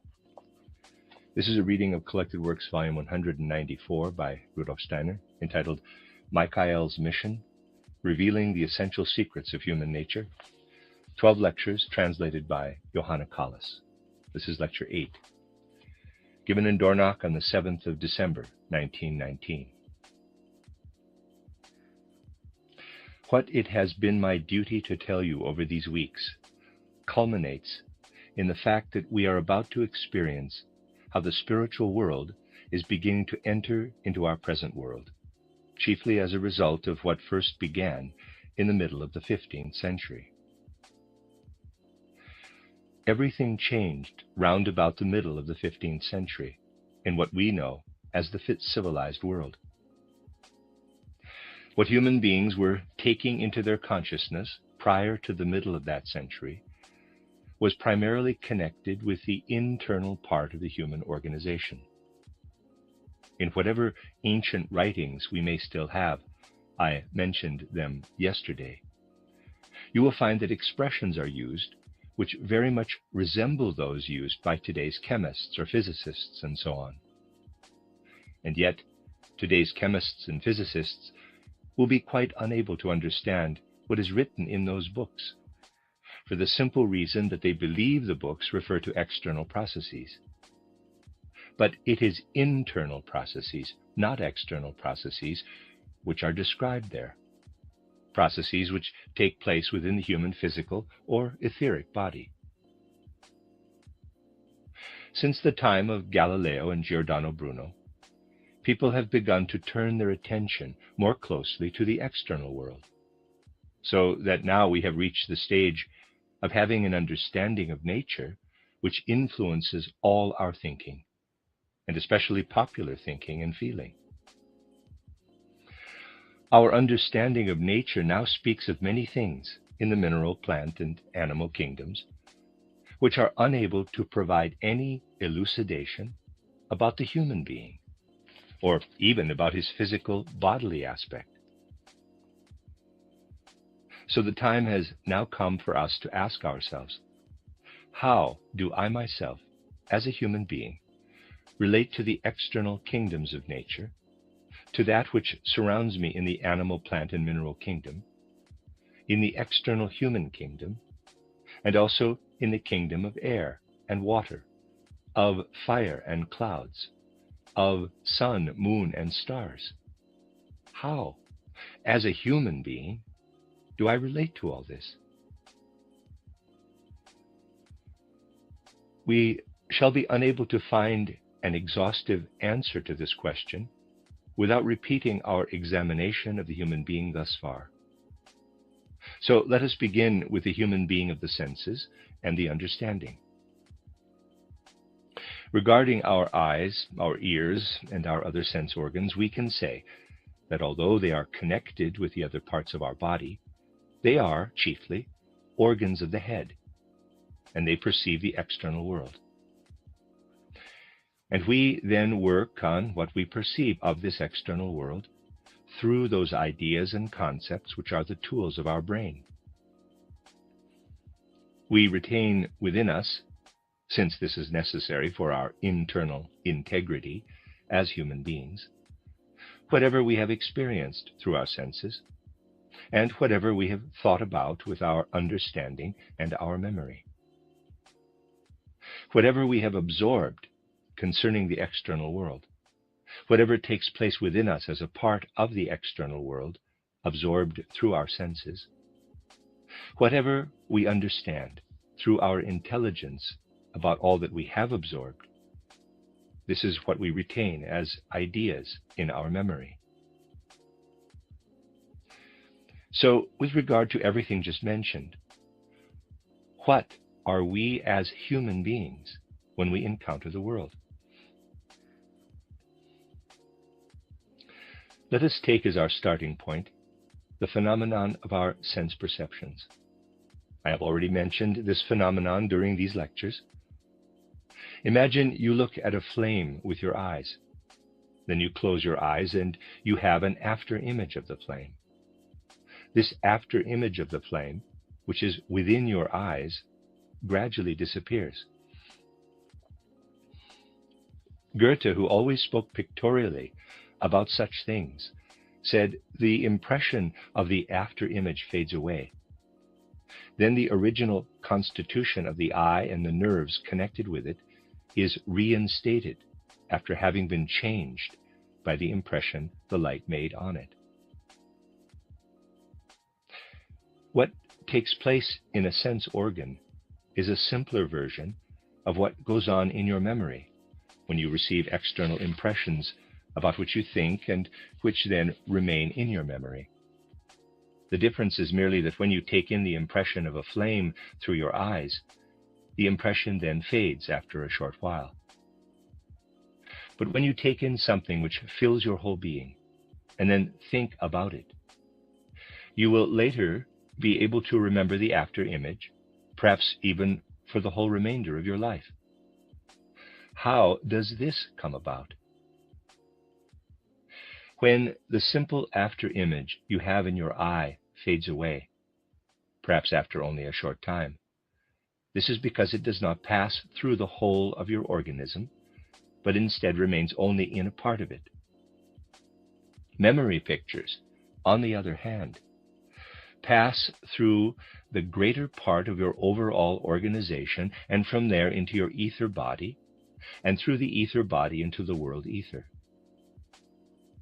When an image is not only an image in a single organ, but one which passes through the greater part of the human organism, and then on into the ether body, and from there into the world outside, it can then remain as an after image throughout the whole of a life. What matters is that the impression goes in sufficiently deeply and takes hold of the ether body, and that the ether body does not cling on to it, but transfers it to the external ether of the world, where it inscribes it. Do not imagine that when you remember things, it is merely a process within yourself. When you have an experience, you cannot always write it down in your notebook, which you then refer to again in order to read about it, although in fact many individuals do just that with many of their experiences. What you do is write it into the world ether, and the world ether then recalls it for you like the imprint of a seal. Remembering is not merely a personal matter. Remembering is an engagement with the universe. You cannot be alone when, as an inward human being, you want to remember your experiences. not remembering an experience destroys a person's very being. Consider the following example, which I have often quoted. A man whom I knew very well, and who occupied an important position, suddenly felt the urge to go to the railway station, without any reason, and to purchase a ticket in order to travel long distances to places for no particular purpose. He did all this in a completely altered state of consciousness. While he was traveling, he knew nothing of what he otherwise did, and he only came to his senses again when he found he had been taken in by an asylum for the poor in Berlin. The whole period after he had entered the train in Darmstadt was wiped out of his consciousness. Through reports from several sources, it was discovered that he had been in Budapest and in Lemberg, whence he had then traveled to Berlin before coming to his senses in the asylum. During that whole time, his understanding was functioning normally. There was nothing wrong with it. Between the moment he left Darmstadt and his arrival at the asylum for the poor, he was functioning perfectly normally.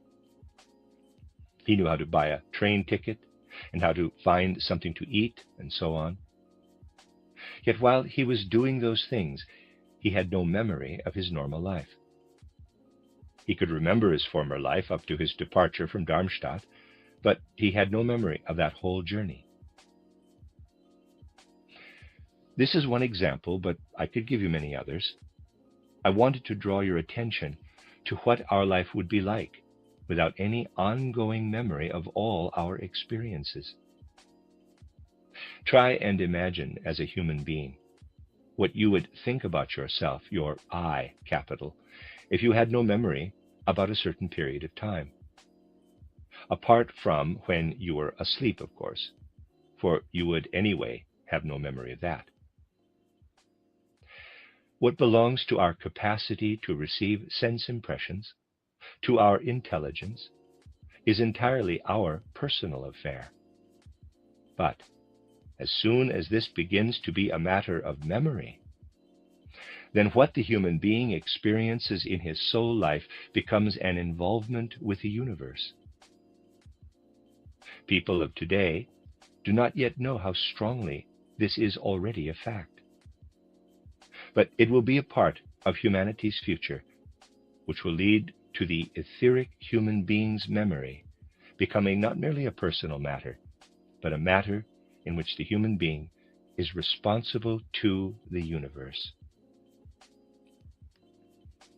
When I began this series of lectures, I spoke of how, initially, in the age to which we can reach back historically, and even still, for example, in Greek times, there was a consciousness of one's country which did not cover great distances.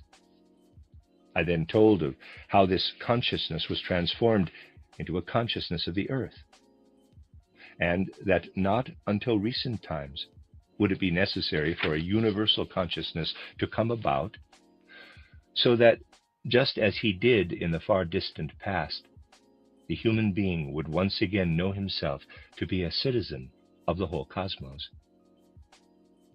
The path toward achieving this will be that we must clearly feel ourselves to be responsible for what we think, which can in turn lead to memory. What I have just been describing refers to the greater part, but not actually to the whole of the human being. I shall have to make a sketch to show you what I mean, plate 13. If this were to be the sphere of the senses, in which I include all the senses as well as the region of understanding, then we would here reach that part of the human organism which sends back our thoughts, so that they may become memories, that which in the human being collides with the objectivity of the cosmos. I have already a number of times indicated those parts of the human body in which he collides with the cosmos. If you follow, let's say, a nerve going from some part of the body toward the spinal cord, I'll sketch this here, then for every such nerve, you will also find another, more or less, which leads back again to another place.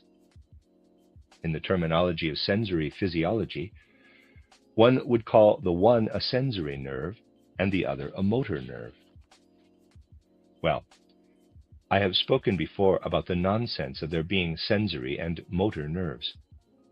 The important point is that every nerve pathway arises on the surface of the human body and returns to that surface while also being interrupted at some point. This resembles an electric wire emitting a spark. It is a kind of sensitive flowing over from the so-called sensory nerve to the beginning of the so-called motor nerve. And at the point, there are countless or perhaps very many such points in our spinal column, for example, and in other parts of the body. At these points, there are also the spatial points where the human being does not belong solely to himself, because there he also belongs to the universe. When you connect all these points with one another, including the ganglia of the sympathetic nervous system, then you will come to this boundary which is also the physiological boundary of the body. You could say that this is a way of observing the human being in two halves. This is rather more than a half, but let's say we are dividing him in half. So we are looking upon him as though he were a great sense organ. We see the way the senses take in impressions, and then how the understanding, as a more delicate sense activity, works on these impressions, resulting in memory images in the form of after images. These remain for our life between birth and death, because when a memory is formed, it reaches up to the world ether. Our own ether reaches up to the world ether, and encounters take place between us and the world ether. The other part of the human being is the part which has the limbs as its final organ. Everything belongs to the limbs. Just as this part has its final organ in the sense sphere, so does this other part of the human being have the limbs. The feet are grown on, the arms are grown on. This is, of course, a very rough and ready diagram, and Steiner's been drawing on a diagram at this time. End of reader's aside there. Whatever has the character of the will would have to be drawn going inward, just as what belongs to the senses, to the intelligence, is attached to the other part of the human being. This will element is the other pole of the human being. Between the two lies the border, the inner border, which arises when you join up all the nerve endings and all the ganglia. This borderline is like a sieve. You can go slightly across this borderline from the one side with the intelligence, or in the other direction, the will can cross over from the other side. And there in the middle, you find the sphere of feeling. Everything belonging to feeling is half will and half intelligence. Will presses up from below, intelligence presses down from above. The result is feeling. Feeling always consists, on the one hand, as in a dream, of intelligence, and on the other hand, as in sleep, of will. We have now, as it were, dissected the human being from the point of view of spiritual science on the one hand, into the pole of intelligence, and on the other into the pole of the will. We have seen that the physical organs in an upward direction are an expression of the pole of intelligence. So, having become familiar with the two poles, with the two aspects of the human being, we can ask ourselves, is there something in the outside world which corresponds with what is present within the human being? There is, in reality, nothing corresponding with it. In the outer world, there are the mineral, plant, and animal kingdoms. But in what is within the human being, also physically, there is nothing which properly corresponds with those kingdoms. You are now likely to object strongly to express an objection, which of course seems to be perfectly obvious. You will want to point out that of course we consist of the same substances as are present in the world outside us. We eat these substances and thus unite ourselves with them. The mineral kingdom is present in the salt and other substances we add to our food, and we also eat the plants, and meat eaters unite with the substances which are in the animals, and so on. However, it is utterly erroneous to believe that in our body we are connected in any way with these substances from the external world. What our bodily nature actually does is to react constantly against the influences of the outside world, including those which enter into it through our food. It is indeed very difficult to persuade our fellow human beings today that what is essential in our body is not that we take in food, but that we expel it again. Some substances are expelled rapidly, and others only after the course of 7 or 8 years. Whatever you may eat today, nothing of it will still be within you in 8 years' time. Everything is continually exchanged for something else. The activity of our body is to expel, not to absorb. The fact of having to take something into your body is the same as needing the ground on which to walk. If you had no ground beneath your feet, you would be unable to walk. As a human being, the ground has no meaning for you except as something which gives you support. The activity of your body needs something against which it can react. You constantly have to come up against something, such as the food you eat, so that your body can actively react against it. Just as you would sink into the ground, so would the activity of your body sink into nothingness if it did not constantly come up against something. You do not eat in order to unite the food with your body. You eat so as to generate the activity needed in order once again to expel the food. Your essentiality as a human being consists in the activity of expelling the food. If you want to think what is true, you can as little regard the ground as being a part of the sole of your foot as you can regard what is in the food in its external aspect as being a part of your humanity. The human being is nothing other than a reaction against what exists in his environment. The human being is a reaction, an out-and-out reaction. Through and through, the human being is activity. What I have just described takes place very differently, on the one hand, with regard to the organs of the sense and intelligence sphere, and on the other with regard to the organs of the will sphere. In this way, the human being is certainly a being of polarities. But what takes place in these two poles of the human being has little to do with whatever is present in the external world. In the external world, we have the mineral and the plant kingdom.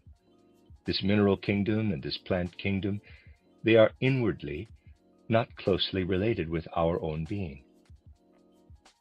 If we want to search for something with which this mineral and plant kingdom is related, we must look into the world through which we live before we are born, before we descend into the physical world from the spiritual world through birth or through conception. When we cast our glance upon the plant world and the mineral world, we are obliged to say that before birth we lived in a spiritual world. I do not see this spiritual world through my physical senses, and I do not think of it by means of my physical understanding. This world, which is hidden from me as though by a haze, when I am a human being possessing senses, reveals itself externally as the plant world, and in its foundation as the mineral world. This mineral and plant world has much more to do with our life outside the world than with our life between birth and death. The plants we see around us by means of our senses, these plants are the impressions of those forces with which we are connected between death and a new birth. And the animal kingdom, too, does not have much to do with us as human beings here. It has more to do with the period immediately following our death. Of that, it is an external, polar opposite revelation.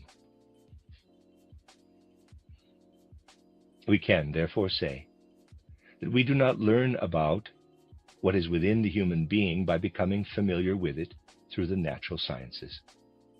The situation is that present-day science, the science particularly appreciated nowadays, is a science which does not actually contain anything of the human being.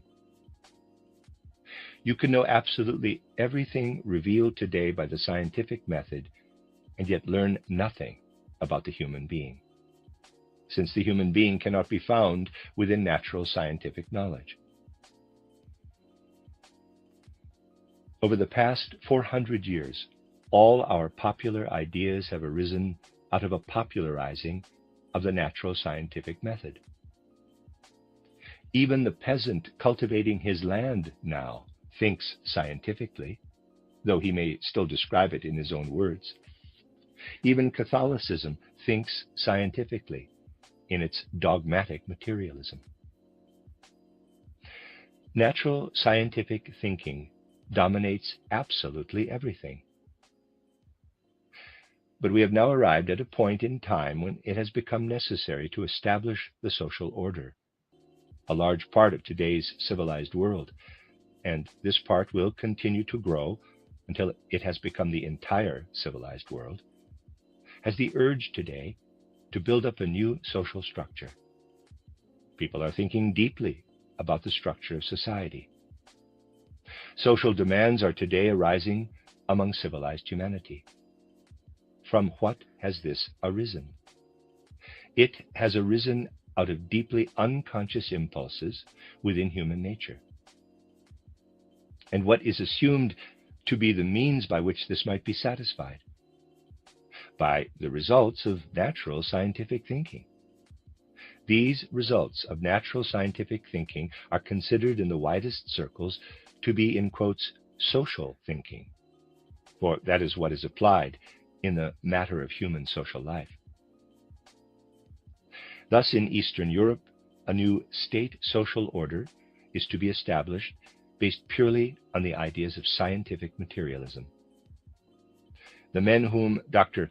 Helphand, who called himself Parvus, has imported into Russia on the instructions of Ludendorff and Hindenburg, so that they may there set up Bolshevism, these men are an embodiment of natural scientific methods par excellence.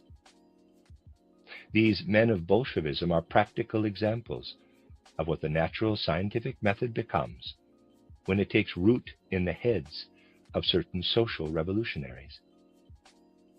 The embodiment of the natural scientific method now dwells in Russia thanks to Helphand's railway conductors on the sealed train which traveled across Germany, bringing the men of Bolshevism to Russia under the aegis of Ludendorff and Hindenburg. On no account must we overlook the consequences resulting from that embodiment of natural scientific methods. I have already drawn your attention to certain facts. There are two philosophers, two very petty bourgeois philosophers. One of these, Avenarius, taught at Zurich University. He certainly paid great attention to developing a petty bourgeois attitude of mind. The other is Ernst Mach, who taught in Prague and Vienna. I myself heard him lecture in 1882 at the Austrian Academy of Sciences. Ernst Mach always appeared to me to be the very incarnation of bourgeois narrow-mindedness and rectitude. When we talk of the, in quotes, state philosophy of Bolshevism today, we realize it is no coincidence, but rather an inner necessity that the philosophy of Avenarius and Mach represents the state philosophy, where these things are related, taking natural scientific methods to their extreme results in their metamorphosis into social thinking.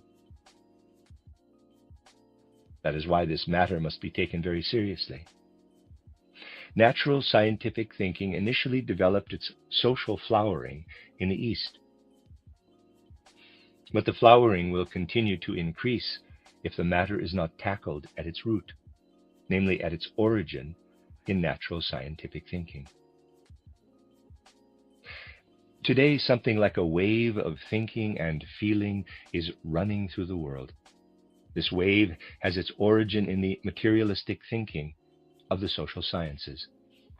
And as it spreads, this wave takes hold of the social thinking called for, and thereby becomes a power capable of destroying humanity. It is absolutely destructive to humanity. The leading foremost circles lacked the power and strength with which to pour into human thinking a truly sustaining spiritual wave. That is why the materialistic wave came to the fore in the social thinking of the proletarian masses. Marxist thinking, which has been flourishing so grotesquely over the last 4 to 5 years, represents the social flower and fruit of materialistic, natural scientific methods when applied to social life. And we dare not forget that this is how our civilized world is configured at present. By not noticing this, we are sleeping through the most important phenomena and symptoms of life.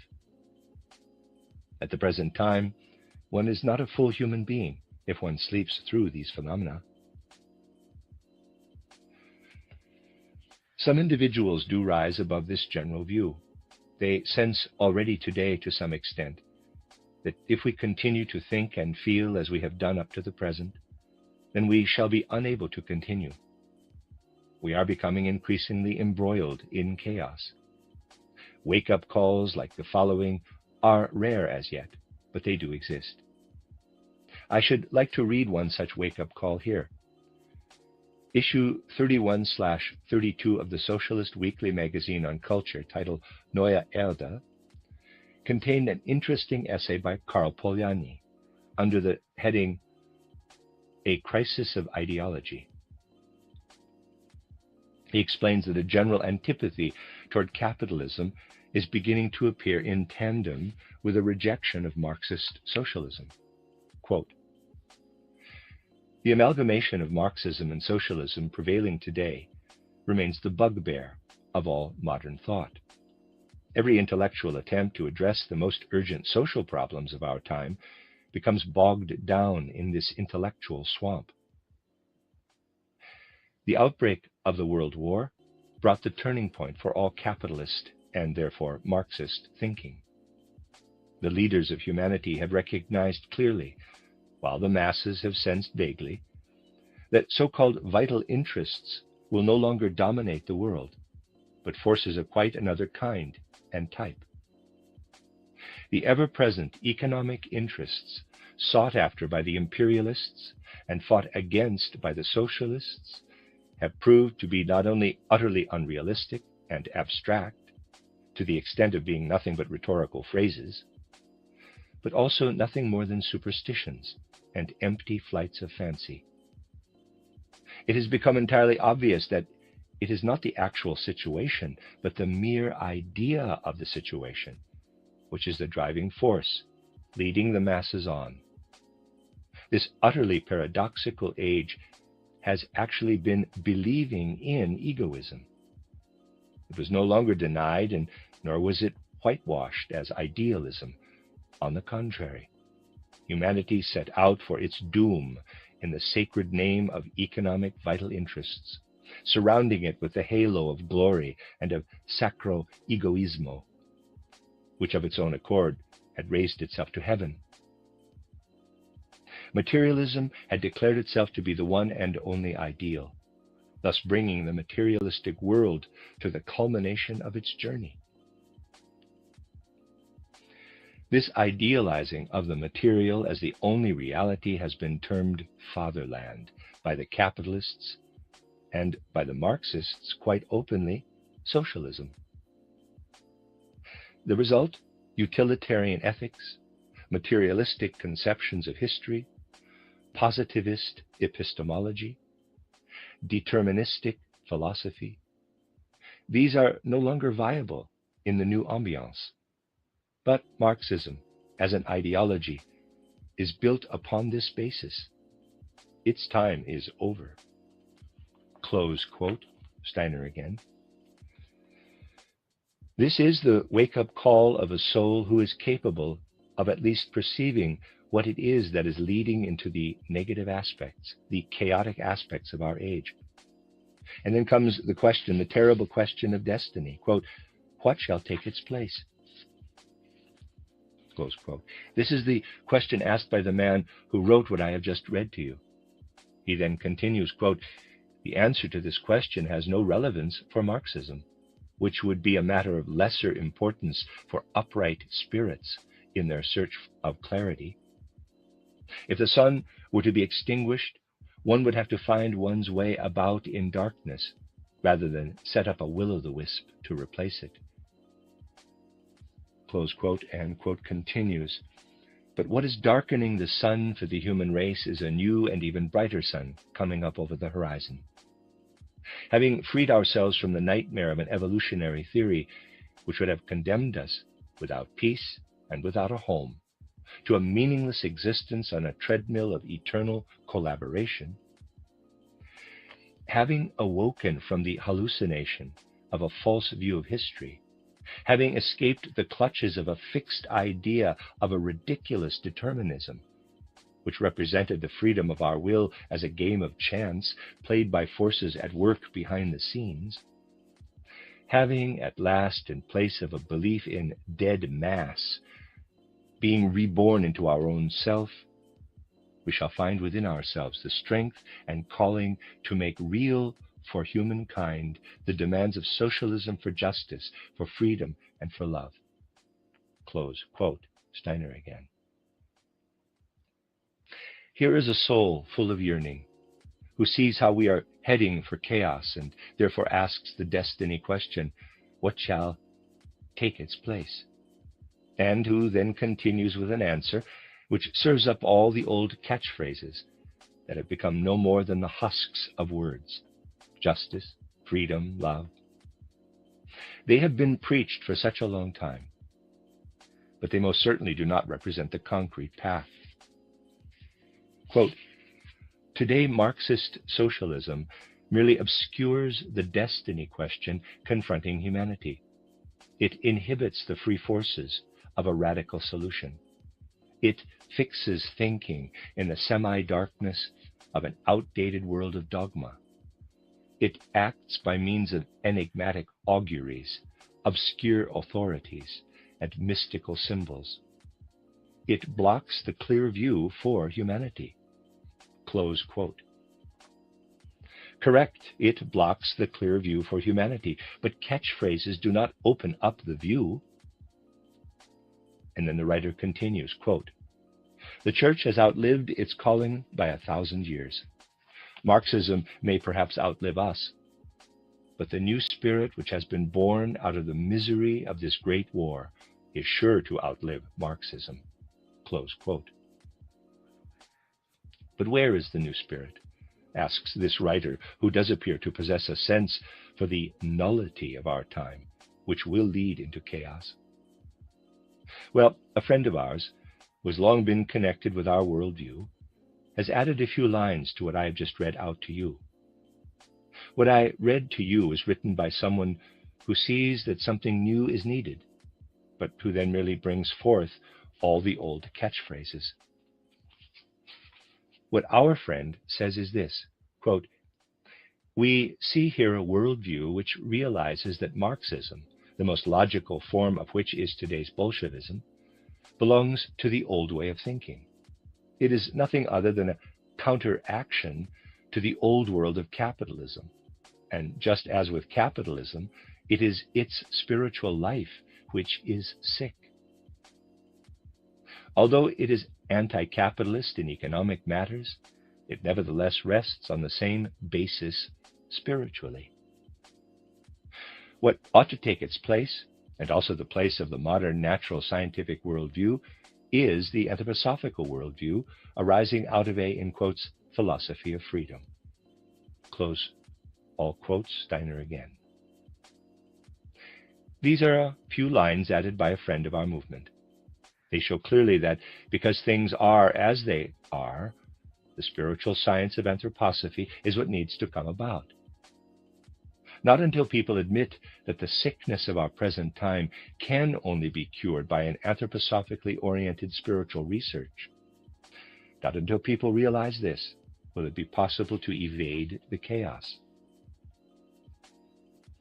Without being presumptuous, it therefore has to be said that it will only be possible to evade the chaos if a sufficient number of individuals can be found who are able to give Karl Polanyi the same answer to his question, what shall take its place, as was given by Dr. Kalisko in Vienna. So long as people continue to believe that the health of our movement is to be found in any kind of sectarianism, so long will they remain incapable of recognizing its significance. Its significance will only be recognized once people realize that it is a matter of worldwide importance. Only those who not only recognize the significance of this worldview, but also make of it the inmost impulse of their will, can become its true bearers.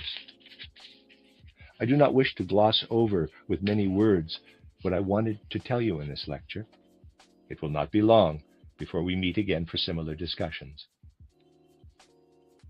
There is no need to take our leave, for the interval this time will not last so long. But I do want to say that a most heartfelt wish would be fulfilled for me if many of you were to take profoundly to heart over the next few weeks what I have been describing as a most important aspect of the current state of world affairs. We have spoken of various damaging influences emanating from the elemental world in our present time. You know that an old and true perception, if one comprehends it rightly, describes the end of the worldly year, as Christmas approaches, as a time during which the most spiritual influence possible within the earthly sphere of human beings is at its most intensive. Let us, perhaps, especially in this season, which has for centuries been so important and essential for human beings, although at present it has come to mean little more than giving appropriate gifts, let us during this period, in accordance with an old custom of the soul, endeavor to seek refuge with those ancient spiritual powers who continue to influence our human destiny. By allowing their whole earnestness to work upon our soul in the way it stands in its relationship between the spiritual world and the human world. This is all I intended to say to you today. The date of my next lecture here will be announced in due course, and that is the end of Lecture 8. However, there was a section, an introduction, that was not included, and I'm going to put it as an appendix.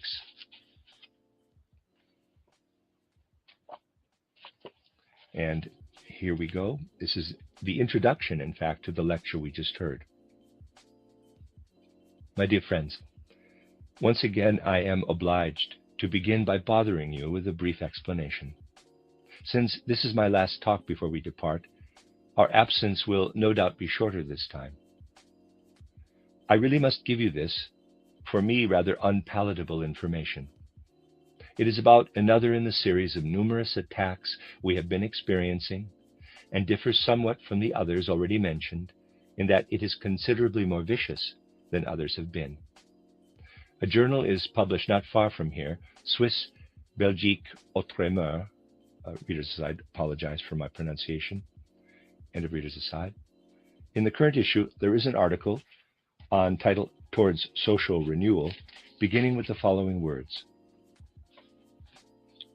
Quote, what an abyss it is that opens up when we move on from an Emil Wachsweiler to a Rudolf Steiner. The one is at first glance obscure in his terminology, but his thoughts are brilliantly clear. The other develops his ideas in a language which his followers may find comprehensible, but to us they appear to be exceptionally obscure. The German writer is a theosophist. One is assured that he was the intimate advisor, confidant, and inspirer of Wilhelm II. Out of tact, we refrain from using the designation, quote, the Rasputin, close quote, of Wilhelm II, which we have also heard, close quote. Steiner again. Well, my dear friends, let's begin with the logic, which in this case also has to do with morality, so that since we have recently been discussing various moral questions, it also fits in quite well with our other considerations. So, the logic, which also has to do with morality. A vicious rumor is put about, accompanied by an assurance that one has no intention of spreading it. One does not want to make an assertion, and then one does just that. For many people today, this is logical. So let me counter this with the facts. Our friends will remember that over the decades, I have given many lectures, right back into the 80s of the last century. You therefore know that I have only ever held one stance toward that Guillaume II, which was to ignore him entirely. The only possibility was to ignore him absolutely. This attitude to, in quotes, Guillaume II was not even unique to Germany, for it was also prevalent in other countries. So it is not surprising that I, too, ignored him absolutely. Since I received this article yesterday evening, I have been thinking about my relationship with Guillaume II, and I can describe it quite simply. I saw him once in the royal box in the dress circle of a Berlin theater. I was as far away from him as those of you here in the back row are distant from me now. Then, as I was walking along the Friedrichstrasse one day, he rode by surrounded by his generals and with his marshal's baton under his arm. And the last time I saw him, he was walking in the procession following the coffin of Grand Duchess Sophie of Saxon-Weimar. I've never exchanged a single word with him, nor been anywhere near him. That, my dear friends, is the truth. Nowadays, of course, it is possible for the truth to be distorted to such an extent, not only by chaps enjoying a pint and a game of cards, or by ladies nattering over a cup of coffee, but by people who write in quotes, journals. And my dear friends, these journals are read without any attention being paid to the attitude regarding the truth manifested in the whole journalistic business. In view of such a degree of corruption, one can thus not avoid wondering what chances there are for a spiritual movement which says, not as a fibbling joke, but out of the inmost needs of its existence, quote, wisdom lies solely in the truth, close quote. My dear friends, it has frequently been necessary for us to point out, especially in view of what has been going on in the last few weeks, that if what we call spiritual science really wants to enter into the world, it will be essential for there to be a solid ground of the most honest and upright truthfulness upon which it can base what it wants to tell the world. I have often said that even in the most trivial matters, it is necessary for those who want to participate in a spiritual movement like ours to ensure that even in the most insignificant announcements about everyday matters, absolute truthfulness must be present in the wording. When absolute meticulousness is not present even in the most unimportant everyday matters, this has an inner power to grow. It has its own vitality, which grows until it can outdo any measure of ordinary behavior, so that finally such things can be printed and duplicated on paper with black ink, which in the end render our culture corrupt. So long as battle is not joined in a serious and honest way against everything emanating from that direction, humanity will continue to slip into things which are already becoming apparent. My dear friends, we must look squarely at these symptoms of what is going on in the world. That is why it will be necessary ever and again to rebuke every infringement of the truth, whether small or large. Those who know it is connected with the personality of Rasputin also know how vicious the neck of the woods is out of which such slanders are coined. So you see that it is not only from the angle of the church, whence attacks are becoming ever more virulent, but also from non-church quarters, that everything we are endeavoring to bring into cultural life in the way of spiritual science is being threatened. As I have often said, if only we could find a more potent way of expressing ourselves than my own words have hitherto been. If only we could find a more potent way of expressing ourselves in order to counteract what is so very much in opposition to the dissemination of truth in the world. We need more strength, because regrettably, the souls of most people are asleep with regard to the truth we are hoping to bring to them here. The souls of most of the people very soon again forget the immense gravity which lies behind these things once they have been told about them. So, this is what I want to mention here as a matter of principle. Please, my dear friends, try to use the few weeks in which I shall probably not be lecturing here to meditate earnestly about the sense of truth and a truthful attitude of mind, about the power of a sense for the truth, and about the immense corruption emanating from the sense for untruth, which is so intensively pervading the world. Please believe me when I say that human thoughts are genuine forces, and that untruths, however small, are fatal for what one must call the spirit which fosters the evolution of the earth. In the long run, one cannot contribute to this fostering of earth evolution if one again and again has to come up against sheer untruthfulness. It was necessary to say this today as a preamble, in order to explain to you, my dear friends, what might become the cause of the esoteric gradually seeping away out of our spiritual scientific movement. Please do not believe that this is unimportant. It is necessary for each one of you to deliberate seriously and to ask meditatively the question concerning the power of the truth. For untruth comes, on the one hand, in small things, in everyday announcements, and on the other in morally corrupt lack of logic as demonstrated by that article. Quantitatively, these things might vary, but qualitatively they are identical. And that is the end of the appendix to Lecture 8. You are listening to Rudolf Steiner audio.com. If you are listening to the podcast of this, it is located at rudolfsteiner.podbean.com. Please consider becoming a patron. As well, there are two publishing houses, steinerbooks.org in America and rudolfsteinerpress.com in England, who are the sole publishers of Steiner into English and have given me permission to do these recordings. Please consider patronizing them as well. This is a reading of Collected Works, Volume 194 by Rudolf Steiner, entitled Michael's Mission, Revealing the Essential Secrets of Human Nature, translated by Johanna Collis, 12 lectures. This is Lecture 9, given in Dornach on the 12th of December, 1919. Since our trip has been delayed by a few days, I am able to speak to you here today, tomorrow, and the next day. I am especially pleased about this because a number of friends have arrived from England to whom I shall now be able to speak before leaving. These friends will have noticed that the building of the Goetheanum has made some headway, even in difficult times.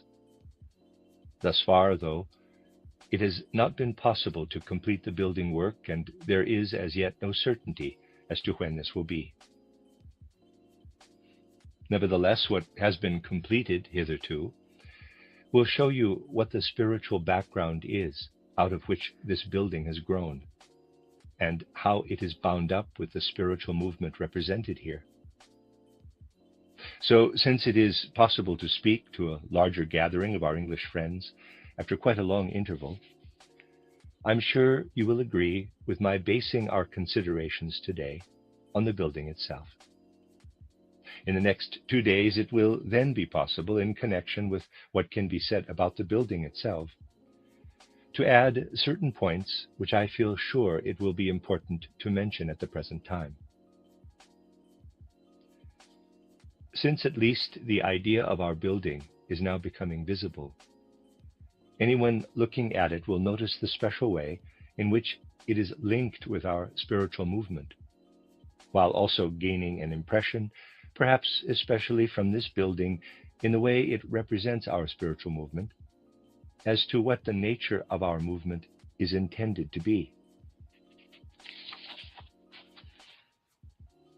Consider the situation of any sectarian movement, however widespread, finding it necessary to build a house like this for its gatherings. What would have brought this about?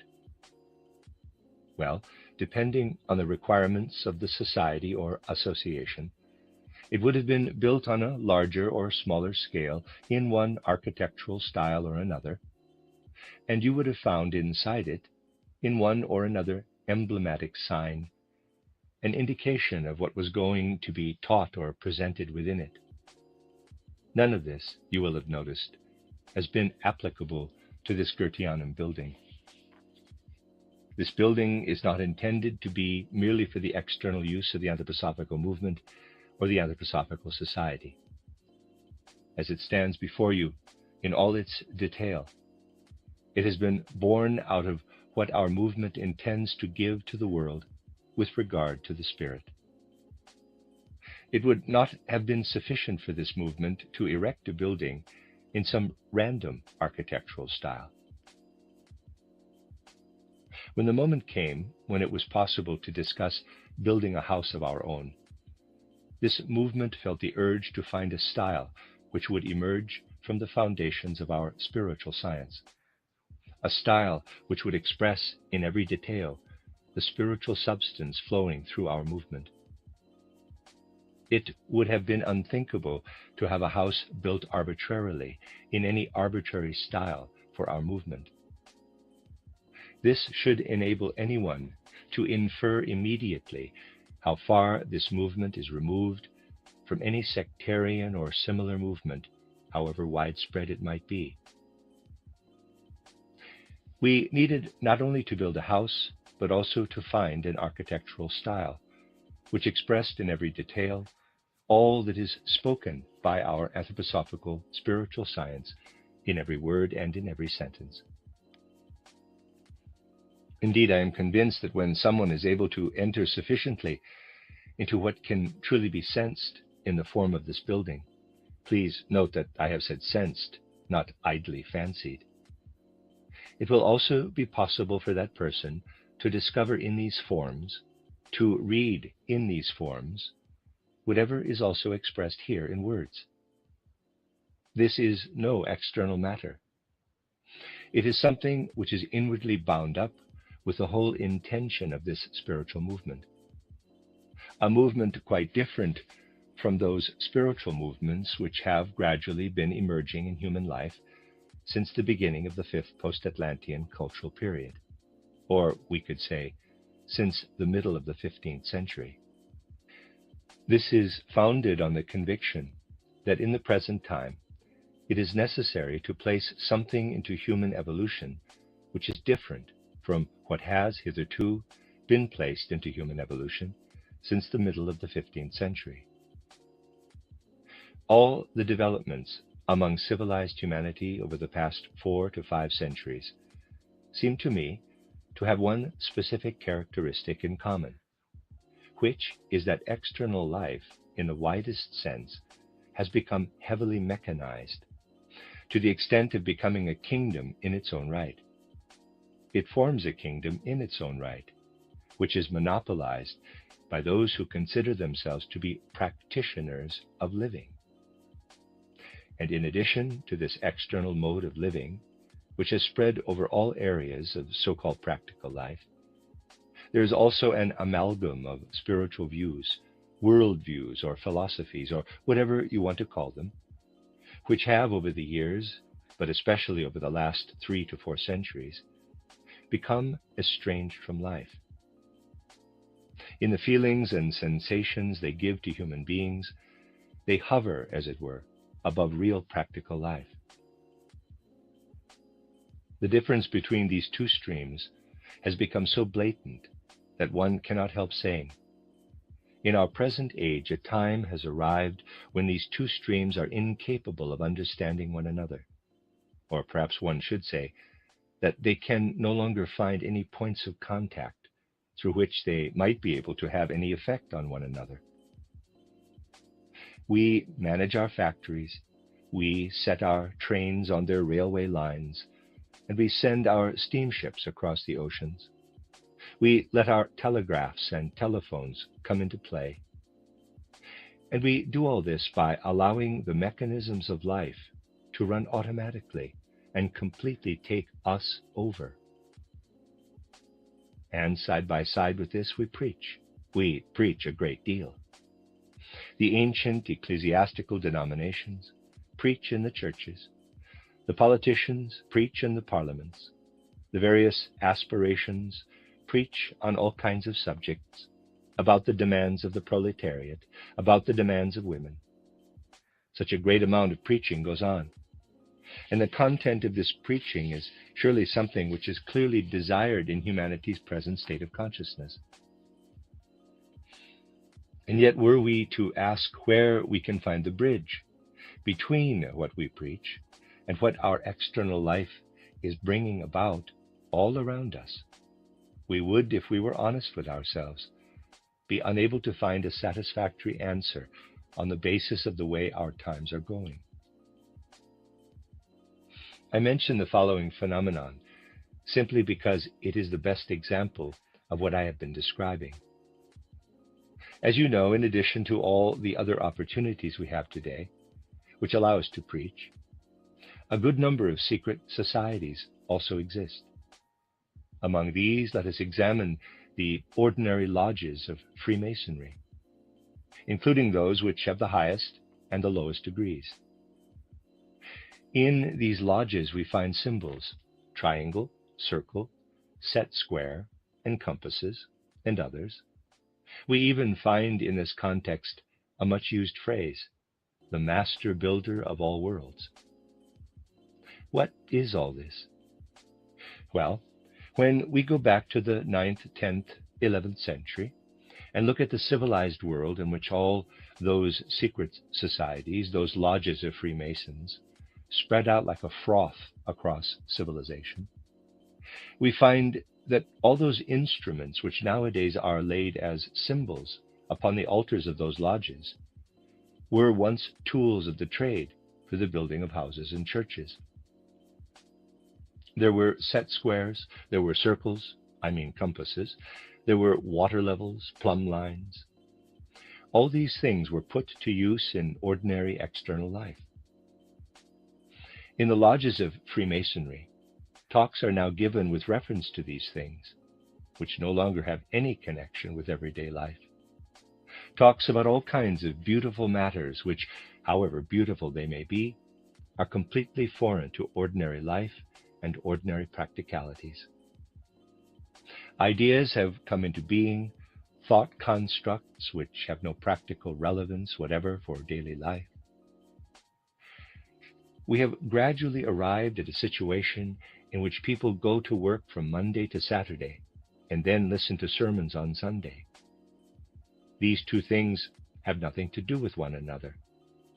And in preaching, we frequently refer to those things which in bygone times had a lively connection with external life, as symbols of what is beautiful, what is true, even of what is virtuous. Yet these things are out of touch with everyday life. We have even come to believe that the more out of touch with everyday life our sermons are, the greater is their capacity to raise us up to spiritual heights. The everyday profane world has become something inferior. We see how today all kinds of demands emerging from the depths of the human being are not properly comprehended for what they are. What often is the connection between those sermons put forth in grand houses about how virtuous we all are, how we all love others regardless of race, nation, color? What is the connection between such sermons and what really happens, what we really foster, by cutting out our coupons and letting ourselves be paid pensions by the banks in order to ensure the safe continuation of our external lives on the basis of principles which have absolutely nothing to do with what those virtuous individuals talk of in their elegant apartments?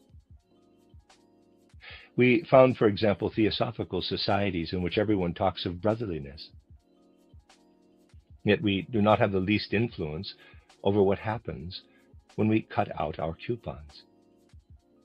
By cutting out those coupons, we set off a whole sequence of economic matters. Our life is fragmented into these two entirely separate streams. For example, and this is no theoretical example, but one from life, it can happen, and has indeed happened, that a lady approached me saying, "I've been asked for a contribution intended to assist people, but they drink alcohol. Surely, as a theosophist, I cannot agree to this." That is what she said. All I could say in reply was, "Well, you hold stocks and shares. How many breweries, do you imagine, are supported by your assets?" With regard to what is important, it is not a matter, on the one hand, of preaching in a way which voluptuously gratifies our soul, while on the other hand adopting an attitude to life based on a way of living which has come down to us over the past 300 to 400 years. Few people have any inclination to enter thoroughly into this fundamental problem of our time. Why is this? It is because this dualism has entered into our life, most strongly during the course of the last 3 to 4 centuries, a dualism between external life and our so-called spiritual strivings. When people today speak of spiritual striving, they are on the whole referring to something entirely abstract, something unworldly, and not to something capable of being involved in everyday life. The problem this points to, will have to be tackled at its very roots. If we here on this hill have been acting in accordance with the endeavors of the past 3 to 4 centuries, we might very well have sought the services of any architect, of some famous architect, in order to put up a beautiful building in whatever style of architecture we might have chosen. But this could never have been what we would have done. In that case, we would have entered this building, we would have been surrounded by everything beautiful belonging to some style or other, and we would have uttered words in keeping with the building, just like all those beautiful sermons spoken in keeping with the external lifestyle chosen by people nowadays. Such a thing was not possible, for this is not what is meant by the spiritual science oriented in accordance with anthroposophy. Its intention has, from the outset, been entirely something else. It was not intended to set up that old false contradistinction between spirit and matter, where the spirit is dealt with in abstracto, and where it is impossible for it to submerge itself in the essence and being of matter. When it is appropriate to talk of spirit, when does one speak truthfully about spirit? One speaks truthfully about spirit only when one is referring to spirit as the creator of matter. The worst possible way of speaking about spirit, which is today often regarded as the most beautiful way, is to refer to it as a cloud cuckoo land, never to be touched by matter.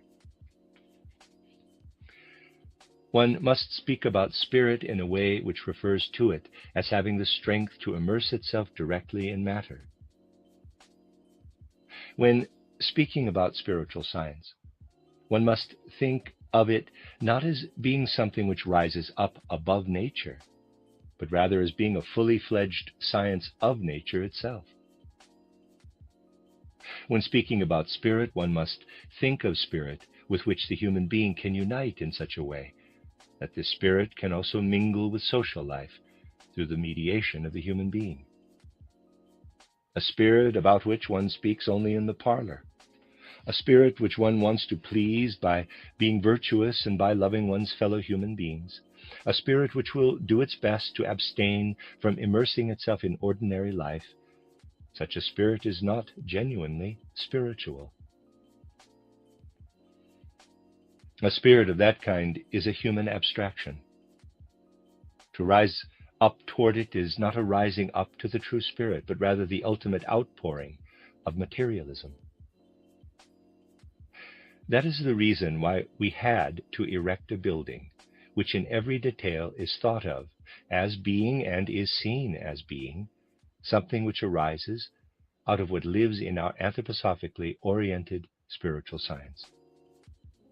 And linked with this too is the reason why in these difficult times there has arisen an approach to the social question which does not want to remain enclosed within cloud cuckoo land, but would instead prefer to be a matter of real life from the outset of its activity, the very opposite of sectarianism in any form, by reading what is written in the demands of our time and doing justice to them. Of course, there is much that has not turned out so well in this building. But surely, in all honesty, one cannot nowadays expect to be immediately successful in every detail. What is important is that a beginning is undertaken, a necessary beginning in certain matters. And it seems to me that such a beginning has been made with this building. So, one day, when this building is complete, just as the nutshell fits the nut, we shall within these walls, which are not foreign to us, bring into it what flows through our spiritual movement and assorts well with every line, with every form and color. It is so essential at the present time for at least some individuals to be aware of this will, for it is this will which is all important. Let me now return once again to a number of characteristics which have come to the fore among civilized humanity over the past 3 to 4 centuries. There are in this evolution of civilized humanity some phenomena which characterize for us the deeper foundations of what in human life just now is developing ad absurdum. It is indeed a development ad absurdum. The fact is that a large proportion of humanity, of human souls, is asleep, actually asleep. When one is somewhere where certain things are taking place, which are what I would call genuine counter-images, antitheses of all civilized life, when one is somewhere where these counter-images are not immediately obvious, but which nevertheless are taking place in numerous regions of today's civilized world, and which are symptomatic of what will continue to gain more and more ground, then one notices that human beings are indeed outside themselves with their souls, that they are outside the most important events of our times. They live in the everyday, without paying any attention to what is actually happening at the present time, unless they are directly affected by those processes. Admittedly, however, the actual impulses for those processes do lie in the unconscious depths, in the unconscious soul life of those people. At the foundation of the dualism I have already mentioned is another dualism, the dualism expressed, for example, in Milton's title Paradise Lost, which is a characteristic example of it. But this is merely an external symptom of something which fills the whole of modern thinking, sensitivity, feeling, and will. In more recent human consciousness, we have a sense of the antithesis between heaven and hell, or as others describe it, between spirit and matter. Actually, the modern difference between the heaven and hell of the peasant out in his field and the matter and spirit of so-called enlightened philosophers is merely one of degrees. The thought impulses on which both are founded are identical. The contradistinction is between God and the devil, between paradise and hell, People are convinced that paradise is good and that it is frightful that human beings have been banished from it. Paradise is something which has been lost and waits to be found again. And the devil is seen as a terrible adversary who opposes all powers linked with the concept of paradise. Those who have no understanding of the contradistinctions of soul which hold sway even in the most superficial strands of our social differences, our social demands, cannot imagine the magnitude of this dualism between heaven and hell, or between that lost paradise and the earth. Speaking the truth nowadays often involves speaking in paradoxes. Indeed, to explain some things truthfully, one often sounds crazy to one's contemporaries. But as in the Pauline sense of human wisdom being foolishness before God, so might today's human wisdom, or human madness, also appear as madness to human beings of the future. Human beings have gradually dreamt their way into these contradistinctions between earth and paradise. They confuse paradise with what ought to be striven for, which is the divine in the human being. They do not realize that striving for paradise, as they understand it, would be just as bad for them as striving for the opposite. If one imagines the structure of the world in the way it is presented in Milton's Paradise Lost, then one is renaming a power which is inimical to humanity, if it is striven for in a one-sided way, as one which is divine and good. The result of this is to find oneself striving for something which is an opponent of what is good in the human being. Our protest against such a view will be shown in the sculpture, which is to be set up in the eastern part of our building, a 9.5 meter group sculpted in wood, which will depict as a replacement for the Luciferic contradistinction between God and the devil what must be the foundation of human consciousness in the future, the trinity of the Luciferic, that which belongs to the Christ, and the Ahrimanic.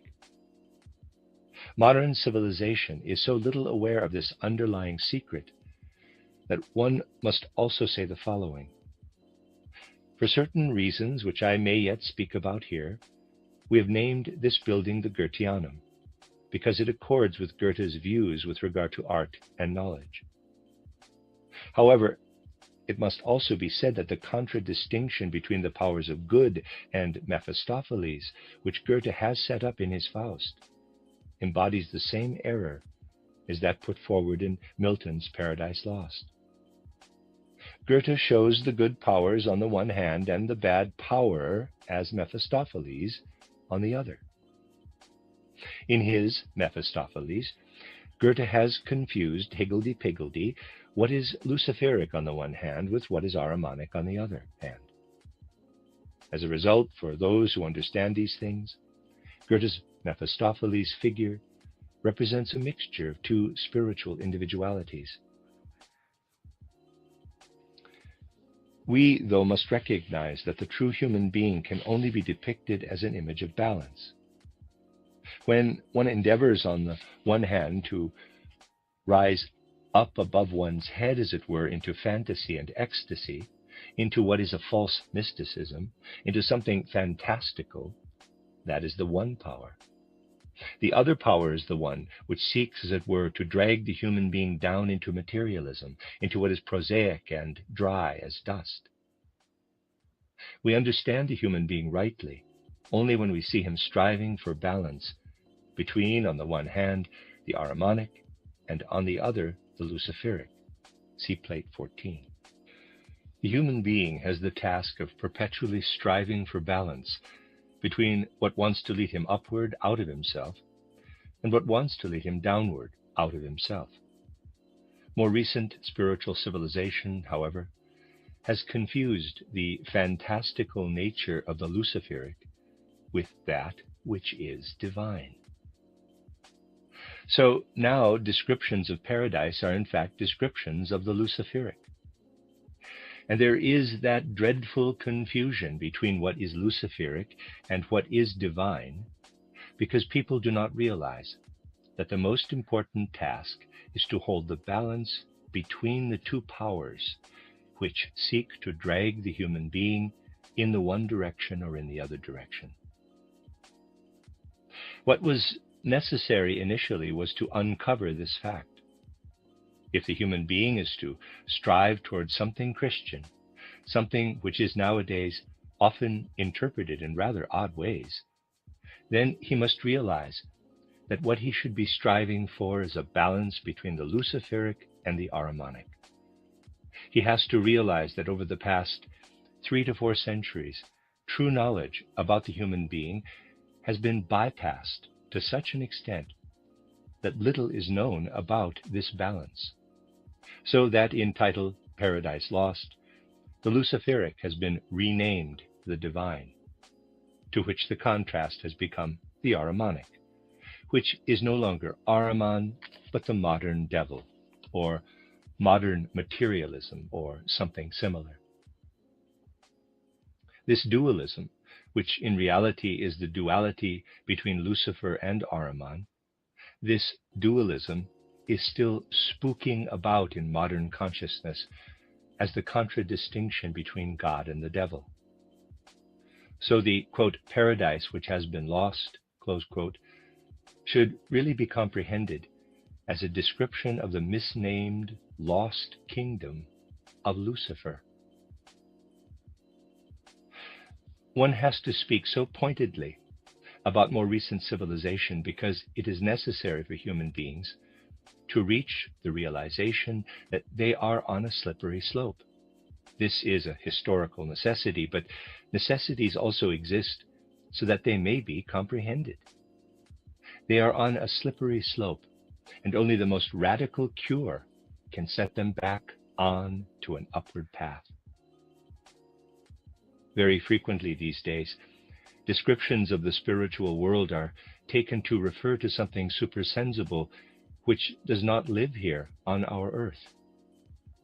In seeing something spiritual, people want to flee from what surrounds us here on our earth. But they do not realize that by fleeing into an abstract spiritual realm, what they find is not the spirit, but the region of Lucifer. A good deal of what is nowadays termed mysticism, or what is termed theosophy, denotes a search for the Luciferic region. Today's striving for the spirit cannot involve merely knowing about the spirit. What is appropriate for the present striving, for today's striving for the spirit, is to have an understanding of the connection between the spiritual world and the world into which we have been born, and in which we live between birth and death. Here is the question we should be asking above all others, if we want to turn our attention towards spiritual worlds. Why are we born out of those spiritual worlds into this physical world? Well, the reason why we are born into this physical world, and tomorrow and the next day I will enter in more detail into what I am only sketching now, is because on this earth we can experience things which cannot be experienced in the spiritual worlds. In order to experience these things, one has to descend to the physical world, and thereafter one has to carry results of these experiences back up into the spiritual worlds. In order to achieve this, one has to immerse oneself in this physical world. One must immerse oneself knowingly with one's spirit in this physical world. One must immerse oneself in this physical world for the sake of the spiritual world.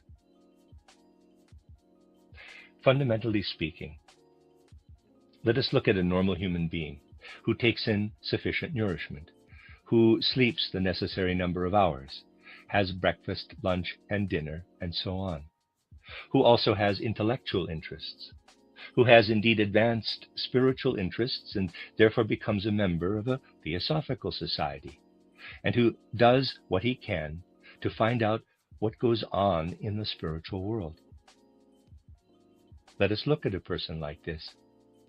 Someone who has, as it were, even in his little finger, everything which some literature or other of a theosophical nature has told him in this present age, but who otherwise leads an ordinary life. Let us look at this human being. What is the meaning of all the knowledge he acquires through his advanced spiritual interests? What it means to him is some inner pleasure of soul, some genuine luciferic enjoyment of a rather refined kind. But nothing of all this will be carried through the portal of death. Nothing at all. Among people like this, and there are a good many, there are those who, despite having even in their little finger knowledge about what an astral body is, what an ether body is, and so on, have not the faintest idea what is happening when a candle burns. They have not the faintest idea what magical feats are pulled off whenever a tram runs along the street outside. They may ride in the tram, but they know nothing about it. And there is more. They may have knowledge even in their little finger about the astral body, the ether body, about karma and reincarnation, but they have not the faintest idea what goes on nowadays, for example, in a gathering of proletarian people. They are not interested. All that interests them is what the ether body looks like, what the astral body looks like. But they are not interested in the journeys made by financial capital since it became the ruling power at the beginning of the 19th century. Knowledge about the ether body, about the astral body, is of no use once such people have died. This is something which can indeed be said on the basis of a true understanding of the spiritual world. But it can only be meaningful once this spiritual knowledge becomes the instrument by means of which one is able to immerse oneself in the physical, material life, and there absorb whatever cannot be absorbed in the spiritual world, but must then be carried into that world. The natural sciences are today taught in our universities, covering very many subjects. Experiments are carried out, research is done, and so on. And all this leads to the natural sciences with which we feed our technology, or even cure people, and do all kinds of other things. And side by side with this, there are the ecclesiastical confessions. But I ask you, have you ever taken note of the content of those ordinary Sunday afternoon sermons, where there is talk of the kingdom of Christ and so on? What connection is there between the natural sciences and what is said in church? On the whole, none at all. The two things carry on side by side. On the one hand, there are those who believe they have the strength with which to speak about God, about the Holy Spirit, and all kinds of other things. But even if they say they have feelings about all this, they still talk in abstract concepts, in abstract viewpoints. And the others talk about a nature in which there is no spirit. Nothing is done to form a bridge between them. And then, in more recent times, we have also developed all kinds of theosophical views, mystical views. These mystical views talk of many things which are far away from real life, but they do not talk about the life of human beings. Let me ask you, is it right to speak about the Creator of the universe in such a way that he appears to be a very beautiful and interesting spirit, even though he would never be capable of creating the world? The spiritual beings who are so often spoken about today would never have been capable of creating the world. If they were as we imagine them, they would not even be capable of becoming involved in our knowledge about nature or about human social life. Without being presumptuous, perhaps I may be permitted to use an example to show what I mean. In one of my more recent books, titled Riddles of the Soul, I drew attention, as I have also done in my lectures, to the nonsense which is taught in one of today's sciences, physiology, namely that the human being has two types of nerve, the motor nerves which underlie the will, and the sensory nerves which underlie perceptions, sensations. Well, since the invention of telegraphy, we have had an image of how telegraphy works. See plate 14. A nerve goes from the eye to the central organ, and then from the central organ to one limb or another. We see something, a limb, moving. The telegraph wire passes from this organ, from the eye to the central organ, and that activates the motor nerve so that the movement is carried out. Science is appointed to teach this kind of nonsense. It has to be allowed to teach it because one speaks in the abstract about one sees spiritually with regard to all sorts of things without developing thoughts capable of intervening positively in the way nature works. One lacks the strength to discover, in what one sees spiritually, some knowledge about nature itself. There is, namely, no difference between motor and sensory nerves. What we call will nerves are also sensory nerves. Their purpose is to enable us to perceive our own limbs when they are expected to make movements. The classic example of tabus dorsalis proves the opposite of what ought to be proven. I shall not enter into this any further here, as you do not have the necessary background knowledge, but I would certainly very much like to discuss this one day with people knowledgeable about physiology and biology. All I want to point out here is that we have natural science on the one hand. On the other hand, there is much speaking and preaching about spiritual worlds which fails to touch on any real worlds surrounding us in nature. This is something we need, however. We need knowledge of the Spirit, which is at the same time strong enough to become a science of nature. But we shall only succeed in this if we take into account the will about which I wanted to speak to you today. If we had intended to set up a sectarian movement which had some dogmatic ideas regarding the divine and the spiritual, and which simply had need of a building, then we could have erected or caused to be erected any kind of building. But that was not what we wanted. Since we wanted to demonstrate, even through this external action, that it is our will to immerse ourselves in real life, we were obliged to create this building ourselves out of the will of spiritual science.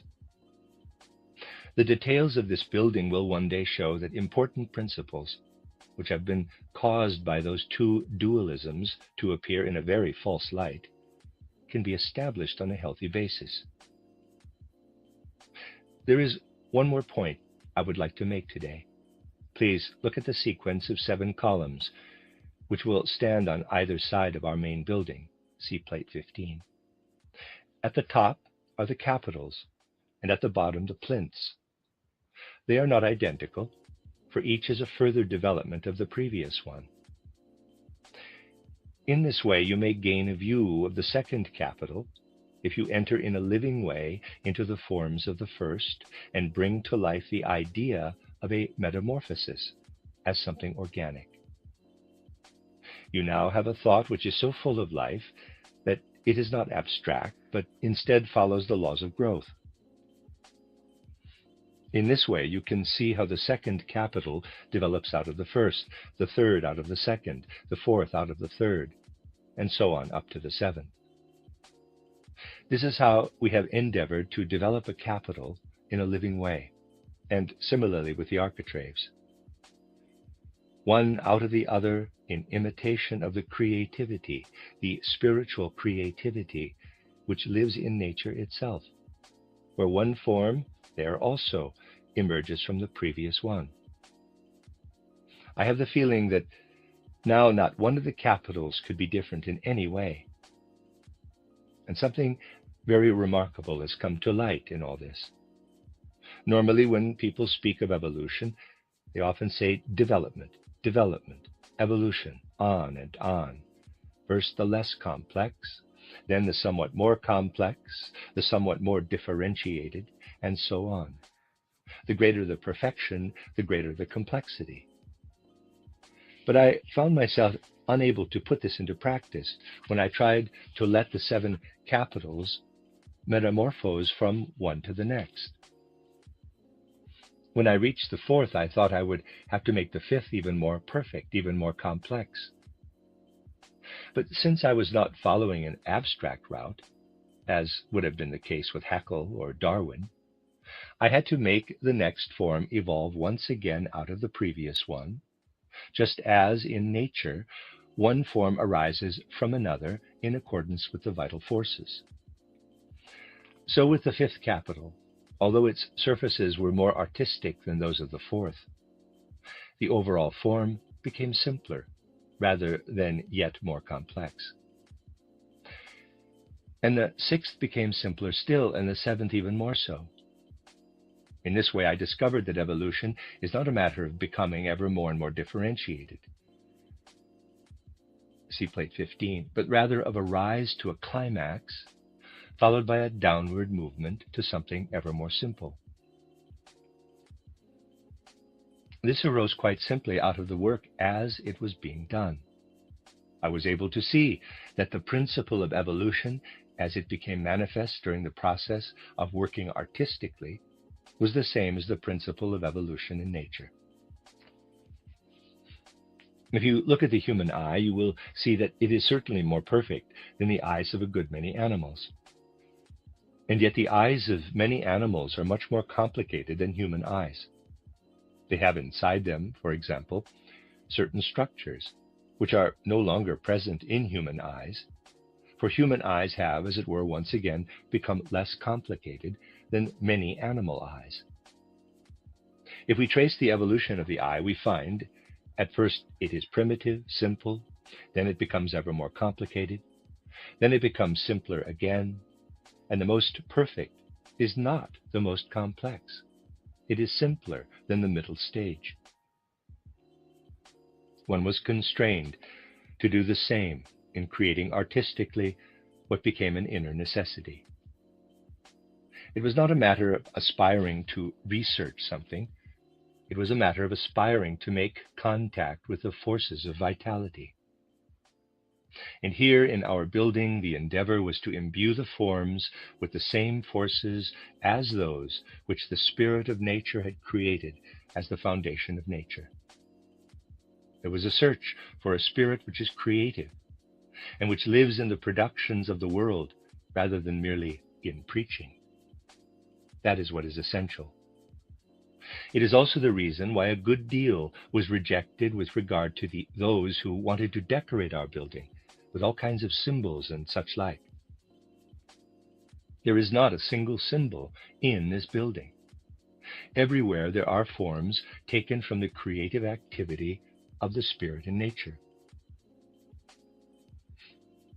This in turn reveals the initial stage of a will which will have to find a way of continuing. What is to be hoped is that people will understand this view of the matter, that they will actually understand how access to the original sources of human intentions, of human creativity, is needed in all realms by more recent humanity. All kinds of demands are made on us today. All these demands are separate from one another. They derive from the various fields of life. So what we need is something which brings everything together. This cannot come from anything which really floats about in the surroundings of external visible existence, for everything visible is founded on something invisible. And this is what we have to grasp hold of today. Let me put it like this. We should listen carefully to what is going on today. And if we do, we will find that it is not at all absurd to notice that everything old is falling to pieces. so something must be set up to take its place. However, one needs a degree of courage in order to become acquainted with this thought, and this courage cannot be found in external life. It must be developed by an entirely inward effort. I should like to characterize this courage as follows. Today's sleeping souls would surely be delighted if someone were to turn up in one place or another with the ability to paint like Raphael or Leonardo. This would be quite understandable. But what we should have the courage to say today is that only those have the right to admire Raphael and Leonardo who know that today one cannot and one should not be creative in the way Raphael and Leonardo were in their time. Something quite prosaic can be said to illustrate this. Only someone has the right today to recognize the importance of the theorem of Pythagoras who realizes that this Pythagorean theorem is not waiting to be discovered now. Everything has its own time, and matters must be grasped on the concrete basis of their own time. More is required of us today than might be expected of those who attach themselves to some sort of spiritual movement. Today we need to recognize that we must face up to a renewal within the evolution of humanity. It is easy to claim that we are living in a time of transition. Every age is a time of transition. What matters is to understand what it is that is undergoing the transition. I do not want to make that trivial claim that our time is a time of transition. What I do want to say is this. People keep claiming that neither nature nor life leap forward disjointedly. People are considered wise and clever when they state sequential development. No leaping. Well, actually, nature does constantly move forward in leaps. See drawing 14. Step by step, nature forms first the green leaf of the foliage, then remolds this into sepals, then into colorful petals, then into stamens and pistils. Nature makes leap after leap, each time shaping a form. And in wider life, there is the one turnaround after another. In the life of a human being, new circumstances arise at the change of teeth, and yet others at puberty. And if our powers of observation were less crude than they are today, one would also observe the beginning of a third phase around the 20th year, and later yet again as life proceeds. History, too, is an organism in which such leaps take place. Yet we now pass them by unnoticed. People are entirely unaware of the significant leap which occurred around the turn of the 14th to the 15th century, or rather in the middle of the 15th century. Yet, what was initiated at that time wants to reach its fulfillment now, in the middle of our century. And it is definitely not a matter of idle fantasy, but rather a statement of the exact truth, when one points out that events which have moved human beings so greatly, and which have recently reached such a culmination, are tending towards something which can truly be observed to be a preparation for what is going to erupt into human evolution during the middle part of this century. These are the things of which one must be aware if one does not intend to set up arbitrary ideals for human evolution, but strives to discover spiritual science together with the creative forces of the world, so that these can then also enter into life. The end of Lecture 9. You are listening to RudolfSteinerAudio.com. If you're listening to the podcast of this, it is located at RudolfSteiner.podbean.com. Please consider becoming a patron. As well, there are two publishing houses, SteinerBooks.org in America and RudolfSteinerPress.com in England, who are the sole publishers of Steiner into English and have given me permission to do these recordings. Please consider patronizing them as well. This is a reading of Collected Works, Volume 194 by Rudolf Steiner, entitled Michael's Mission, Revealing the Essential Secrets of Human Nature. 12 lectures translated by Johanna Kallis. This is lecture 10, given in Dornach on the 13th of December, 1919. Yesterday I spoke to you about the relationships between anthroposophical spiritual science and the forms present in our building. I wanted especially to point out that the relationship this building has with our science of the spirit is not an external one, but that what has flowed into these forms is the spirit which holds sway in our spiritual science. It is especially important to be able to claim that a genuine feeling and understanding of these forms amounts to a reading of the inner meaning present in our movement. Today, I intend to mention some other aspects regarding the building in order then, either still today or else tomorrow, to follow this up with some important points emerging from anthroposophy. When you look at the ground plan of the building, you will notice that it has the form of two overlapping circles, one smaller and one larger, which I can draw like this. See plate 16. The building as a whole is oriented east to west. As you can see, this east-west line is the only symmetrical axis. Everything relates symmetrically to this axis. For the rest, there is here no mechanical repetition of the forms such as is otherwise found in architecture, for example, with matching capitals and so on. Rather, as I said yesterday, there is an evolution of the forms, so that subsequent forms evolve out of previous ones. Rounding off the outer ambulatory, you can see 7 columns on the left and 7 on the right. And as I mentioned yesterday, the 7 columns have capitals and plinths, and between them architraves, all of which develop their forms sequentially. If you can have a sense of this ground plan, then simply in these 2 interlocking circles, by grasping this through your feelings, you will find something which points to the evolution of humanity.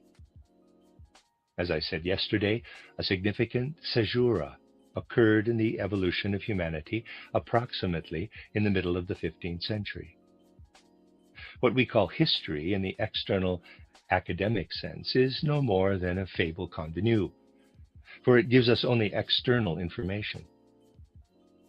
History in this sense gives us the impression that the human beings of the 8th or 9th century were no different than those of the 18th or 19th century.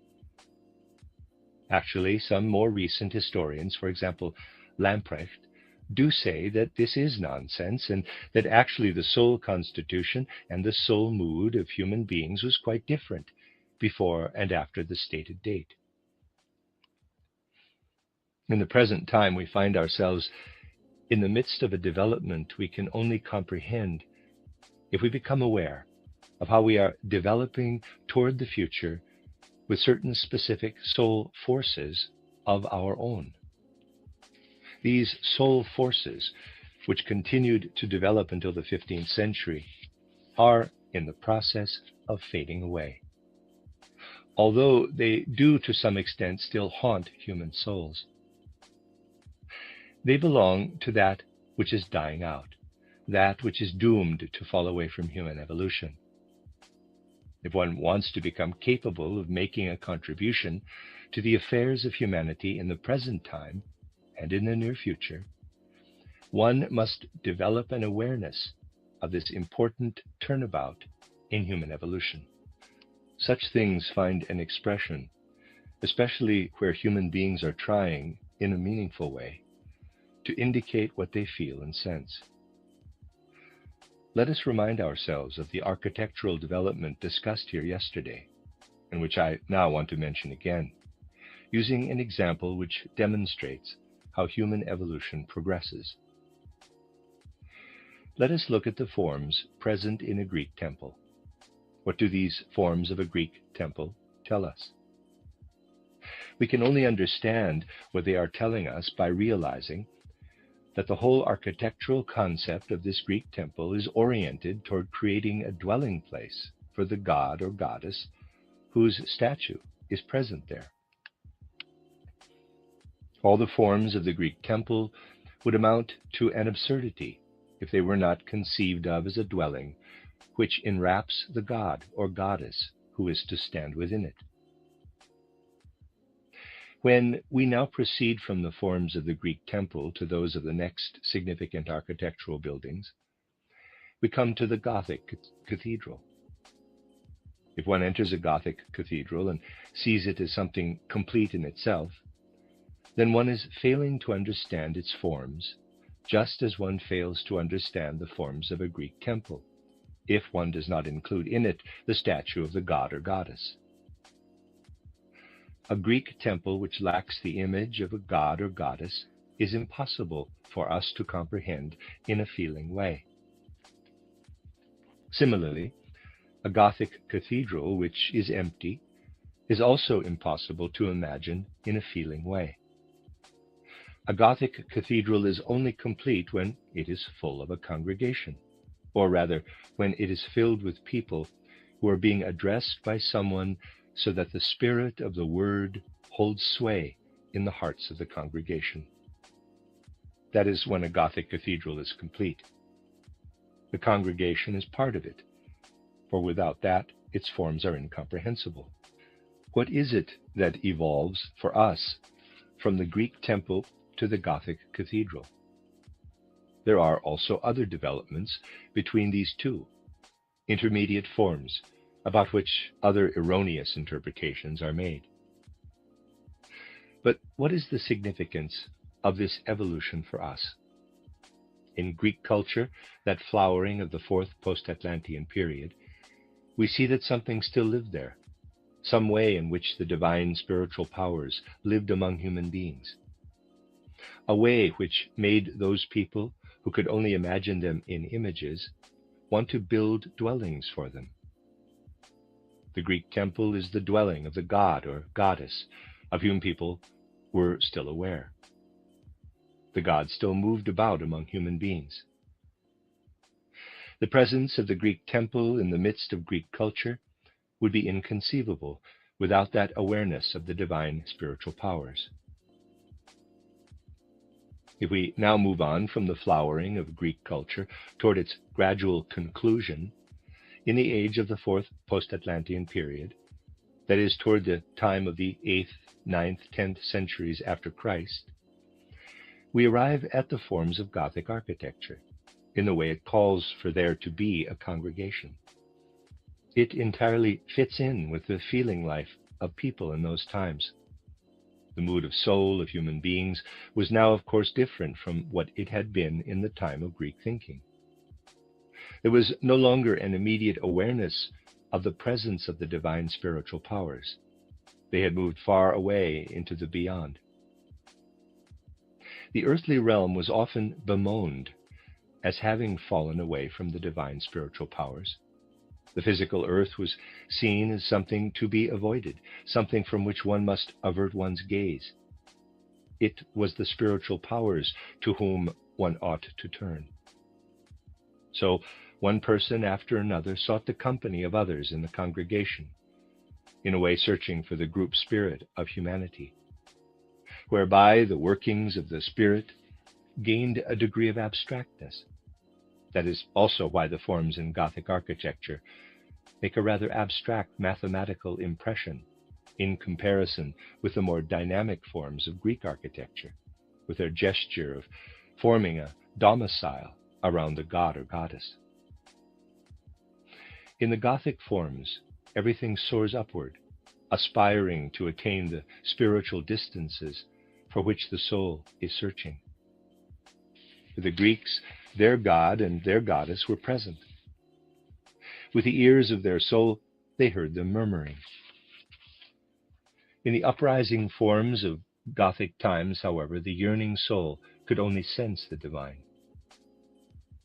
Thus, with regard to a mood of soul, humanity came to yearn, to live in yearning and seeking, relying on yearning and seeking in community, feeling that searching in community would be more felicitous, while at the same time becoming ever more convinced that the spiritual and the divine, rather than living in direct contact with human beings, was something to be sought, where it lay mysteriously hidden in underground regions. In order to find a way of expressing what was yearningly striven for, yearningly sought after, all one could do was somehow seek a connection with something mysterious. And the expression for a soul mood of this kind was the cathedral, especially in its typical form of the Gothic cathedral. However, in yearning for what was the highest and most mysterious, when endeavoring to rise from the natural to the supernatural, it was necessary to move from what was merely Gothic to something else, which one could say did not merely unite the members of the physical congregation, but rather the overall spirit of humanity, or all the soul spirits of humanity striving together toward a central point, a mysterious central point. Imagine the totality of all human souls streaming together from every point of the compass. Here, worldwide humanity meets as though in a great cathedral, not Gothic in appearance, but with the same intention as a Gothic cathedral. In medieval times, such things were connected with the Bible. Imagine how the 72 disciples, one need not think of physical history, but this was the spirit which flowed through the world at that time.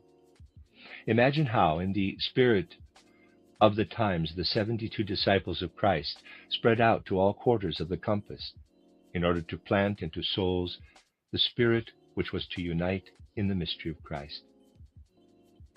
Then, in what streams back into the center from the Christ spirit, which the disciples carried out to the souls, in what streams back from every direction of the compass, you have in the most all-embracing way, in the most universal way, what people of the early Middle Ages thought of as that which strives toward the mystery.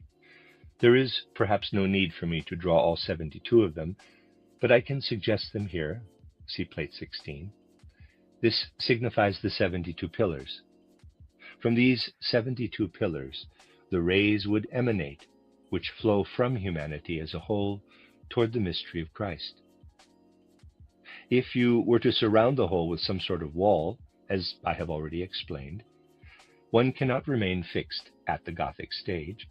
With some sort of wall with a circular ground plan, and imagine the 72 pillars here, then you would have the cathedral, which embraces, as it were, the whole of humanity. If you were then also to imagine its orientation from east to west, you would find a ground plan quite different from that of our building, which is a combination of two partial circles. This ground plan here would give you an entirely different feeling, a feeling which I have tried to describe to you. The main lines of orientation in such a building would have the form of a cross, so that one would have to imagine the main aisles also being arranged in the form of a cross. For medieval human beings, this represented the ideal cathedral. If this is the east and this the west, then north and south are here. In the north, south, and west, there would be 3 portals, and here in the east would be a kind of main altar. And where each arrow is, there would be a kind of side altar. And here, where the arms of the cross intersect, the temple within the temple would have to be situated. This would then be the summing up of the whole, a repetition in miniature of that which is represented by the whole. In the abstract language of today, we would describe this as a miniature domicile for the sacrament in the shape of the building as a whole. Try to imagine what I have sketched here in an architectural style resembling the Gothic, but with a good deal also of forms from the Romanesque style, with the whole picture oriented in the way I have shown. What I have given you is a sketch of the Grail Temple as imagined by human beings in the Middle Ages. That Grail temple which represented an architectural ideal in the latter period of the fourth post-Atlantean epoch. This was a cathedral into which would flow all the yearnings of a humanity oriented toward Christ, in the same way as the yearnings of a congregation would flow into an individual cathedral, or, furthermore, in the way human beings in a Greek temple, in a specific region, would feel themselves to be united with their god or their goddess, even though they themselves would not have been inside the temple, since the temple was a dwelling solely for the god or goddess, and not for human beings. Another way of expressing this would be to say that a Greek, in describing his relationship with the temple, would say the same as he would with reference to a person's relationship with his house. He would say, Pericles dwells in this house. He would not mean by this that the person in question had any relationship, such as ownership, with the house.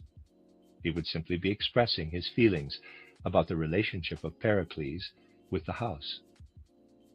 And he would have been expressing exactly the same nuance of his feeling regarding the architectural style of the temple when he said, Athena dwells in this house. This is the dwelling place of the goddess Athena, or Apollo dwells in this house. This is not something which could have been said by the medieval congregation of a cathedral. A cathedral was not a house in which the divine spiritual being dwelt. It was a house which expressed in every architectural nuance that it was a meeting place in which one oriented one's soul toward the mysteriously divine. Thus, within the Ur temple of the later part of the fourth post-Atlantean culture, there was the temple of the temple, the cathedral of the cathedral. So of the whole structure, one could say, once I have entered here, I shall be able to raise myself up to the mysteries of the universe. In the case of the cathedral, one had to enter into it. In the case of the Greek temple, one only had to say, this is the house of Apollo. This is the house of Pallas Athena. And the central point of that Ur temple, where the arms of the cross intersected one another, there was the central point which harbored the Holy Grail. So you see, this is the manner in which one must follow up the moods which characterize the different historical periods. If one does not do so, one cannot get to know what really happened. And, above all, one cannot, without such considerations, discover the soul forces now beginning to evolve in our own present time. Well, then, the Greek temple enveloped the god or the goddess, and one knew that they were present there among the human beings.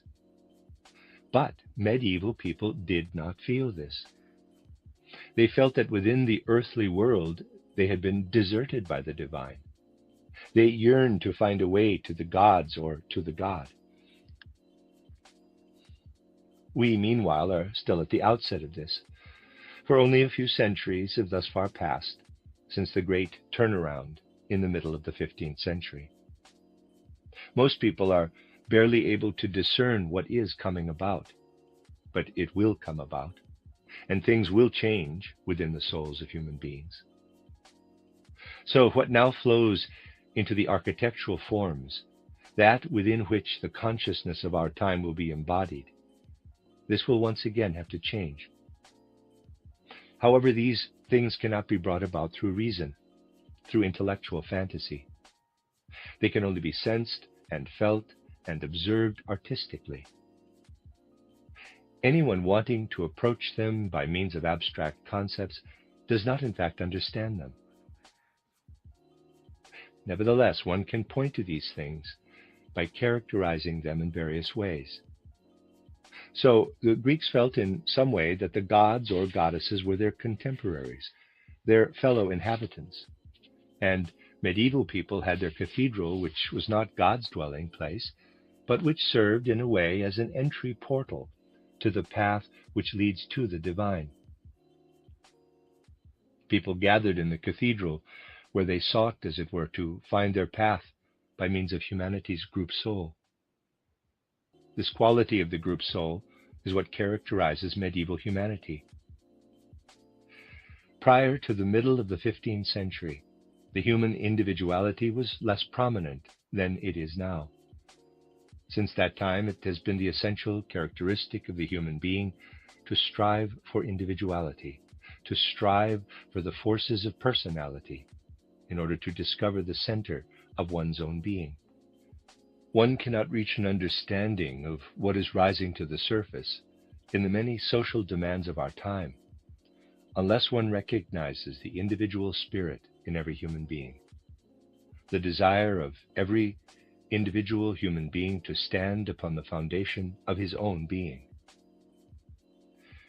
Something especially important for the human being will arise out of this age, which began in the middle of the 15th century and will come to its conclusion near the 4th millennium. Something very important for this period will arise. You see, to say that every human being is striving for his own personal individuality is rather a vague way of expressing something. The group spirit, even that of quite a small group of individuals, is much easier to comprehend than that which is being sought by every individual out of his own original source. It is for this reason that it has become especially important in recent times for every modern human being to comprehend what is meant by seeking the balance between opposite poles. In the one direction, one wants to rise up from the head. Everything that makes us into daydreamers, fantasists, hallucinators, what gives us vague mystical urges for an indefinable future, or what fills us when we become pantheists or theists or something similar, belongs to the one pole. And the other pole is sobriety, aridness of mind, or put trivially, while not being at all untrue with respect to the spirit of our time, Philistinism, bourgeois narrow-mindedness, anything that drags us down to earth and into materialism. These two polar forces exist within the human being, and he stands between them with the duty to seek for balance. How many ways are there by means of which one can search for balance? You can discover this by once again looking at the image of the scales, see plate 17. How many ways are there by means of which one can search for balance between two poles which pull in opposite directions? As you can see, if one pan of the scales carries 50 grams or 50 kilograms, and the other the same, then there is equilibrium. And if one pan carries 1 kilogram and the other also 1 kilogram, once again, there is balance. And if there are 1,000 here and 1,000 here, yet again there is balance. Balance can be sought in countless ways, and this corresponds with the countless ways in which one can be a human being. That is why it is so essential for present-day human beings to be aware of how their very being exists in the striving for balance between the two opposing poles. As I have just said, the search for balance cannot be defined specifically. The human being of the present time will only cope with his search if he links it with the striving for balance. Just as important as it was for Greeks to feel that Pallas Athena or Apollo were working in their community, because here was the house of Pallas Athena or here was the house of Apollo, just as important as it was for medieval human beings to feel that there was a place where they could gather which harbored something, whether it was the relic of a saint or even the Holy Grail itself, a place where they could gather and into which the longing of their souls for something indefinable could flow. So is it now important for the modern human being to develop a sense of who he is as an individual, a sense that as an individual he is a seeker for balance between two polar opposite forces. From the point of view of the soul, one could also say that, on the one hand, there exists something which one is looking for beyond the head, everything effusive, everything fantastical, everything which wants to develop passion and which cannot be bothered with real situations in life. That is the one extreme of the soul. And the other is what drags the soul down to the earth, to everything prosaic and dry as dust, any humorless intellectualism and so on. This can also be expressed physiologically. The one pole involves the rushing of the blood, the boiling of the blood to fever pitch. The one pole, physiologically speaking, involves everything connected with the forces of the blood, while the other is everything associated with bony rigidity, with whatever is petrified, right up to the physiological extreme leading to sclerosis in its various forms. So here too, between sclerosis and fever, as the radical extremes, the human being must seek physiologically to retain his balance. Basically, life consists in the search for balance between what is prosaic and dry as dust and what is effusive and fantastical. In our soul, we are healthy when we have found the balance between what is effusive and fantastical and what is prosaic and dry as dust. And in our body, we are healthy when we can live in an equilibrium between fever and sclerosis. This can be attained in infinitely many ways, and it is this in which the individuality can come alive.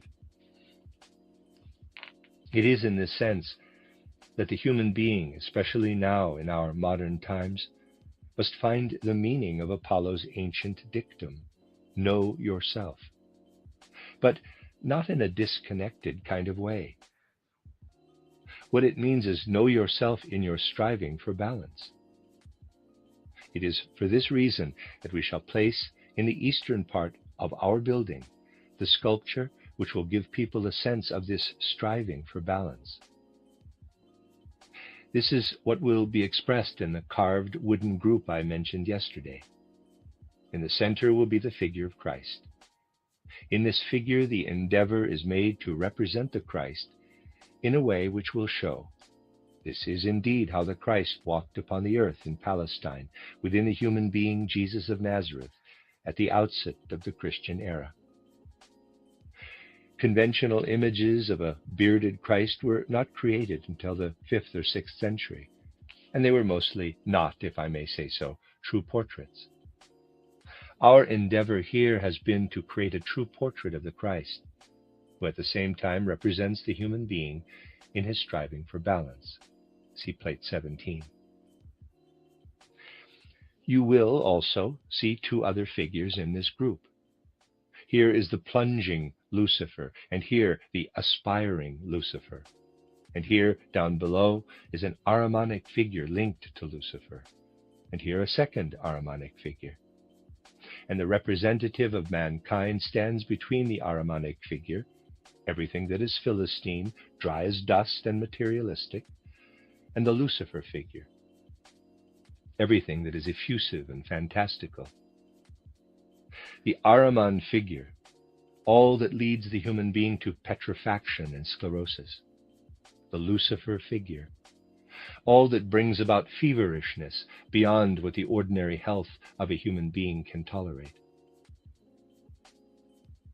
Having first had in the center of the Gothic cathedral something which contained not an image like this, but perhaps the relic of a saint or even the Holy Grail, anyway, something which had no direct connection with those in its vicinity, so now we shall have an all-enveloping building, a building which embraces the human being in his striving for balance.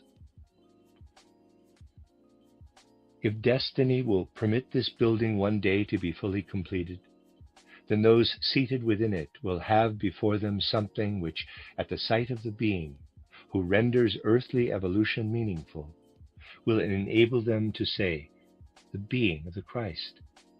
The intention is that this should be sensed in an artistic way. There must be no intellectual fantasizing about the Christ. A true feeling and sensing is what must arise. The whole concept is an artistic one, and the most important aspect is what comes to expression artistically.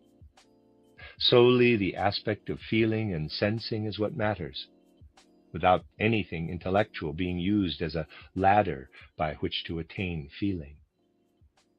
It is the feeling and sensing which should lead the individual to look eastward while saying, that is you yourself, without this denoting an abstract definition of the human being. For balance can be attained in an infinite number of ways. It is not the image of God which is to be enveloped, for Christians too are not supposed to make an image of God. What is to be enveloped is that which has arisen out of the group soul nature of the human being and become the powerful individuality of every human being. The forms here bear witness to the working and weaving of impulses for individuality. If you can approach what I have just said, not through your intellect, which is often the favorite method nowadays, but through your feeling life, and if you can consider that nothing here is intended to be symbolic or intellectual, for our endeavor has been to allow everything to flow out through artistic forms, then you will have grasped the underlying principle which this Goetheanum building is intended to express. And you will also have grasped how anthroposophical spiritual science is intended to connect with the inner spirit of human evolution. These days, it is not possible to find meaning in anthroposophical spiritual science without following the path which arises out of the great challenges facing humanity both now and in the near future. It is utterly essential to learn how to speak in a different way about what is actually carrying humanity toward the future. A good many haughty secret societies exist today which actually offer no more than what still stems from the age preceding the great turnaround in the 15th century. And this also often shows in a remarkably superficial manner. We ourselves have often found the same endeavors within our own circle too. How very often have we not been told, when trying to point out the special value of occult striving, that this is a very ancient matter. For example, a man once approached us who was presenting himself as something of a Rosicrucian. Whenever he had something to say, which was usually no more than his very own superficial opinion, he made a point of saying, as the Rosicrucians of old would have said, he never omitted to say of old. Many of today's secret societies like to emphasize the antiquity of what they represent. Some do indeed stem from the Rosicrucians, in their own way, of course, while others reach for further back, especially to ancient Egypt. Anyone wanting to peddle Egyptian temple wisdom can easily hoodwink the majority of today's population merely by announcing his intention. Most of our friends do understand that our anthroposophical spiritual science does not aspire to return to antiquity. What it aspires to is the direct revelation now coming down to the physical world out of the world of spirit. It therefore has many other matters to discuss, rather than taking seriously those secret societies which rely on antiquated ideas and which still play a considerable role in human events. When you hear what these people who are initiated into certain mysteries belonging to the secret societies have to say, and they do open their mouth occasionally on their own initiative, they chiefly speak about three things. Firstly, they speak about what the genuine seeker finds in the spiritual world when he has crossed the threshold to that world. What he finds is that as soon as he has crossed the threshold to the spiritual world, he encounters powers, which are the actual enemies of mankind, the true, real, spiritual enemies of human beings here on the physical plane. Such people claim to know that something which is hidden from ordinary consciousness is interwoven with those powers, which can, with some justification, be called the spiritual causes of sickness and death, and is also interwoven with everything connected with human birth. And you will then hear from such people who are knowledgeable about these things that one ought to remain silent about them. They say ought because they mean that one should not tell ordinary folk, by which they mean immature souls, in other words, the majority of humankind, about what exists beyond normal consciousness. The second experience people have when they come to know the truth, one can only know the truth once one has grasped the mysteries of the supersensible world. The second experience is the degree to which everything they observe with their senses is illusion. The more things have been researched, the more they are deceit. Losing the ground under one's feet in this way, the ground which human beings of today need more than ever, losing this ground comes to an end once one has stepped across the threshold. Then they can say, "It is a fact, for I have seen it." The third experience is that as soon as we begin to work in the world, whether we use tools or till the earth, whatever work we do as human beings becomes woven into the fabric of the social organism. We are then doing something which is relevant not only to us as human beings, but to the universe as a totality. Nowadays, when people construct a locomotive, or when they manufacture a telephone, or a lightning conductor, or a table, or when they heal a sick person, or do not heal him, but allow him to remain sick, in doing all this, they take it for granted that this is going on solely as a part of human evolution on the earth. But they are wrong. I hinted at this in my mystery drama titled The Portal of Initiation. Namely, that when something takes place here on earth, events come into play all over the universe. You will remember the scene with Strader and Capasius. This shows a profound truth. These are the three experiences people latch onto if they know about such things. But in those societies, they are preserved in a form befitting the middle of the 15th century, and are therefore often completely misunderstood. People latch on to these things by pointing, firstly, to the mysteries of sickness, health, birth, and death, secondly, to the mystery of the great illusion in the sense world, and thirdly, to the mystery of the universal significance of what human beings do in the world. And they have a certain way of talking about these things.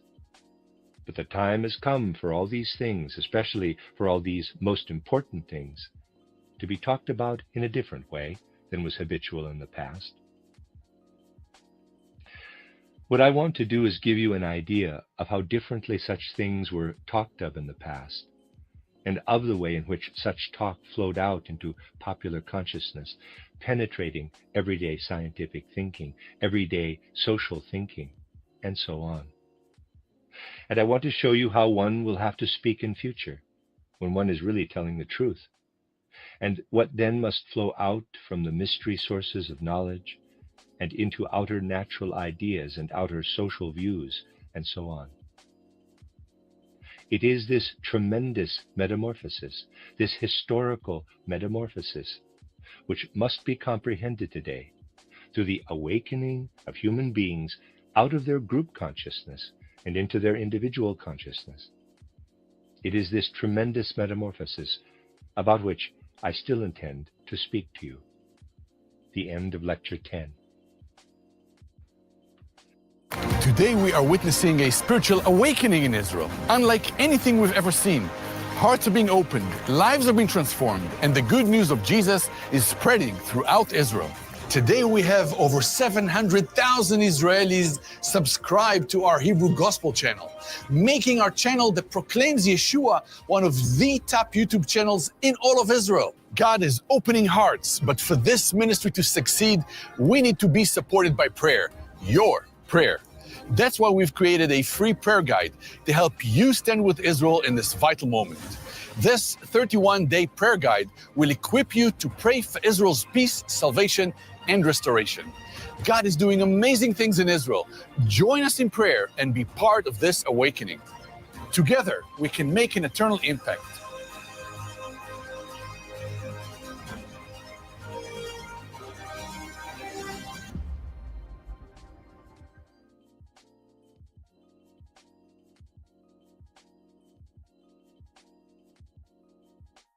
When I'm with you, nobody gets me. You do. Everything is moving on and on. You are listening to RudolfSteinerAudio.com. If you are listening to the podcast of this, it is located at RudolfSteiner.podbean.com. Please consider becoming a patron. As well, there are two publishing houses, SteinerBooks.org in America and RudolfSteinerPress.com in England, who are the sole publishers of Steiner into English and have given me permission to do these recordings. Please consider patronizing them as well. This is a reading of Collected Works, Volume 194 by Rudolf Steiner, entitled Michael's Mission, Revealing the Essential Secrets of Human Nature, 12 lectures translated by Johanna Kallas. This is Lecture 11, given in Dornach on the 14th of December, 1919. In what I intend to say today, I shall refer to some extent, in a more general way, to what I spoke about yesterday and the day before. From those two previous lectures, you will have gathered that spiritual science, in the sense referred to here, is to be born from the most profound and earnest requirements of human evolution in our time and in the near future.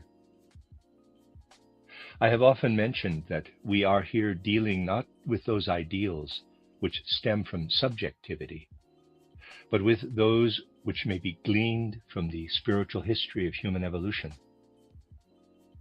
One can most definitely glean from this spiritual history of human evolution that the science of initiation, the science which derives its knowledge from beyond the threshold to the spiritual world, is most urgently needed for the further evolution of humanity.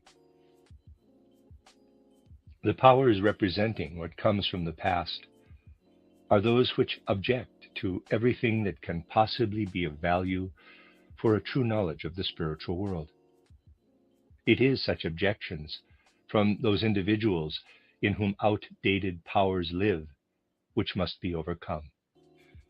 The claim that relearning and rethinking regarding the most important affairs of human evolution is needed must be thoroughly and earnestly comprehended. So I do beg you to work toward overcoming anything that might tend toward a sectarian attitude, such as is still somewhat rampant within the soul of anthroposophy, and truly to see how significant anthroposophical spiritual science is for the world and for humanity. Humanity is today still a long way from awakening from that sleep in which it became enveloped by the developments I have already described certain aspects to you, commencing round about the middle of the 15th century. Everything incorporated into humanity at that time, external science with its great triumphs, the materialistic concept of universal laws, and the erroneous social ideas appearing so obviously as a result, all these things which have enshrouded humanity in sleep are still mightily at work. No fruitful progress will be possible until humanity has been shaken awake. Let us not forget that knowledge of the Spirit has mighty enemies in all those who, above all, want to continue thinking along their habitual lines out of sheer complacency. It would be wrong to assume that the more such enmity and opposition stemming from those quarters comes to the fore, the more will spiritual science become known, so that surely there is no need to bother about such obstacles. Well, ignoring such opposition might be one way of looking at the matter, but it would be the wrong way of tackling things. After all, if noxious pests attack us, we do not ignore them. We seek to rid ourselves of them, and this cannot always be done in a gentle way. But of course, every case is different and must be treated as such. These things must be understood on the basis of what is necessary today. From this point of view, we should be especially pleased if in these increasingly difficult times there are still individuals who have the will needed to espouse our cause.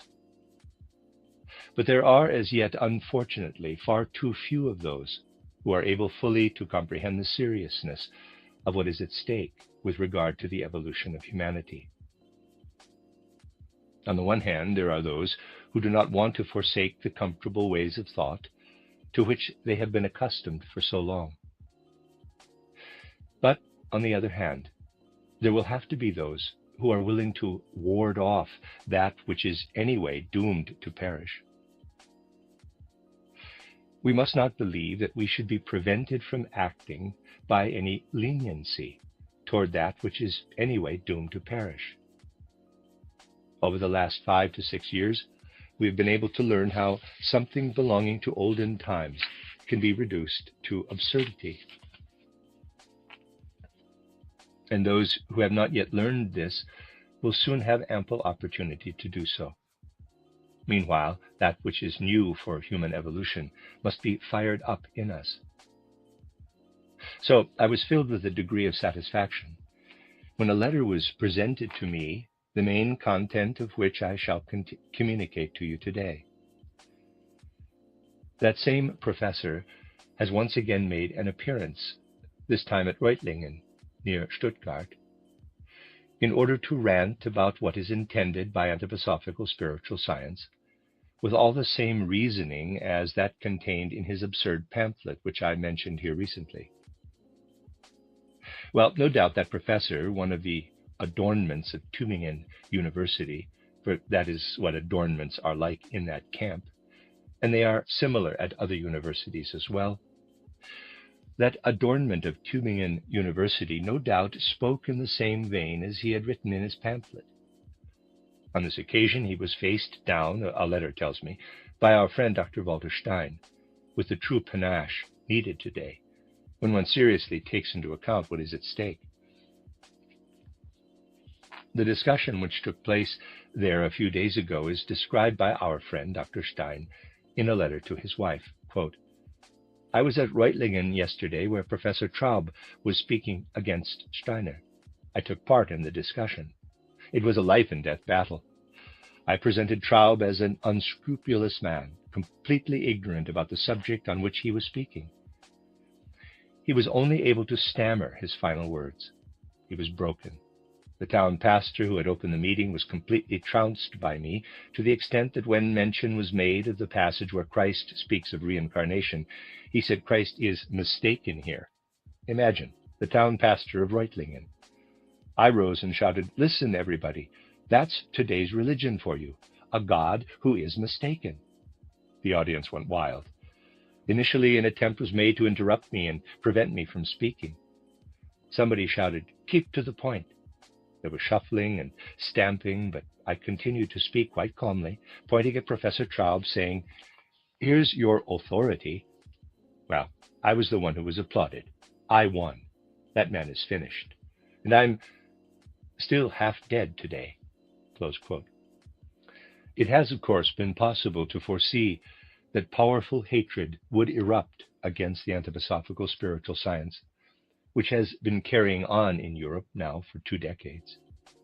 Anyone could foresee this who knew and knows how intimately linked this anthroposophical spiritual science is with the powers who are called upon to bring about the progress of humanity at the present time and in the near future. This anthroposophical spiritual science must not be confused by lethargy, by that attitude which likes the soul to luxuriate in spiritual ideas and concepts. And if Dr. Stein feels this is a matter of life and death, well, there is indeed something quite correct in this. We are at the beginning. The battle to destroy us has been joined. Insofar as we have understood the right impulse of our spiritual science, we have never made any moves toward aggression. But we may not avoid what must necessarily be done to counter the aggression which will increasingly assail us from without. We must not lose courage, and we must not be lethargic. Bringing truth into human evolution will not be comfortable, and we must certainly not gird ourselves with forbearance in certain matters. In fact, we appear to have achieved a good deal if the gentlemen who officially represent Christianity are stuck for an answer and are ready to say, Christ is mistaken here. The town pastor, of course, cannot be mistaken. If what the town pastor has to say disagrees with what the Bible says, then it is Christ who is in the wrong, not the town pastor. This is the attitude we now encounter everywhere. Only we don't want to see it because it is uncomfortable to see it. But this attitude is visible everywhere, if only one were willing to notice it. Those, however, who clearly see the correlations in life know full well that the European misfortune of recent years, even though it might appear to have run its course externally, is intimately bound up with the way of thinking to which people have become accustomed as they gloat voluptuously over the great progress humanity is supposed to have made. What is now needed is that we should become inwardly realistic. But under the influence of recent culture, people have lost the capacity to be realistic. Everywhere it is one's personal wishes that count. If one day the history of the past 5 or 6 years is written, it will only be possible to do so on the basis of spiritual science. Those chapters of world history will have much to tell about what part the personal aspect played in the great events of world history. As I just said, it will be impossible to speak about the events of the past 5 to 6 years except on the basis of spiritual science. I need only mention something I have often said here. Of the 30 to 40 individuals who were in leading positions when they participated in what was termed the outbreak of the World War, imprecise language is favored here because it helps to disguise the truth. It was neither an outbreak, for it was something quite different, nor was it a world war, for it was something different which will not be over for a long time. Of those 30 to 40 individuals who were involved at the time, a large number were not fully alert. The forces of their souls and their spirits were not all there. And wherever consciousness is clouded, that is where there are portals through which the Ahrimanic powers can find easy entry to the decisions and the will of human beings. The Ahrimanic powers played an essential role at the beginning of the events which took place in 1914. Even today, if one wished, one would already be able to discern entirely externally, on the basis of the facts, how necessary it is for spiritual knowledge to be involved in human evolution. But we are so very far in our thinking, in our feeling, and in our will from taking such things seriously. On the one hand, there is the fact, and even more the coming fact, that the time is ripe for the arrival of individuals who are able to bring a fit and capable soul to bear on the spiritual impulses which have been breaking in upon our physical world since the final third of the 19th century. But in addition to our having entered into a materialistic age, there is also that other fact, namely that the portals leading from the spiritual world to our own world have been open since the final third of the 19th century.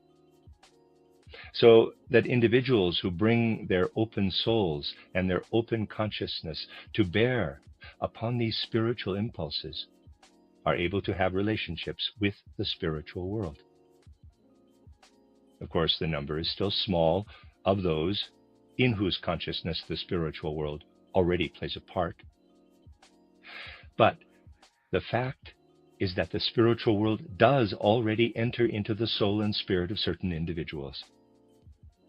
We can say that the next 10, 20, 30 years, up to the middle of this century, will be such that more and ever more human beings will have learned to listen quietly to their inner being in order to bring to this inner being the impulses of the spiritual world which want to enter there.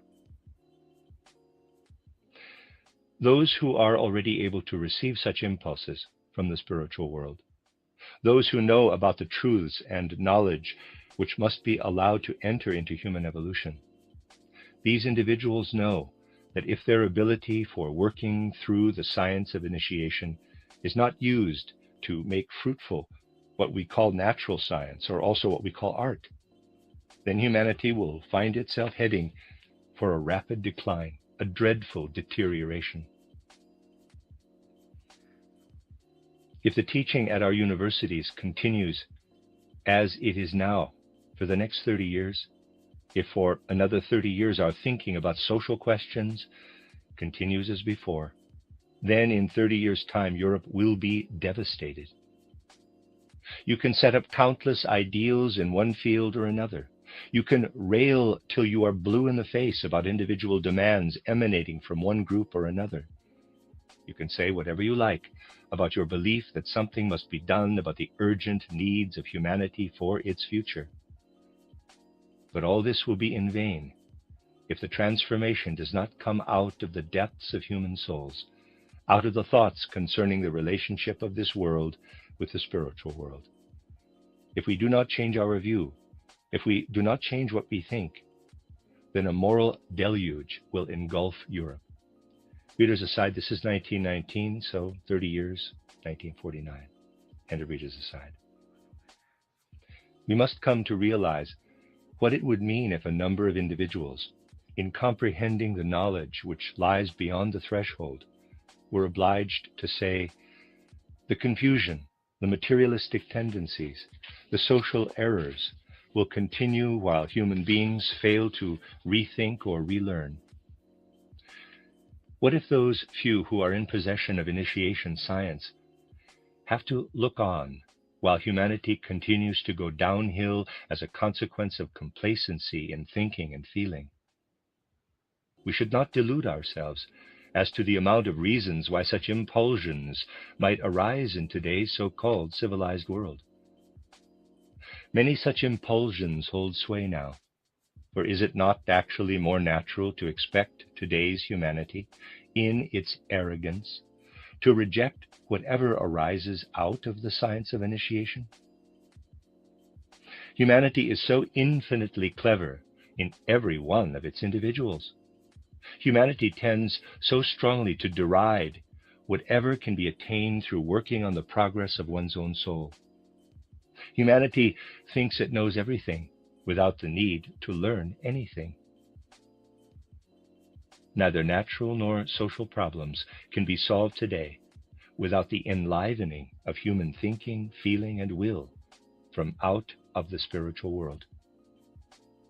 Yet many today consider it fantastical to talk of a science of initiation, or of something which is described as being the threshold to the spiritual world. Of course, it is not yet possible for every individual to cross the threshold to the spiritual world. But surely it is not forbidden to recognize the truth of what is meant by those who are capable of crossing that threshold. People are wrong when they insist on saying, from one point of view or another, why should I accept what somebody or other says about initiation science if I myself cannot look into the spiritual world? This is not right. Ordinary common sense, if it is not misled by today's erroneous natural or social ideas, is perfectly capable of making up its own mind as to whether there is truth in what someone is saying. When a person talks about spiritual worlds, one need only observe his manner of speaking, the seriousness which is brought to bear on what he is saying, the logic of the description, and so on, and one can then form one's own judgment as to whether what he is saying about the spiritual world shows that he is a charlatan or whether it is founded on fact. This is something one can decide for oneself, and no one is prevented from making something bear fruit in natural and in social thinking if it has been brought forth from the source of spiritual life by those who are eligible to speak about the principle of initiation. The powers of human evolution, which have been guiding the human being unawares to enable him to make progress, these powers are now exhausted and will be utterly exhausted around the middle of the century. New powers must therefore be called up out of the depths of souls.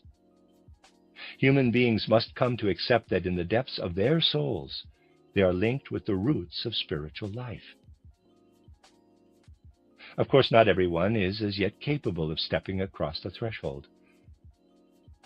Over the course of the past few centuries, human beings have become accustomed to experiencing whatever they encounter as taking place in time. But the first thing they will experience after crossing the threshold is that there is a realm in which time as we know it has no meaning.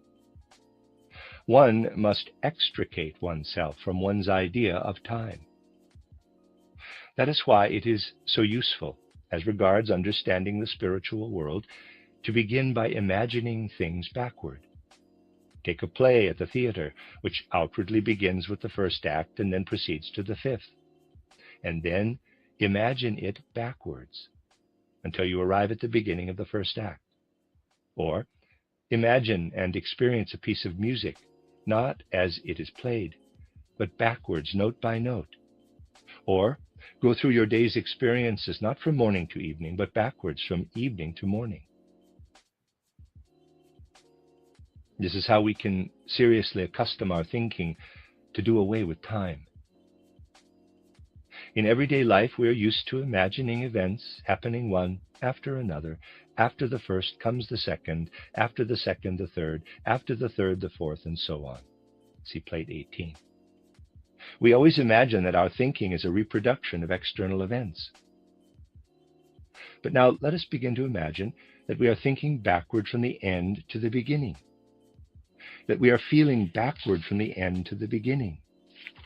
To do this, we need to exercise a degree of inner coercion, and this coercion is good, because it coerces us to move out of the ordinary world of sense. Time runs from 1, 2, 3, 4, and so on in this direction.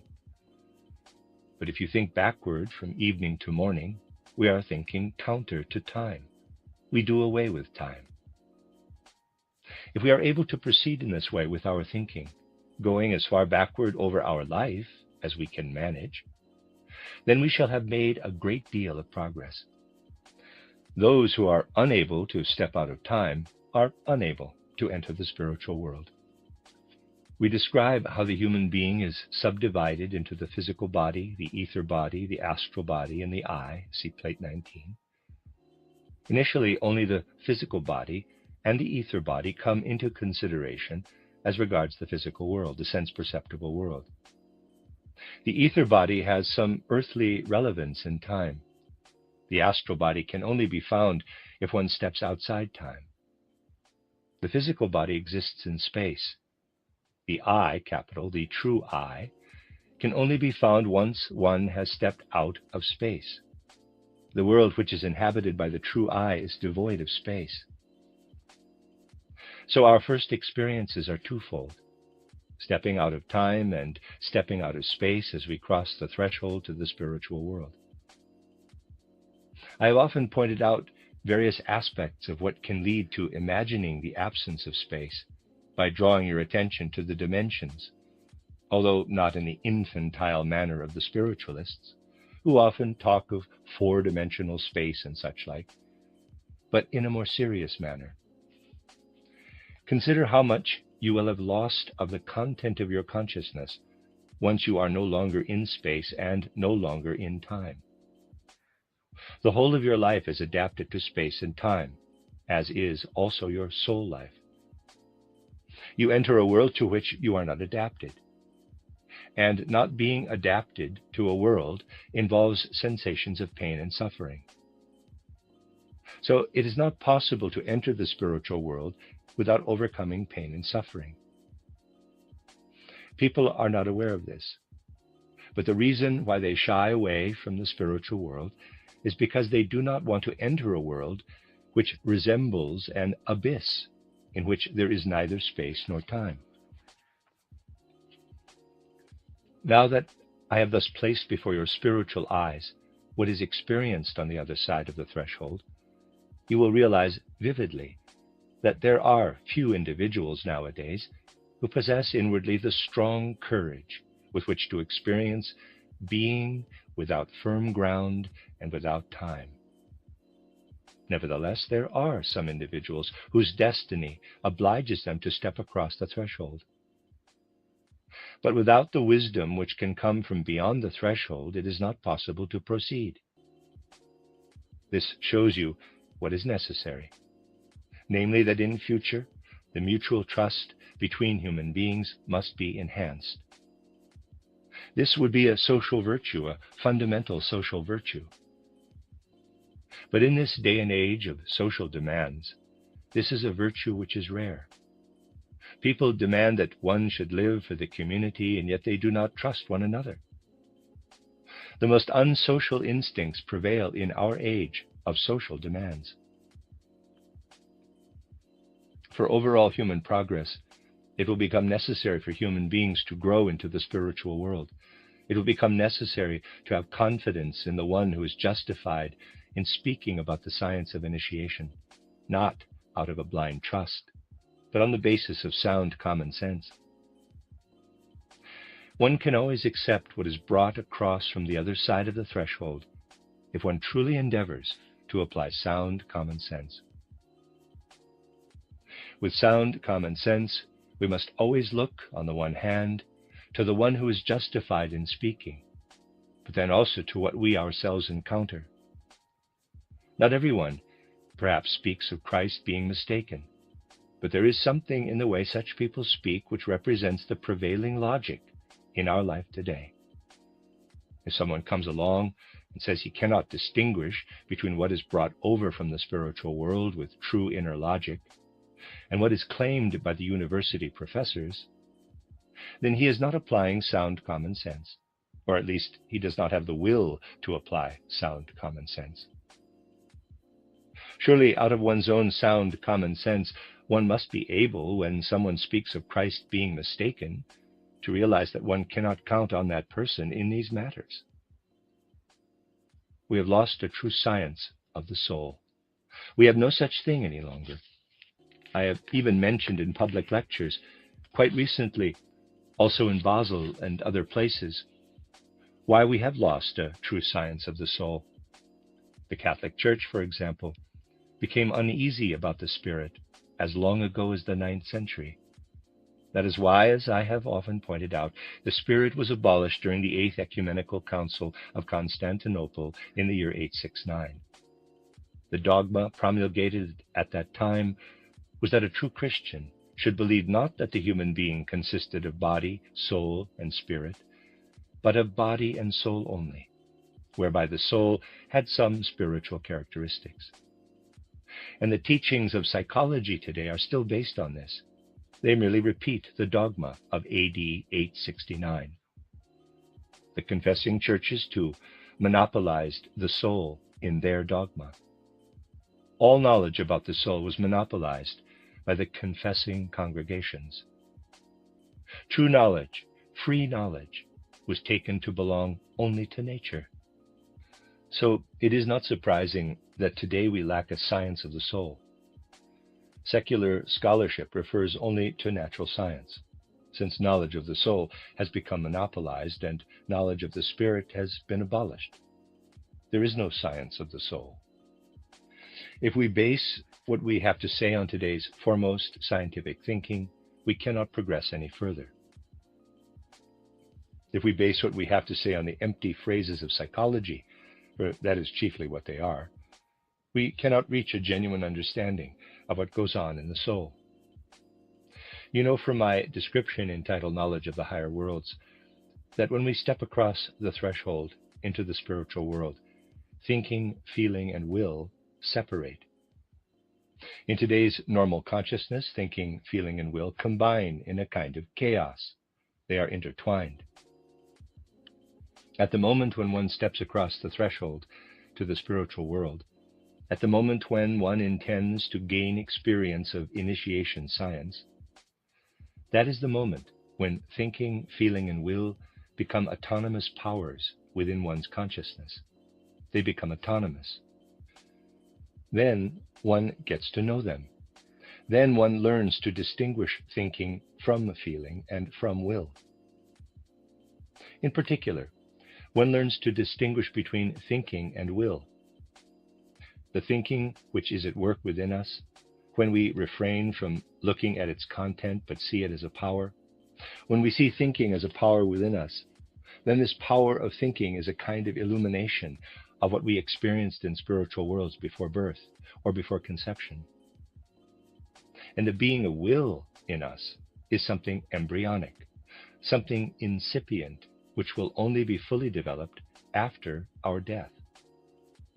Thus we can say, if this, see plate 19, is the course of a human being's life between birth and death, then there is thinking during the course of life in the way it lives in the human being, merely as a semblance, for its true nature lies before birth or before conception, and the will is no more than a seed, for that which is to develop out of this seed only develops after death. Thinking and will are profoundly different within human nature. If someone now applies to this the logic of our present time, which likes to put everything tidily in its place and construct systems, then he might say, we were told today that thinking is the power which plays into existence from our life before birth, and that will is the power which points toward the life after death. This would be a nice separating out of thinking and will by means of definition. But definitions do not serve our purpose. Some definitions, especially those which are supposed to be scientific, are very shrewd, but they all have a snag somewhere, like that in the example from ancient Greece, in which the question is asked, what is the human being? The human being is a two-legged creature with no feathers. So next day a pupil brings a plucked cockerel and says, this is a human being, for it is a two-legged creature with no feathers. Well, things are not so simple that one can deal with them by means of the ordinary tools of our intellect. It is all very well to say what we experience as thinking has its true existence before birth, and what plays into us here is only something like a mirror image of thinking. This presents us with a certain problem, but you will be able to overcome it by exerting your thinking somewhat. Think of a mirror with an object in front of it, for example, a candle, so that the mirror image is here. See plate 19. It is easy to differentiate between the two. You are not likely to mistake one for the other. And if you screen the candle with something, you will see only its mirror image. The image will do whatever the candle is doing. Whatever happens in the mirror image will show you exactly what the candle is doing. Since you are accustomed to thinking spatially, you will easily be able to imagine what the candle itself is doing. That which is within us, however, is the power of thought as a mirror image, and the reality lies before our birth. The actual power of which we have the image in our life lies before birth. Hence the axiom of human consciousness, I think, therefore I am not. Cogito ergo non sum. This is the fundamental principle we have to comprehend, that we think in images, whereas the power of thinking lies before birth. In recent times, the opposite has been set up as the fundamental axiom of philosophy, cogito ergo sum, which is a nonsense. So you see how recent humanity is having to pass its test. But we are at the parting of the ways. It is up to us to learn how to think about the basic tenets of soul life.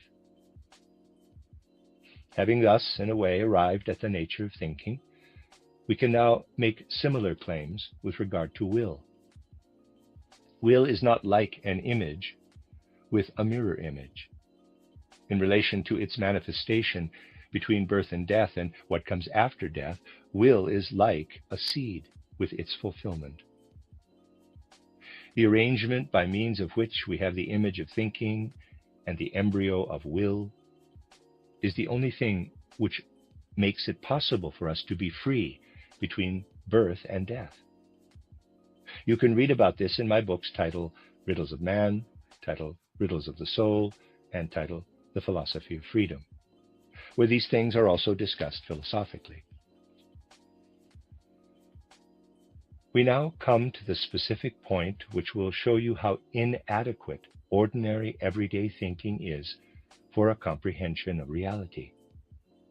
Having grasped the essence of thinking, we at the same time have to say, this thinking is no mere thinking, for it has within it also some power of will.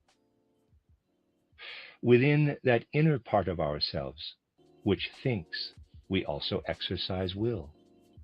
Thinking is the main aspect, but it also has an undertone of will, just as our will has an undertone of thinking. There is something twofold in us, something which is mainly thinking, but with an undertone of will. Bracket, in the drawing on page 180, will is written in brackets beside thinking, close brackets. And something which is mainly will, but has an undertone of thinking. Bracket, beside the word will, thinking is added in brackets, close bracket. When you consider reality, you do not arrive at tidy concepts which can be packaged into systems. One aspect is always at the same time the other to a certain extent. Not until you penetrate these things fully will you arrive at an overall view of how the human being is connected with worlds which lie outside what we can see with our eyes and hear with our ears, but which we nevertheless inhabit just as much as we do our world of senses. We cannot claim that worlds other than that of the senses are not relevant to us, for we exist in the midst of them. We must realize fully that as we walk about here on this earth, as we make our way through the sense-perceptible air, we are also at the same time going about in spiritual worlds. What I am saying is that affinities with the spiritual worlds appear when we look into these intricacies of human soul life. Through that which is more thinking, with only an undertone of will, we are linked with a certain aspect of the life of the spiritual worlds. And we are linked with a different aspect through that which is more will and less thinking. There is a profound significance in this. What we discover in this way expresses itself in human life, and the nuances which are present in the world derive from the way either one power or the other in human nature develops more in the one or more in the other direction. Those powers which are present in the will with an undertone of thinking were developed more prominently in ancient Hebrew culture. And those powers of human soul life, based chiefly in thinking with an undertone of will, were developed in what one terms the ancient heathen culture. Bracket, to the drawing on page 180, the words heathen and Old Hebrew are added, close bracket. And now, in the present time, we have two streams running side by side. In the civilized world of the present time, we have, mingled with one another, one stream which is a continuation of ancient heathen times in our view of nature, and the other stream, which is a continuation of ancient Hebrew times in the social view of our present time, in our ethical and our religious concepts. This dualism is alive in the individual human being. On the one hand, he worships nature in a heathen manner, and on the other hand, apart from taking his habits of thought into the social sciences or sociology, his thoughts are concerned with the social, indeed the ethical life. And as he philosophizes, he says that in the one field he finds freedom, and in the other the imperative of nature. And then he finds himself in an eerie region amidst freedom and natural imperatives between which there is no bridge, and so on. The bewilderment is immense. And this bewilderment is in many ways the content of life today, the content of life as it withers away. For what is it that our present life lacks? We have a view of nature which is no more than a continuation of ancient heathen thinking. And we have a moral social view which is merely a continuation of the Old Testament. Christianity is an episode which was initially comprehended historically, but which has, meanwhile, trickled away through the sieve of culture. Strictly speaking, Christianity is not here. With regard to those who repeatedly speak of Christ, you can do as I recommended in connection with Harnack's title, What is Christianity? You can treat Adolf Harnack's What is Christianity in such a way that you cross out Christ, wherever this is written, and substitute God the Father, or even perhaps some pantheistic God. And this will not alter his meaning at all. These are all the things which one must say today, for it is on the basis of such considerations that we have to recognize the content of our future consciousness. In a similar vein, today's theory of evolution talks of the human being having evolved from lower forms of life, and so on, or of those lower forms of life having evolved upward and become human. Of course, if you consult my book, Occult Science and Outline, you will see that from a certain point of view, we too have to say this. But the matter is such that we have to add the fact of the human head at present on our shoulders being once more in a process of decline. If our organism as a whole, please do understand what I am saying, if our organism as a whole were to have the same organization as our head, then we would constantly be involved in the process of dying. Whereas actually we live through the way the vital forces present in the other parts of our organism are constantly being sent up to our head. The forces which in the end bring about our death are those which hold sway in our head. Our head is an entity which is constantly dying. It is in decline. That is why it is in our head that what belongs to the soul and spirit can be developed. If you make a diagram of the head, you have to imagine the upward development having already become a reverse development. There is an emptiness here. See plate 18. And it is into this emptiness, into what is constantly being destroyed, that soul and spirit enter. This is literally the case. Basically, we bear soul and spirit through our head because our head is already in the process of dying. We are constantly dying in our head. And the undertone of will, which is in our thinking, is what lies in our head. This undertone of will is a constant urge, a constant impetus toward dying, toward overcoming matter. When we then actually die, this will takes over. When our body is committed to the earth, that which has been taking place in our head from birth to death continues on, quite physically, in our whole body. You carry your head on your shoulders. In it, quite independently, the process, constantly refreshed and thus preventing what wants to rise up from the rest of the organism, takes place, which is then committed to the earth either through cremation or through decomposition. What you have within your skin between birth and death thus continues. It continues in the earth. According to the same principle as you think with your human head, the earth thinks too, because you are dissolving into it through your corpse having been buried in it. By passing through the portal of death, we bring into the physical earth, through our dissolving body, what we otherwise confiscate from it during our life between birth and death. This is a truth of natural science. And the human beings of the future must comprehend such truths. Today's natural science is infantile with regard to such things, for it never reaches the point of thinking about them or conducting research into them. And conversely, the destructive element of what is in our head is the continuation of what was already present before birth or before conception. The destruction only begins once we are born and receive our head. Prior to that, it was not destruction. With this, we are definitely touching on an extraordinarily significant mystery of world existence. That which lives in our head, through which we enter into a relationship with other human beings and with external nature, is a continuation of what takes place in the spiritual worlds before we enter into the physical body.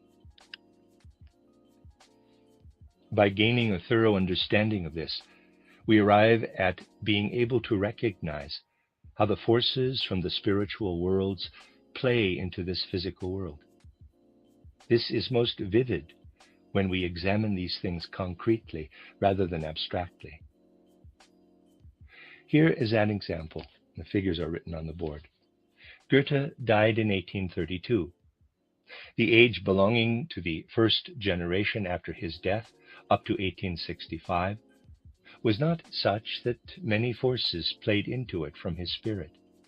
This is merely one example. Of course, the forces from other individuals also play into life. Until the year 1865, someone paying attention to Goethe's soul would have noticed little of any forces playing in from there. But then, after the first 33 years, something from him does begin to enter from the spiritual world into our earthly development. This became ever stronger and stronger until the year 1898. If we then continue to follow this up beyond that time, we find that the first period in which Goethe's supersensible forces played into our earthly culture runs from 1865 to 1898. From 1865, there was nothing significant, but then it begins. After 33 years, we then arrive in 1931 at a further period. This would be the second, and in 1964, the third period would take place. So we can say that an individual such as this can teach us how, relatively soon after an individual has passed through the portal of death, the forces he then develops play into what is going on here on the earth. What we need to know is how this takes place. Someone who truly works spiritually knows how the forces of the spiritual worlds play into those with which he is working. I said the day before yesterday that the middle of our present century marks an important point in time. Observations such as those made in the example I have just given are the basis on which such observations can be made as to how forces from the spiritual worlds play into the physical world. The middle of our present century coincides with the end of the period in which what might be termed the atavistically remaining forces, which led up to the middle of the 15th century, will enter into their strongest decadence. Before the middle of this century, humanity will have to decide to turn toward the spirit. Many people are still inclined to say, Why does misfortune come upon us? Why don't the gods help? Well, we are now in an epoch of human evolution in which the gods do help, if human beings make an approach to them. But the gods are obliged, in accordance with their own laws, to work with free individuals and not with puppets. I have now reached the point I mentioned yesterday. If a knowledgeable person, even still in the times of ancient Greece, indeed in the times leading up to the middle of the 15th century, pointed to phenomena, to manifestations relevant to the birth and death of a human being, he was able to point to the world of the gods and how that world wove the destiny of the human being through birth and death. Today, however, one has to speak differently. Today, one has to say that an individual's destiny is determined by his previous lives and by the manner in which, through this, he himself creates the forces in accordance with which the divine worlds can approach him. We must now learn to think in reverse as regards the relationship of the human being with the divine spiritual worlds. We must learn to seek in the human being himself the source from which the forces arise, through which one or another spiritual being can approach him. This is the important moment in earthly evolution, which we have now reached. What happens outwardly must now be understood as an expression of inner occurrences, which can only be comprehended through the insights of spiritual science. Every human being has today, I would say, the possibility of observing the final outcomes of events. More than enough human beings have been murdered over the past 4 to 5 years, at least 10 to 12 million in the civilized world, and 3 to 4 times as many have been crippled for life in various countries. Such are the immense achievements of our civilization. But we shall gradually have to realize that these are the outcomes. The source, on the other hand, will have to be sought in what plays in human souls when they oppose what wants to enter from the spiritual world in order to uphold the human being in the future. It is from this point of view that all things must be viewed and deepened, profoundly deepened. Perhaps one should say that some of what has been happening could better be described from a different point of view. Broadly speaking, I shall now mention something which will bring this lecture to an up-to-date conclusion, especially since a number of our English friends have been present at all these 3 lectures, which has given us much pleasure. What I want to mention now is that one can speak today of victors and vanquished. It is an obvious point of view, but perhaps there is an even more important viewpoint, which might perhaps be drawn from the following. Here at this very place, I once read out some observations by Fercher von Steinwand, that German-Austrian poet who, in the 1850s, had been speaking about the future of the German people. His lecture is the more remarkable for having been given in the presence of the then King of Saxony and his ministers.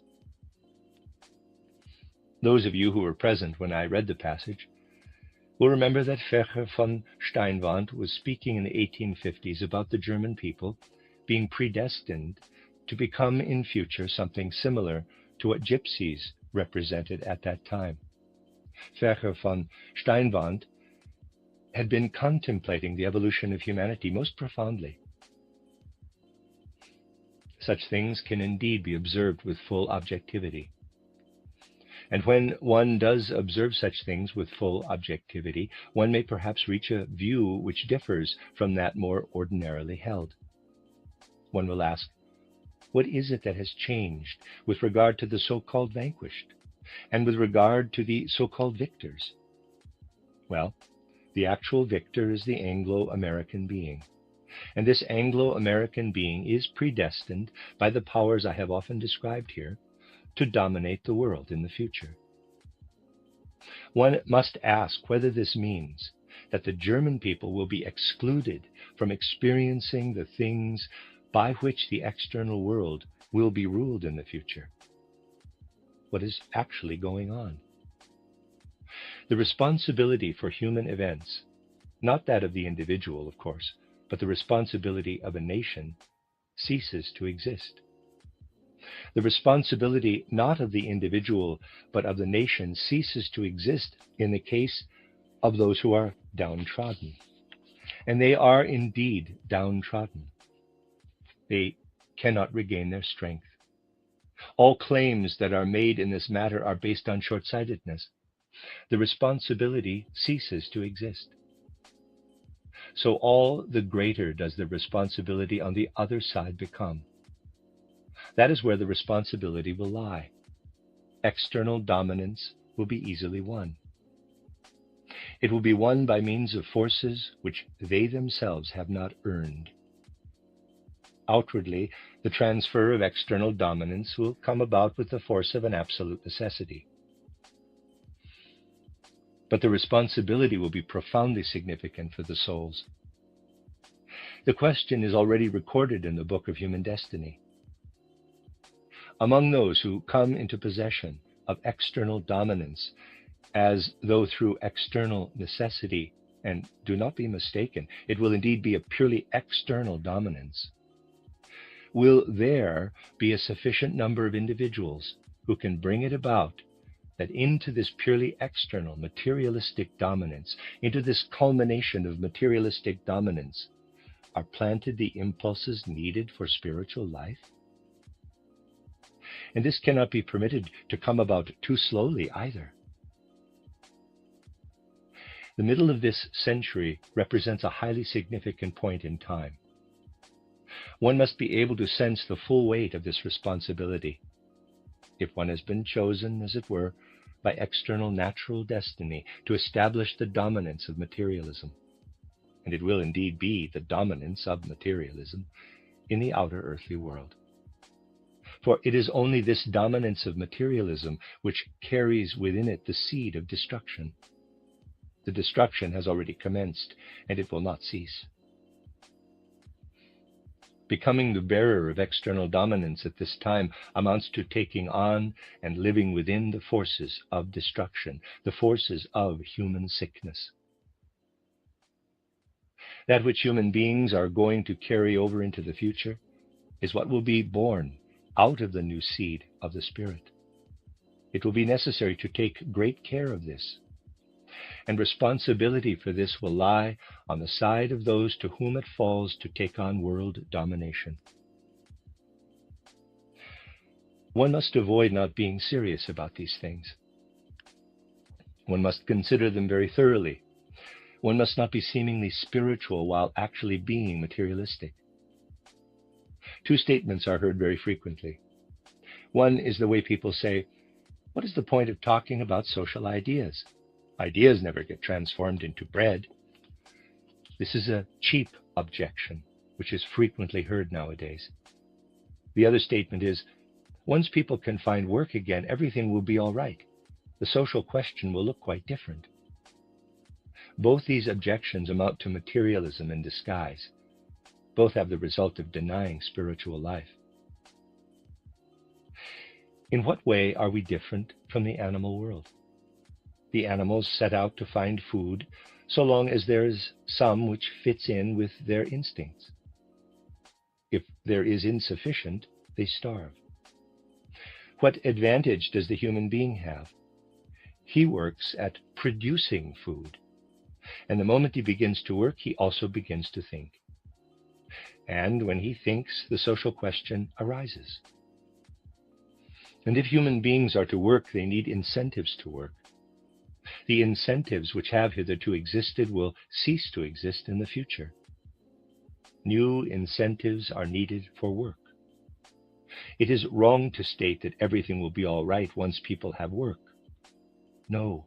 When people have thoughts which arise out of a sense of responsibility for the world which carries their soul, then the forces which arise from these thoughts will lead over into their hands and their will, and work will arise. Everything depends on the thought. And our thinking itself depends on how we open our hearts to the impulses of the spiritual world. One must today converse a great deal about responsibility and about the significance of the thought. That is why I wanted to draw attention to this nuance in today's lecture. Destiny being what it is, it turns out that one cannot set out on a journey whenever one wants to go. And so it has come about that we shall still be here tomorrow. I will therefore speak tomorrow at 8 o'clock specifically about the anthroposophical basis, the spiritual and occult basis of the social question. The end of Lecture 11.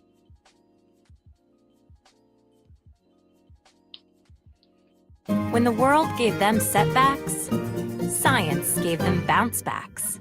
And when your vet delivered life-altering news, science delivered life-changing nutrition. Hill's Prescription Diet. Science did that. I found myself where I knew I needed to finish my education. I chose Purdue Global because the faculty understood the different things that military students were dealing with. Deployment, mobilization. Start your comeback today at purdueglobal.edu. You are listening to RudolfSteinerAudio.com. If you are listening to the podcast of this, it is located at rudolfsteiner.podbean.com. Please consider becoming a patron.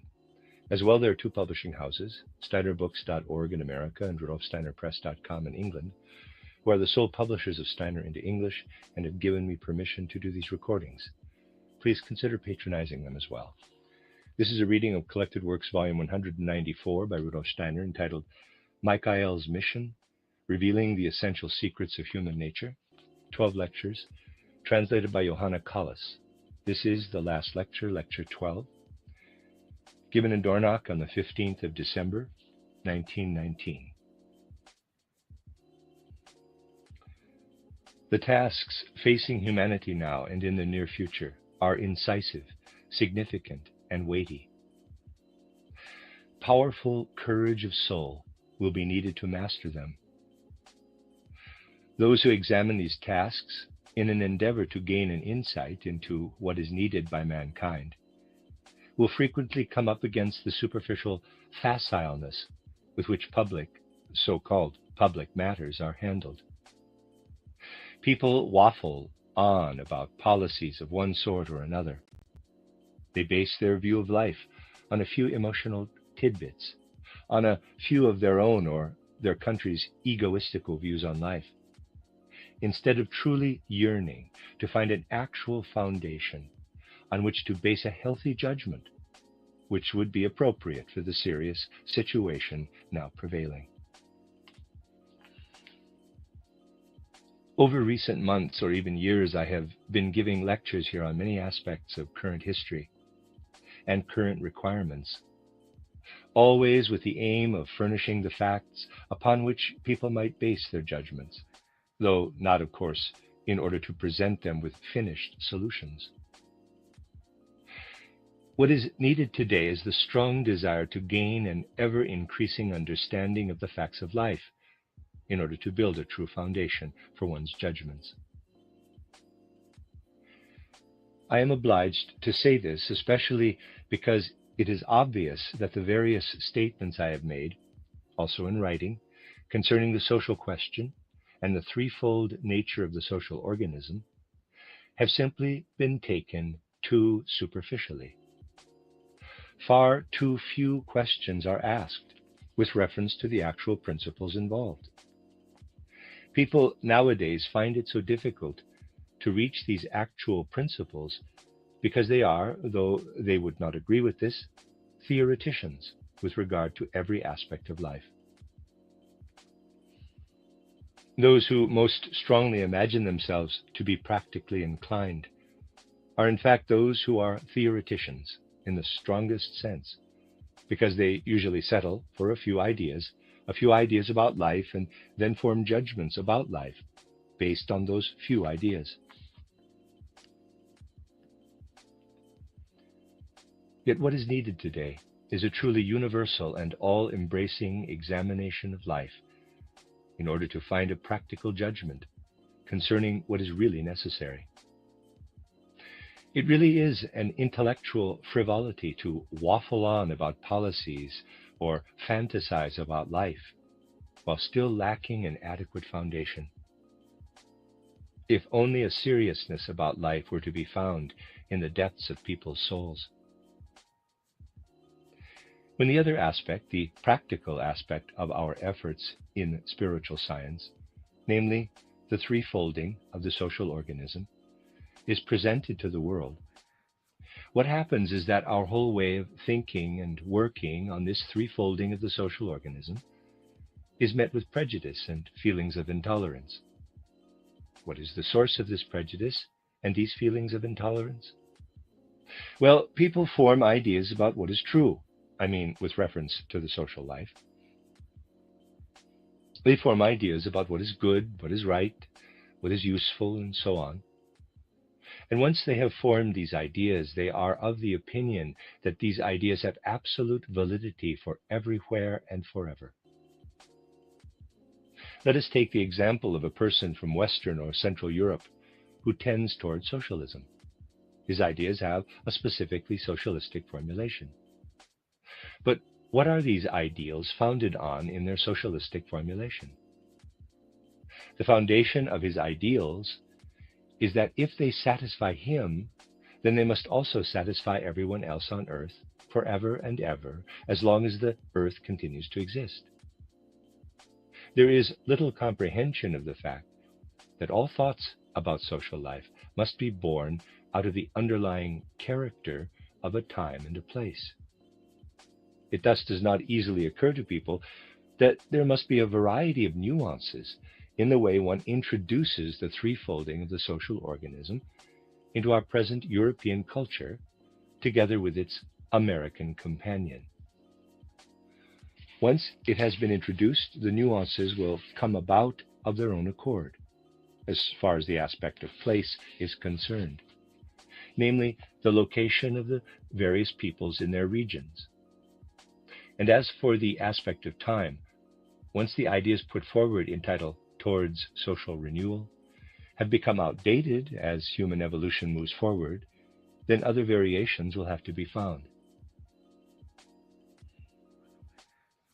What I have put forward are not absolute ideas, but ideas for the present time and the near future of humanity.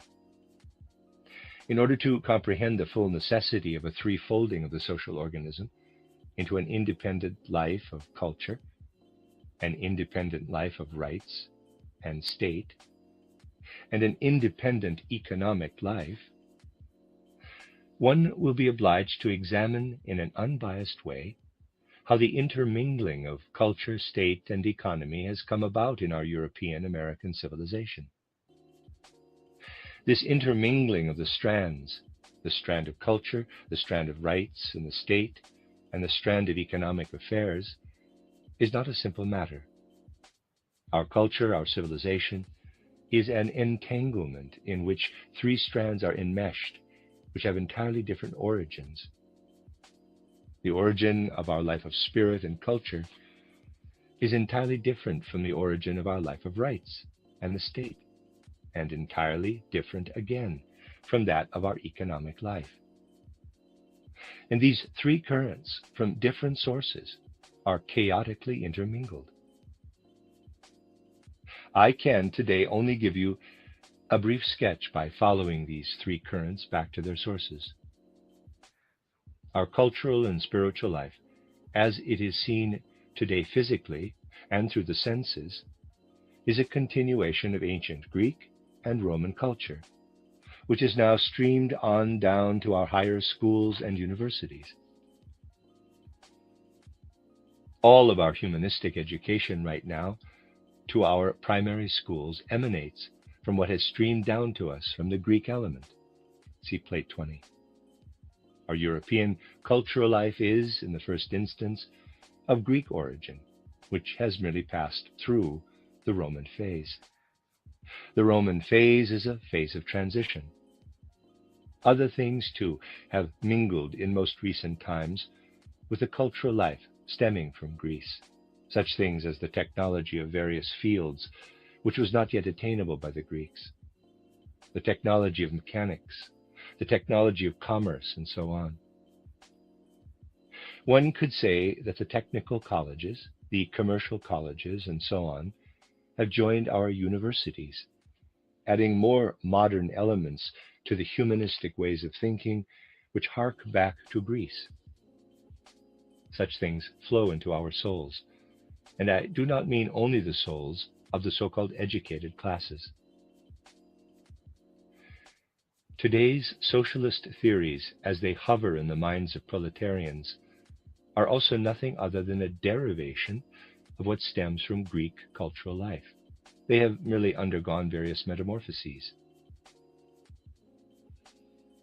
And these cultural elements reach even further back, namely to the Orient. What we find in Plato, what we find in Heraclitus, in Pythagoras, in Empedocles, and especially in Anaxagoras, all this reaches back to the Orient. What we find in Aeschylus and Sophocles and Euripides reaches back to the Orient. What we find in Phidias reaches back to the Orient. Greek culture itself reaches back to the Orient, although it underwent significant changes on its way from the Orient to Greece. Over in the Orient, culture was much more spiritual than it was in ancient Greece. In the Orient, it was an emanation from the mysteries of spirit, or one could call them the mysteries of light. Greek cultural life was a filtered, a diluted spiritual life, compared with that of its Oriental origin, which rested on very special spiritual experiences. To describe those spiritual experiences, I should have to characterize them in the following way. We shall have to go back to prehistorical times, since the mysteries of light or the mysteries of spirit are most definitely phenomena belonging to prehistory. I shall endeavor to describe to you the character of that spiritual life. As we know, when we go very far back in human evolution, we increasingly reach ancient times when human beings possessed an atavistic clairvoyance, a dreamlike clairvoyance, through which the mysteries of the universe revealed themselves to them.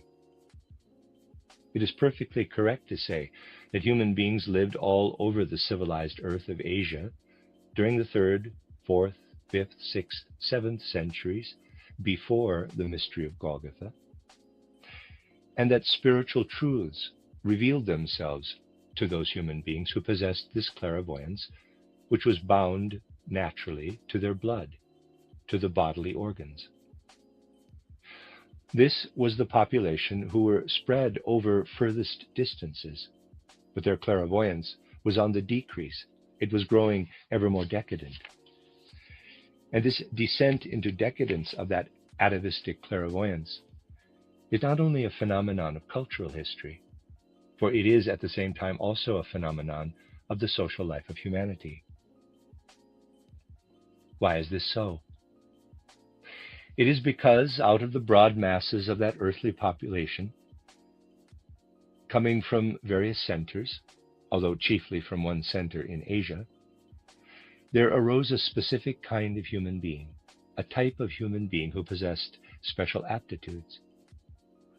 Apart from that atavistic clairvoyance, which they still retained, those human beings also had, in their inmost life of soul, a dreamlike comprehension of the mysteries of the world. And in addition to that dreamlike comprehension, they also possessed, and they were the very first to have this, they also possessed what we now describe as the power of thought.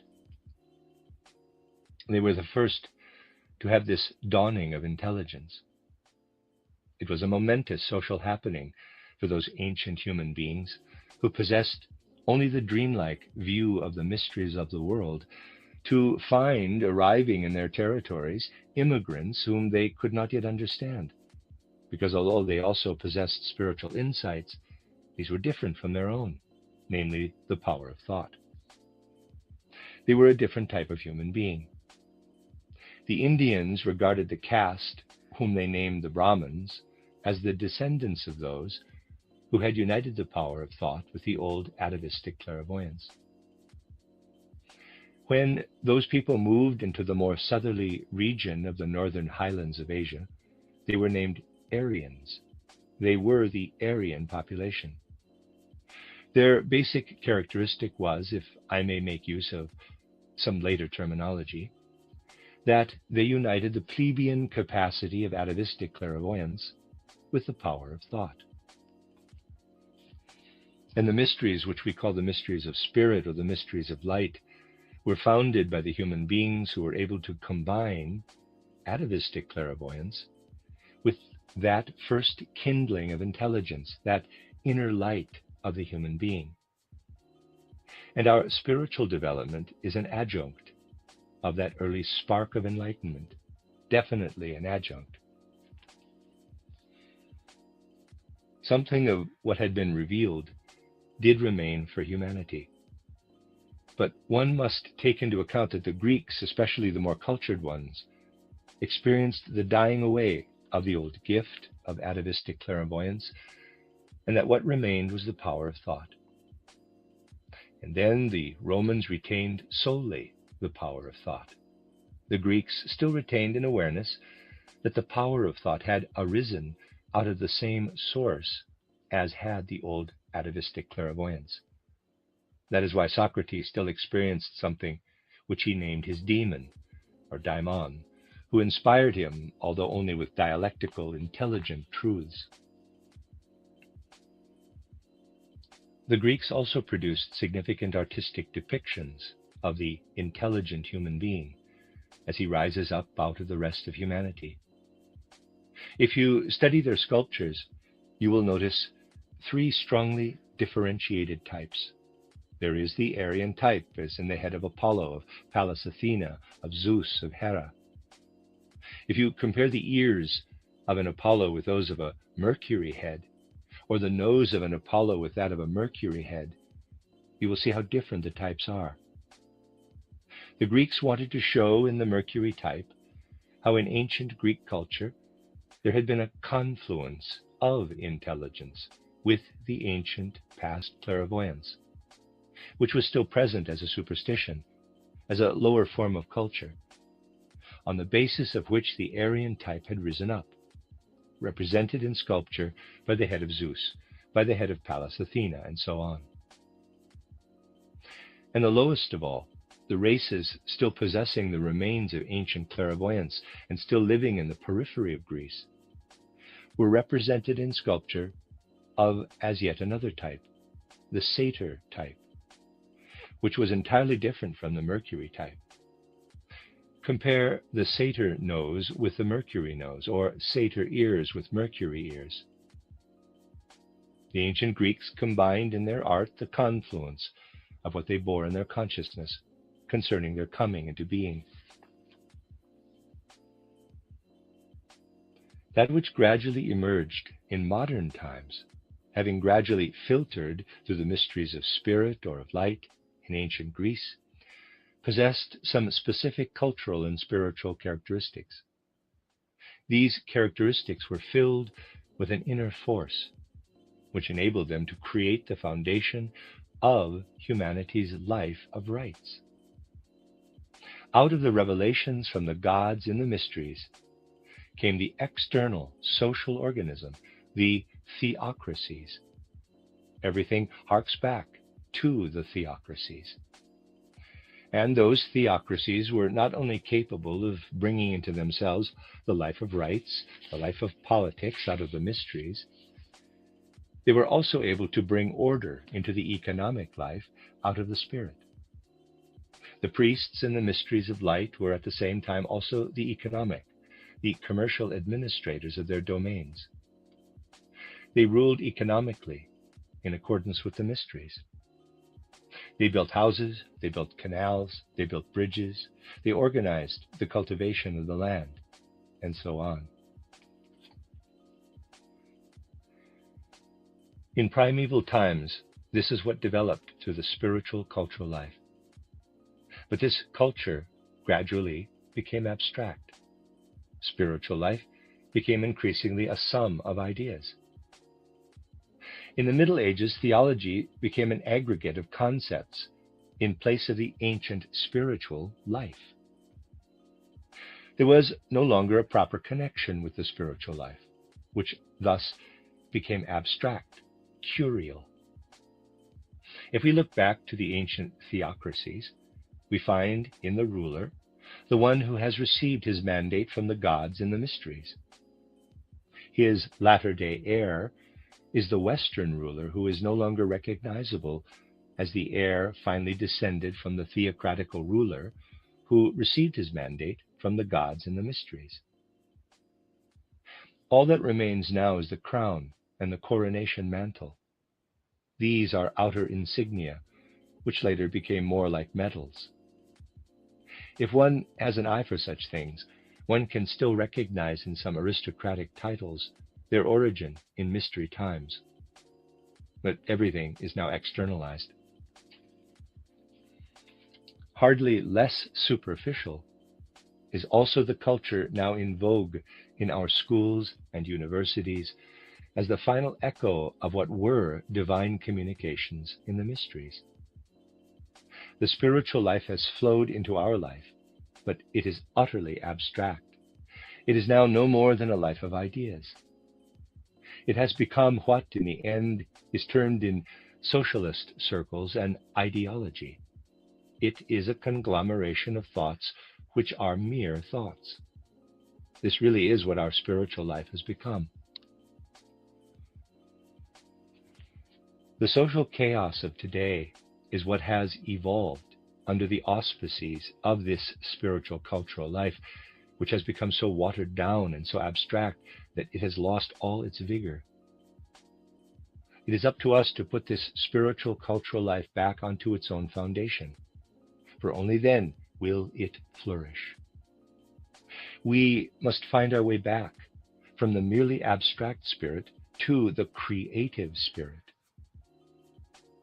And we can only achieve this by endeavoring to develop the cultural life of officialdom once more into the free life of the spirit, which will then once again be alive. Neither the spiritual life patronized by the church, nor the spiritual life maintained and protected by the state, nor the spiritual life gasping under the burden of commerce and industry can be fruitful for humanity. Only an independent spiritual life can do this. The time has now come for us to muster the courage in our souls to show the world openly and in freedom that the spiritual cultural life must stand on its own ground. Many people are asking, how can we do this? First of all, it is important that we explain to people what is necessary. We shall have to win as many people as possible who realize the necessity, for example, of providing the spiritual cultural life with its own foundations, and to understand what the pedagogy of the 19th century has become for our schools and universities. Namely, that it can no longer do any good for humanity unless it is rebuilt out of a free spiritual life. There is as yet little courage in people's souls out of which such truly radical demands can be made. It will only be possible to make these demands if we can win sufficient individuals who understand the situation. All our other social work is purely tentative today. The most important thing is to ensure and to work toward bringing ever more and more individuals to an insight regarding what is socially necessary. One aspect of this being what I have just described. We must seek to enlighten people by every means at our disposal. That is what is important today.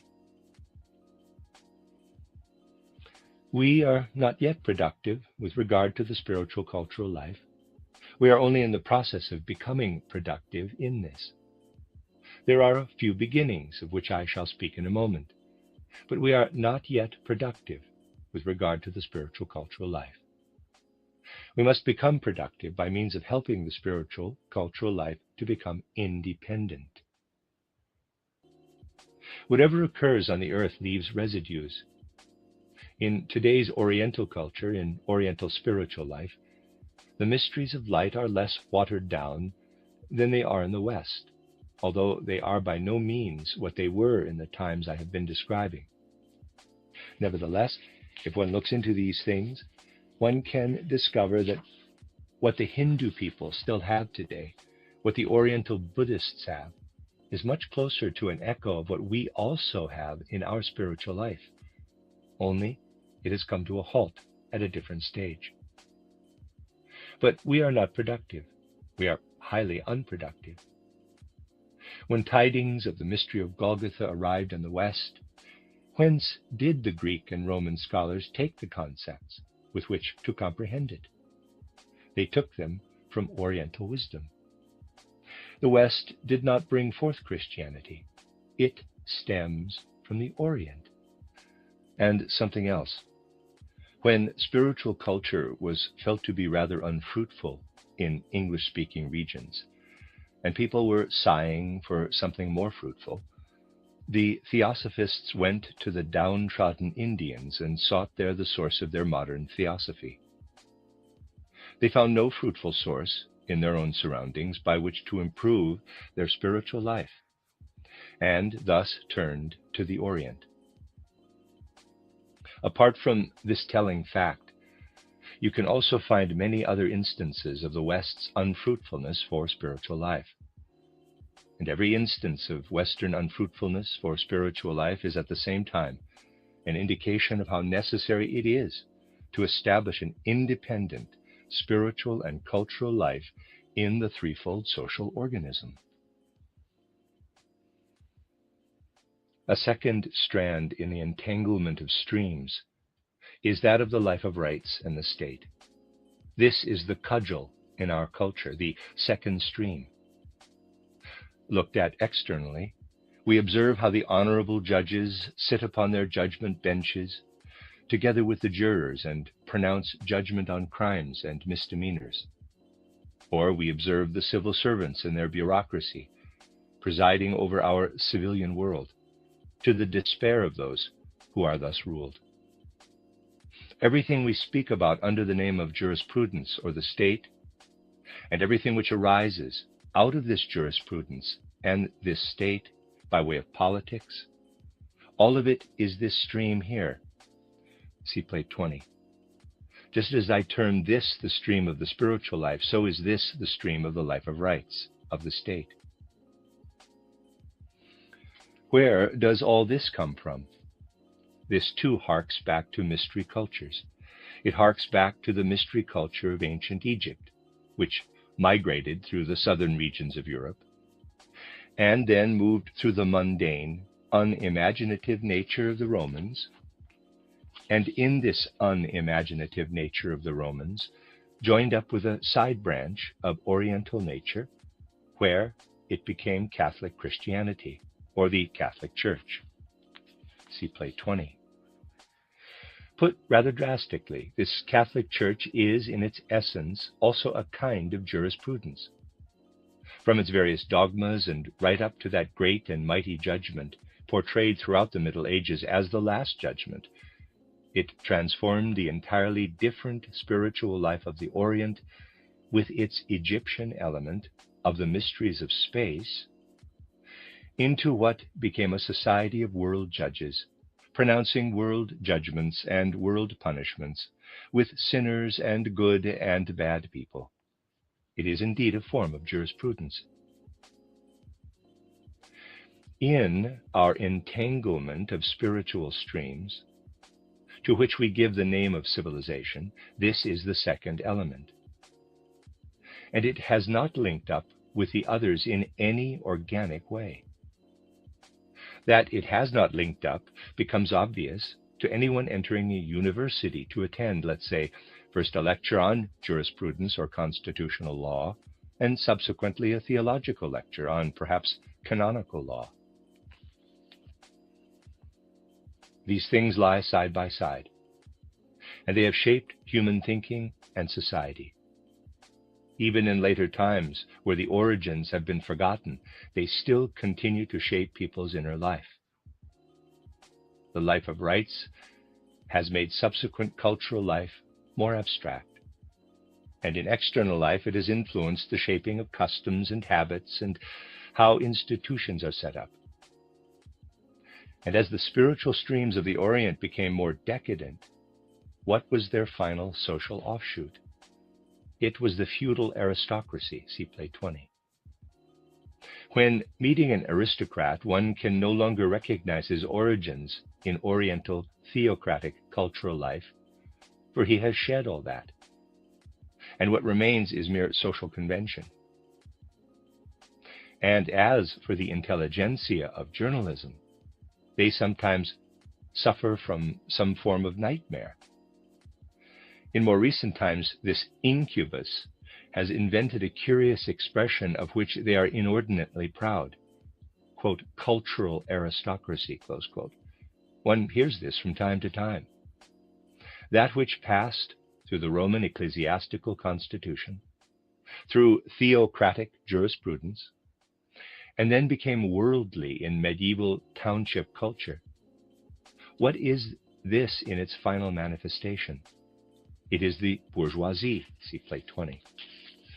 Thus have these spiritual and cultural forces in their final manifestation become thoroughly jumbled up together.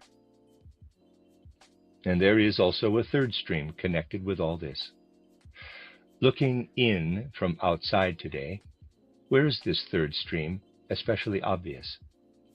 For Central Europe, there has been a method which demonstrates where these final manifestations of something which was formerly different have been developed. This took place when a man in Central Europe sent his son to a counting house in London or New York to learn the customs of commercial life.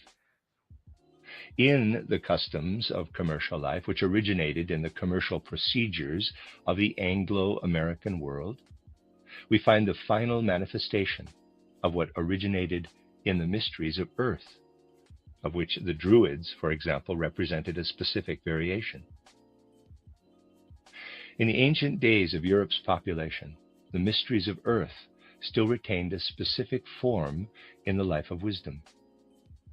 That European population, which knew nothing, which was entirely barbaric as regards the revelations of Oriental wisdom, the mysteries of space, and then as regards Catholicism, that European population, which was met by Christianity as it spread, possessed a specific form of the life of wisdom, which amounted to an entirely physical form of wisdom.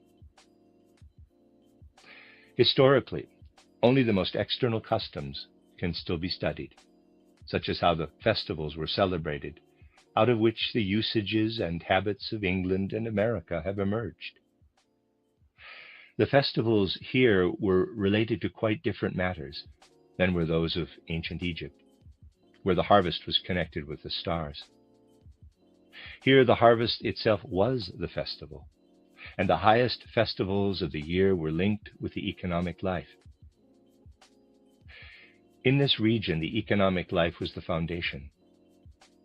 Looking at the spirit of these things as a whole, one notices that coming over from Asia and up from the south, human beings bring a life of culture and a life of rights, which they receive from above and then lead down to the earth.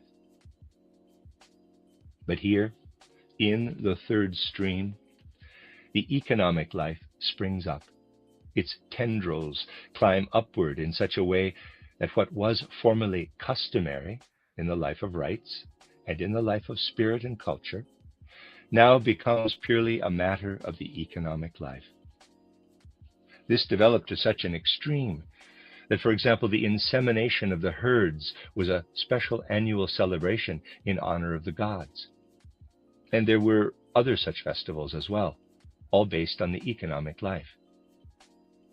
If we go to regions in northern Russia, in central Russia, Sweden, Norway, or to regions which until recently were a part of Germany, or to France, at least northern France, and to what is today Great Britain, if we go to all these regions, we find that even before Christianity spread to them, they had a clearly pronounced form of economic culture.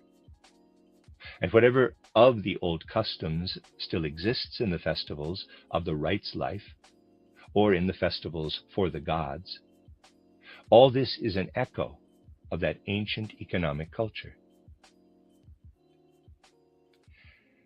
This economic culture encounters what comes from the other side. To begin with, this economic culture failed to develop an independent life of rights or of culture. The original customs of the life of rights were discarded because Roman law had flowed in. And the original customs of the life of culture were discarded because Greek culture had flowed in. Initially, this economic life is sterile, but it gradually works its way up, although this is only possible by overcoming the chaos arising from the alien life of culture and rights. Take today's Anglo-American cultural life. This Anglo-American cultural life contains two elements which are starkly differentiated. Firstly, there exists in the Anglo-American cultural life, more than elsewhere on the earth, the so-called secret societies, which are fairly influential, indeed much more so than is realized. They do certainly preserve ancient cultural life. They are proud of preserving Egyptian or Oriental culture, which has become diluted to such an extent that it is now no more than a symbol. Those symbols are no longer understood. But in the upper echelons, they carry a certain weight. But this is the old spiritual, cultural life, which has not grown up on home soil. And then, on the other hand, there is a spiritual, cultural life which has grown up on the soil of the economic life, but which as yet has only the tiniest flowering. It blooms with the tiniest flowers on the soil of the economic life. And there's a diagram. Those who study and understand these things know full well that Locke, Hume, Mill, Spencer, Darwin, and others are these small flowers emerging from the economic life. The ideas of someone like Mill or Spencer can easily be derived from economic life. Social democracy then raised them up to be a theory, while regarding the spiritual cultural life as a manifestation of economic life. All this is initially present. All of it is derived from so-called practical life, or rather from life's routines, not from true practical life. They all travel along side by side. Darwinism, Spencerism, Millism, Humeism, together with the watered-down mystery teachings carried on by sectarian developments, the Theosophical Society, the Quakers, and so on. The economic life which is seeking to develop has thus far grown only small blooms. It has not yet traveled far. Spiritual, cultural life is such. The life of rights is such. These are unfamiliar plants. And please note, they are all the more unfamiliar the further one travels westward in European civilization. In Central Europe, on the other hand, there has always been some kind of what I would call a reaction, a struggle against whatever was Greek spiritual cultural life on the one hand, and the Roman Catholic life of rights on the other. There's always been a degree of rebellion here. One example of this rebellion has been the philosophy of Central Europe. In England, nothing is really known about Central European philosophy. Hegel cannot really be translated into English. It's not possible. Nothing is known of what he has to say. In England, people talk of German philosophy as Germanism, meaning something with which sensible people do not concern themselves. Especially in German philosophy, however, with the exception of one episode, when Kant was thoroughly ruined by Hume, so that this horrible Kant-Hume element was brought into German philosophy, where it really wreaked havoc in Central European heads. With the exception of this one episode, there is always a follow-on flowering after the rebellion, especially in Fichte, Schelling, Hegel, and Goethe too, who wanted to allow nothing of that final echo of Roman Catholic jurisprudence to enter into the laws of what we call natural science, was searching for a free spiritual life. In that shabby gown and the peculiar headdresses from olden times which judges still wear, they are now petitioning to do away with them. You can also sense, as in natural science and in natural law, the law, which still exists in jurisprudence. The very expression natural law is meaningless for Goethe's natural science, which is concerned solely with the archetypal phenomenon, the archetypal fact. Here we have the beginning of the battle, but of course everything is as yet only at the very beginning, the first foray toward a free spiritual science, Goethean natural science. And here, in Central Europe, we also have the initial foray toward an independent life of rights in the state. Read Wilhelm von Humboldt's essay. That man is even a Prussian minister for education. Read his essay. It used to cost only 20 pfennigs in the Reclam edition. Read that essay on endeavors to determine the limits of state competency. If you do, you will be encountering the first attempt to bring about an independent life of rights in the state, an independent political life. Unfortunately, the endeavor never progressed beyond that initial point, which lies back in the first half of the 19th century, or even the end of the 18th century. Nevertheless, one must bear in mind that important impulses did exist in Central Europe, which pointed in that direction. Impulses which could be taken as a starting point and should not remain untested, for they may be able to lead on toward the impulse for a threefold social organism. In one of his first books, Nietzsche wrote the words I quoted on the first page of my book about him, words which hint at the tragedy of German spiritual and cultural life. He was endeavoring, in his essay about David Strauss, to characterize the events of 1870-71, the founding of the German Reich, with the words, quote, extirpation of the German spirit in favor of the German Reich, close quote.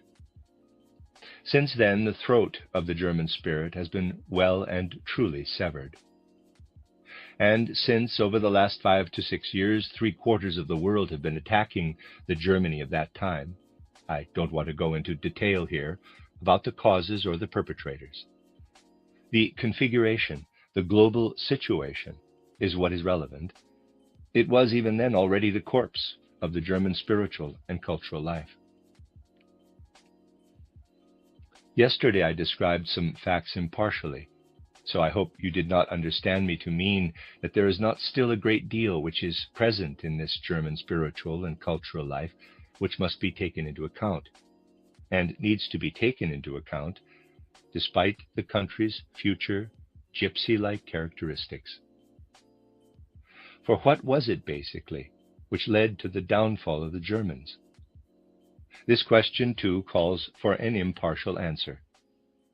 The downfall of the Germans was brought about by the way in which they wanted to share in materialism without having any talent for materialism.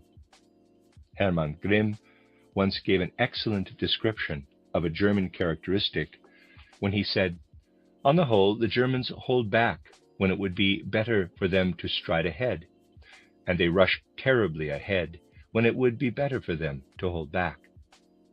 This is a very good description of one inner characteristic of the German people. Throughout the centuries, the Germans have had great energy while lacking the ability to keep going with this energy. Goethe was able to present the original phenomenon without being able to reach back to the beginnings of spiritual and cultural science. He was able to develop great cultural force, for example, in his title Faust or in his title Wilhelm Meister, which would have been capable of revolutionizing the world if he had gone about it in the right way. But instead of this, the external personality of this genius managed merely to grow fat and develop a double chin in Weimar, to become a corpulent privy councillor, who was also an extremely industrious minister, while at the same time being no great shakes in political life. It really would be important in the world to realize that such phenomena as Goethe and Humboldt everywhere represent starting points, and that it really would be to the detriment of the world if it were unable to take hold of what lives within German evolution, which has by no means yet been developed in the way it should be. German people lack something which others have built up to excess the further westward one goes, and that is the inclination to ascend to the very limits of abstraction. The fact that others talk of the Germans having abstractions, in quotes, in their spiritual and cultural life stems from an inability to experience the truth, and also from the way those others have squeezed out the living element themselves and are thus unable to experience it. But the Germans are not given to pressing forward to the final limits of abstraction. This was demonstrated specifically in their political life. In that most unfortunate of all political lives, if they had from the beginning had the talent for monarchism, which the French have retained so brilliantly right up to the present time, they would never have become so fatally attracted to Wilhelmism. They would not have needed to set up or maintain that peculiar caricature of a monarch. Although the French refer to themselves as republicans, they have in their midst a secret monarch who holds the state together and keeps a tight rein on people's feelings. Strictly speaking, the spirit of Louis XIV is present everywhere. It is now decadent, surely, but it exists nonetheless. There is indeed still a secret monarch among the people of France, and it shows in all their cultural manifestations. And the talent for abstraction which showed itself in Woodrow Wilson is that talent at its most extreme in external political life. Those 14 points promulgated by the world's schoolmaster, which bear the imprint of everything impractical and unenforceable in every word, can only have sprung from a mind utterly given over to the abstract and entirely lacking in any sense for reality. There will surely one day be two things which the future history of culture will have difficulty in comprehending. I have often characterized the one for you in the words of Hermann Grimm, and that is the Kant-Laplace theory, which some people still believe in today. Hermann Grimm put it beautifully in his title Goethe. The day will come when that sickness, which people nowadays call science, will cease to be believable, namely its description of everything we have around us today, having arisen out of an archetypal fog. And this is supposed to continue until everything once more reverts back into the sun. Really, a rotting bone circled by a hungry dog is a more appetizing idea than this fantasy of how the world came into being. So said Hermann Grimm. Of course, the time will come when the scientific madness of the 19th and 20th centuries will have great difficulty in explaining this Kant-Laplace theory. The second difficult fact to be explained will be the unbelievable point of there once having been a great many individuals who took seriously the humbug of Woodrow Wilson's 14 points at a time which was socially in such difficulties. When we look more closely at what goes on side by side in the world, we find the economic life, the political life of rights, and the spiritual cultural life all entangled with one another.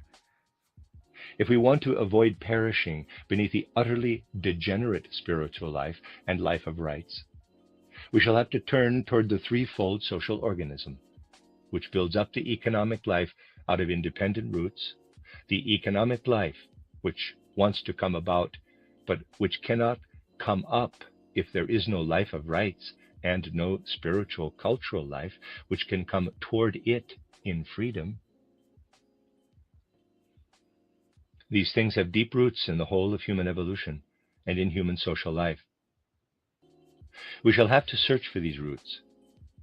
People must today be made aware of the fact that down there, down on the ground, the economic life is creeping along, interwoven with Anglo-American habits of thought, and that it will only be able to send tendrils upward if it works in harmony with the whole world, with whatever capabilities others have. Otherwise, the attainment of world domination will be its doom. If the world continues along its current path, together with the degenerating spiritual life coming over from the Orient, then this spiritual life, having been at one end the loftiest truth, will hurtle at the other end into the most frightful mendacity. Nietzsche was obliged to describe how already the Greeks had to safeguard themselves against the mendacity of life by means of their art. Art is indeed ultimately the child of the gods, which saves humanity from descending into mendacity. But if this first strand of culture is pursued one-sidedly, it leads into mendacity. During the past 5 to 6 years, there has been more lying within civilized society than in the whole of human history. Almost no truth at all has been spoken in public life. Hardly a single sentence heard worldwide has been true. Whereas this stream leads into mendacity, this middle stream leads into self-interest. And as for an economic life, such as that now present in England and America, which ought to become worldwide, if it does not bother to allow itself to be filled with the independent spiritual cultural life and with the independent life of rights, it will lead into the third abyss of human life, into the third of those three. The first abyss is mendacity, the degeneration of humanity through Ahriman. The second is self-interest, the degeneration of humanity through Lucifer. And the third is sickness and death in the physical realm, and the sickness of culture and the death of culture in the cultural realm. The Anglo-American world may well attain global dominance, but without threefolding, this global dominance will flood the world with cultural death and cultural sickness. These are the gift of the Asuras, just as mendacity is a gift of Ahriman and self-interest is a gift of Lucifer. Thus that third gift, fittingly taking its place at the side of the other two, is the gift of the Asuras. From all this, we should gain enthusiasm, which will fire us up to search diligently now for ways of explaining to as many people as possible what is going on. It is the duty of those who understand these matters to explain them to others. We must do whatever we can to counteract that folly which regards itself as wisdom and as having achieved so much. We must present that folly with the practical aspect of anthroposophical spiritual science. If I have succeeded in awakening in you the feeling of how profoundly seriously these things must be regarded, then perhaps I have achieved something of my intention in speaking to you here. When we meet again in a few weeks' time, we shall continue to speak about these things. Today it was my intention to evoke in you a feeling of how the most important social task we now have is to enlighten others in the widest circles. And that is the end of Lecture 12 and the end of the book, Collected Works, Volume 194 by Rudolf Steiner, Michael's Mission, Revealing the Essential Secrets of Human Nature, translated by Johanna Kallis.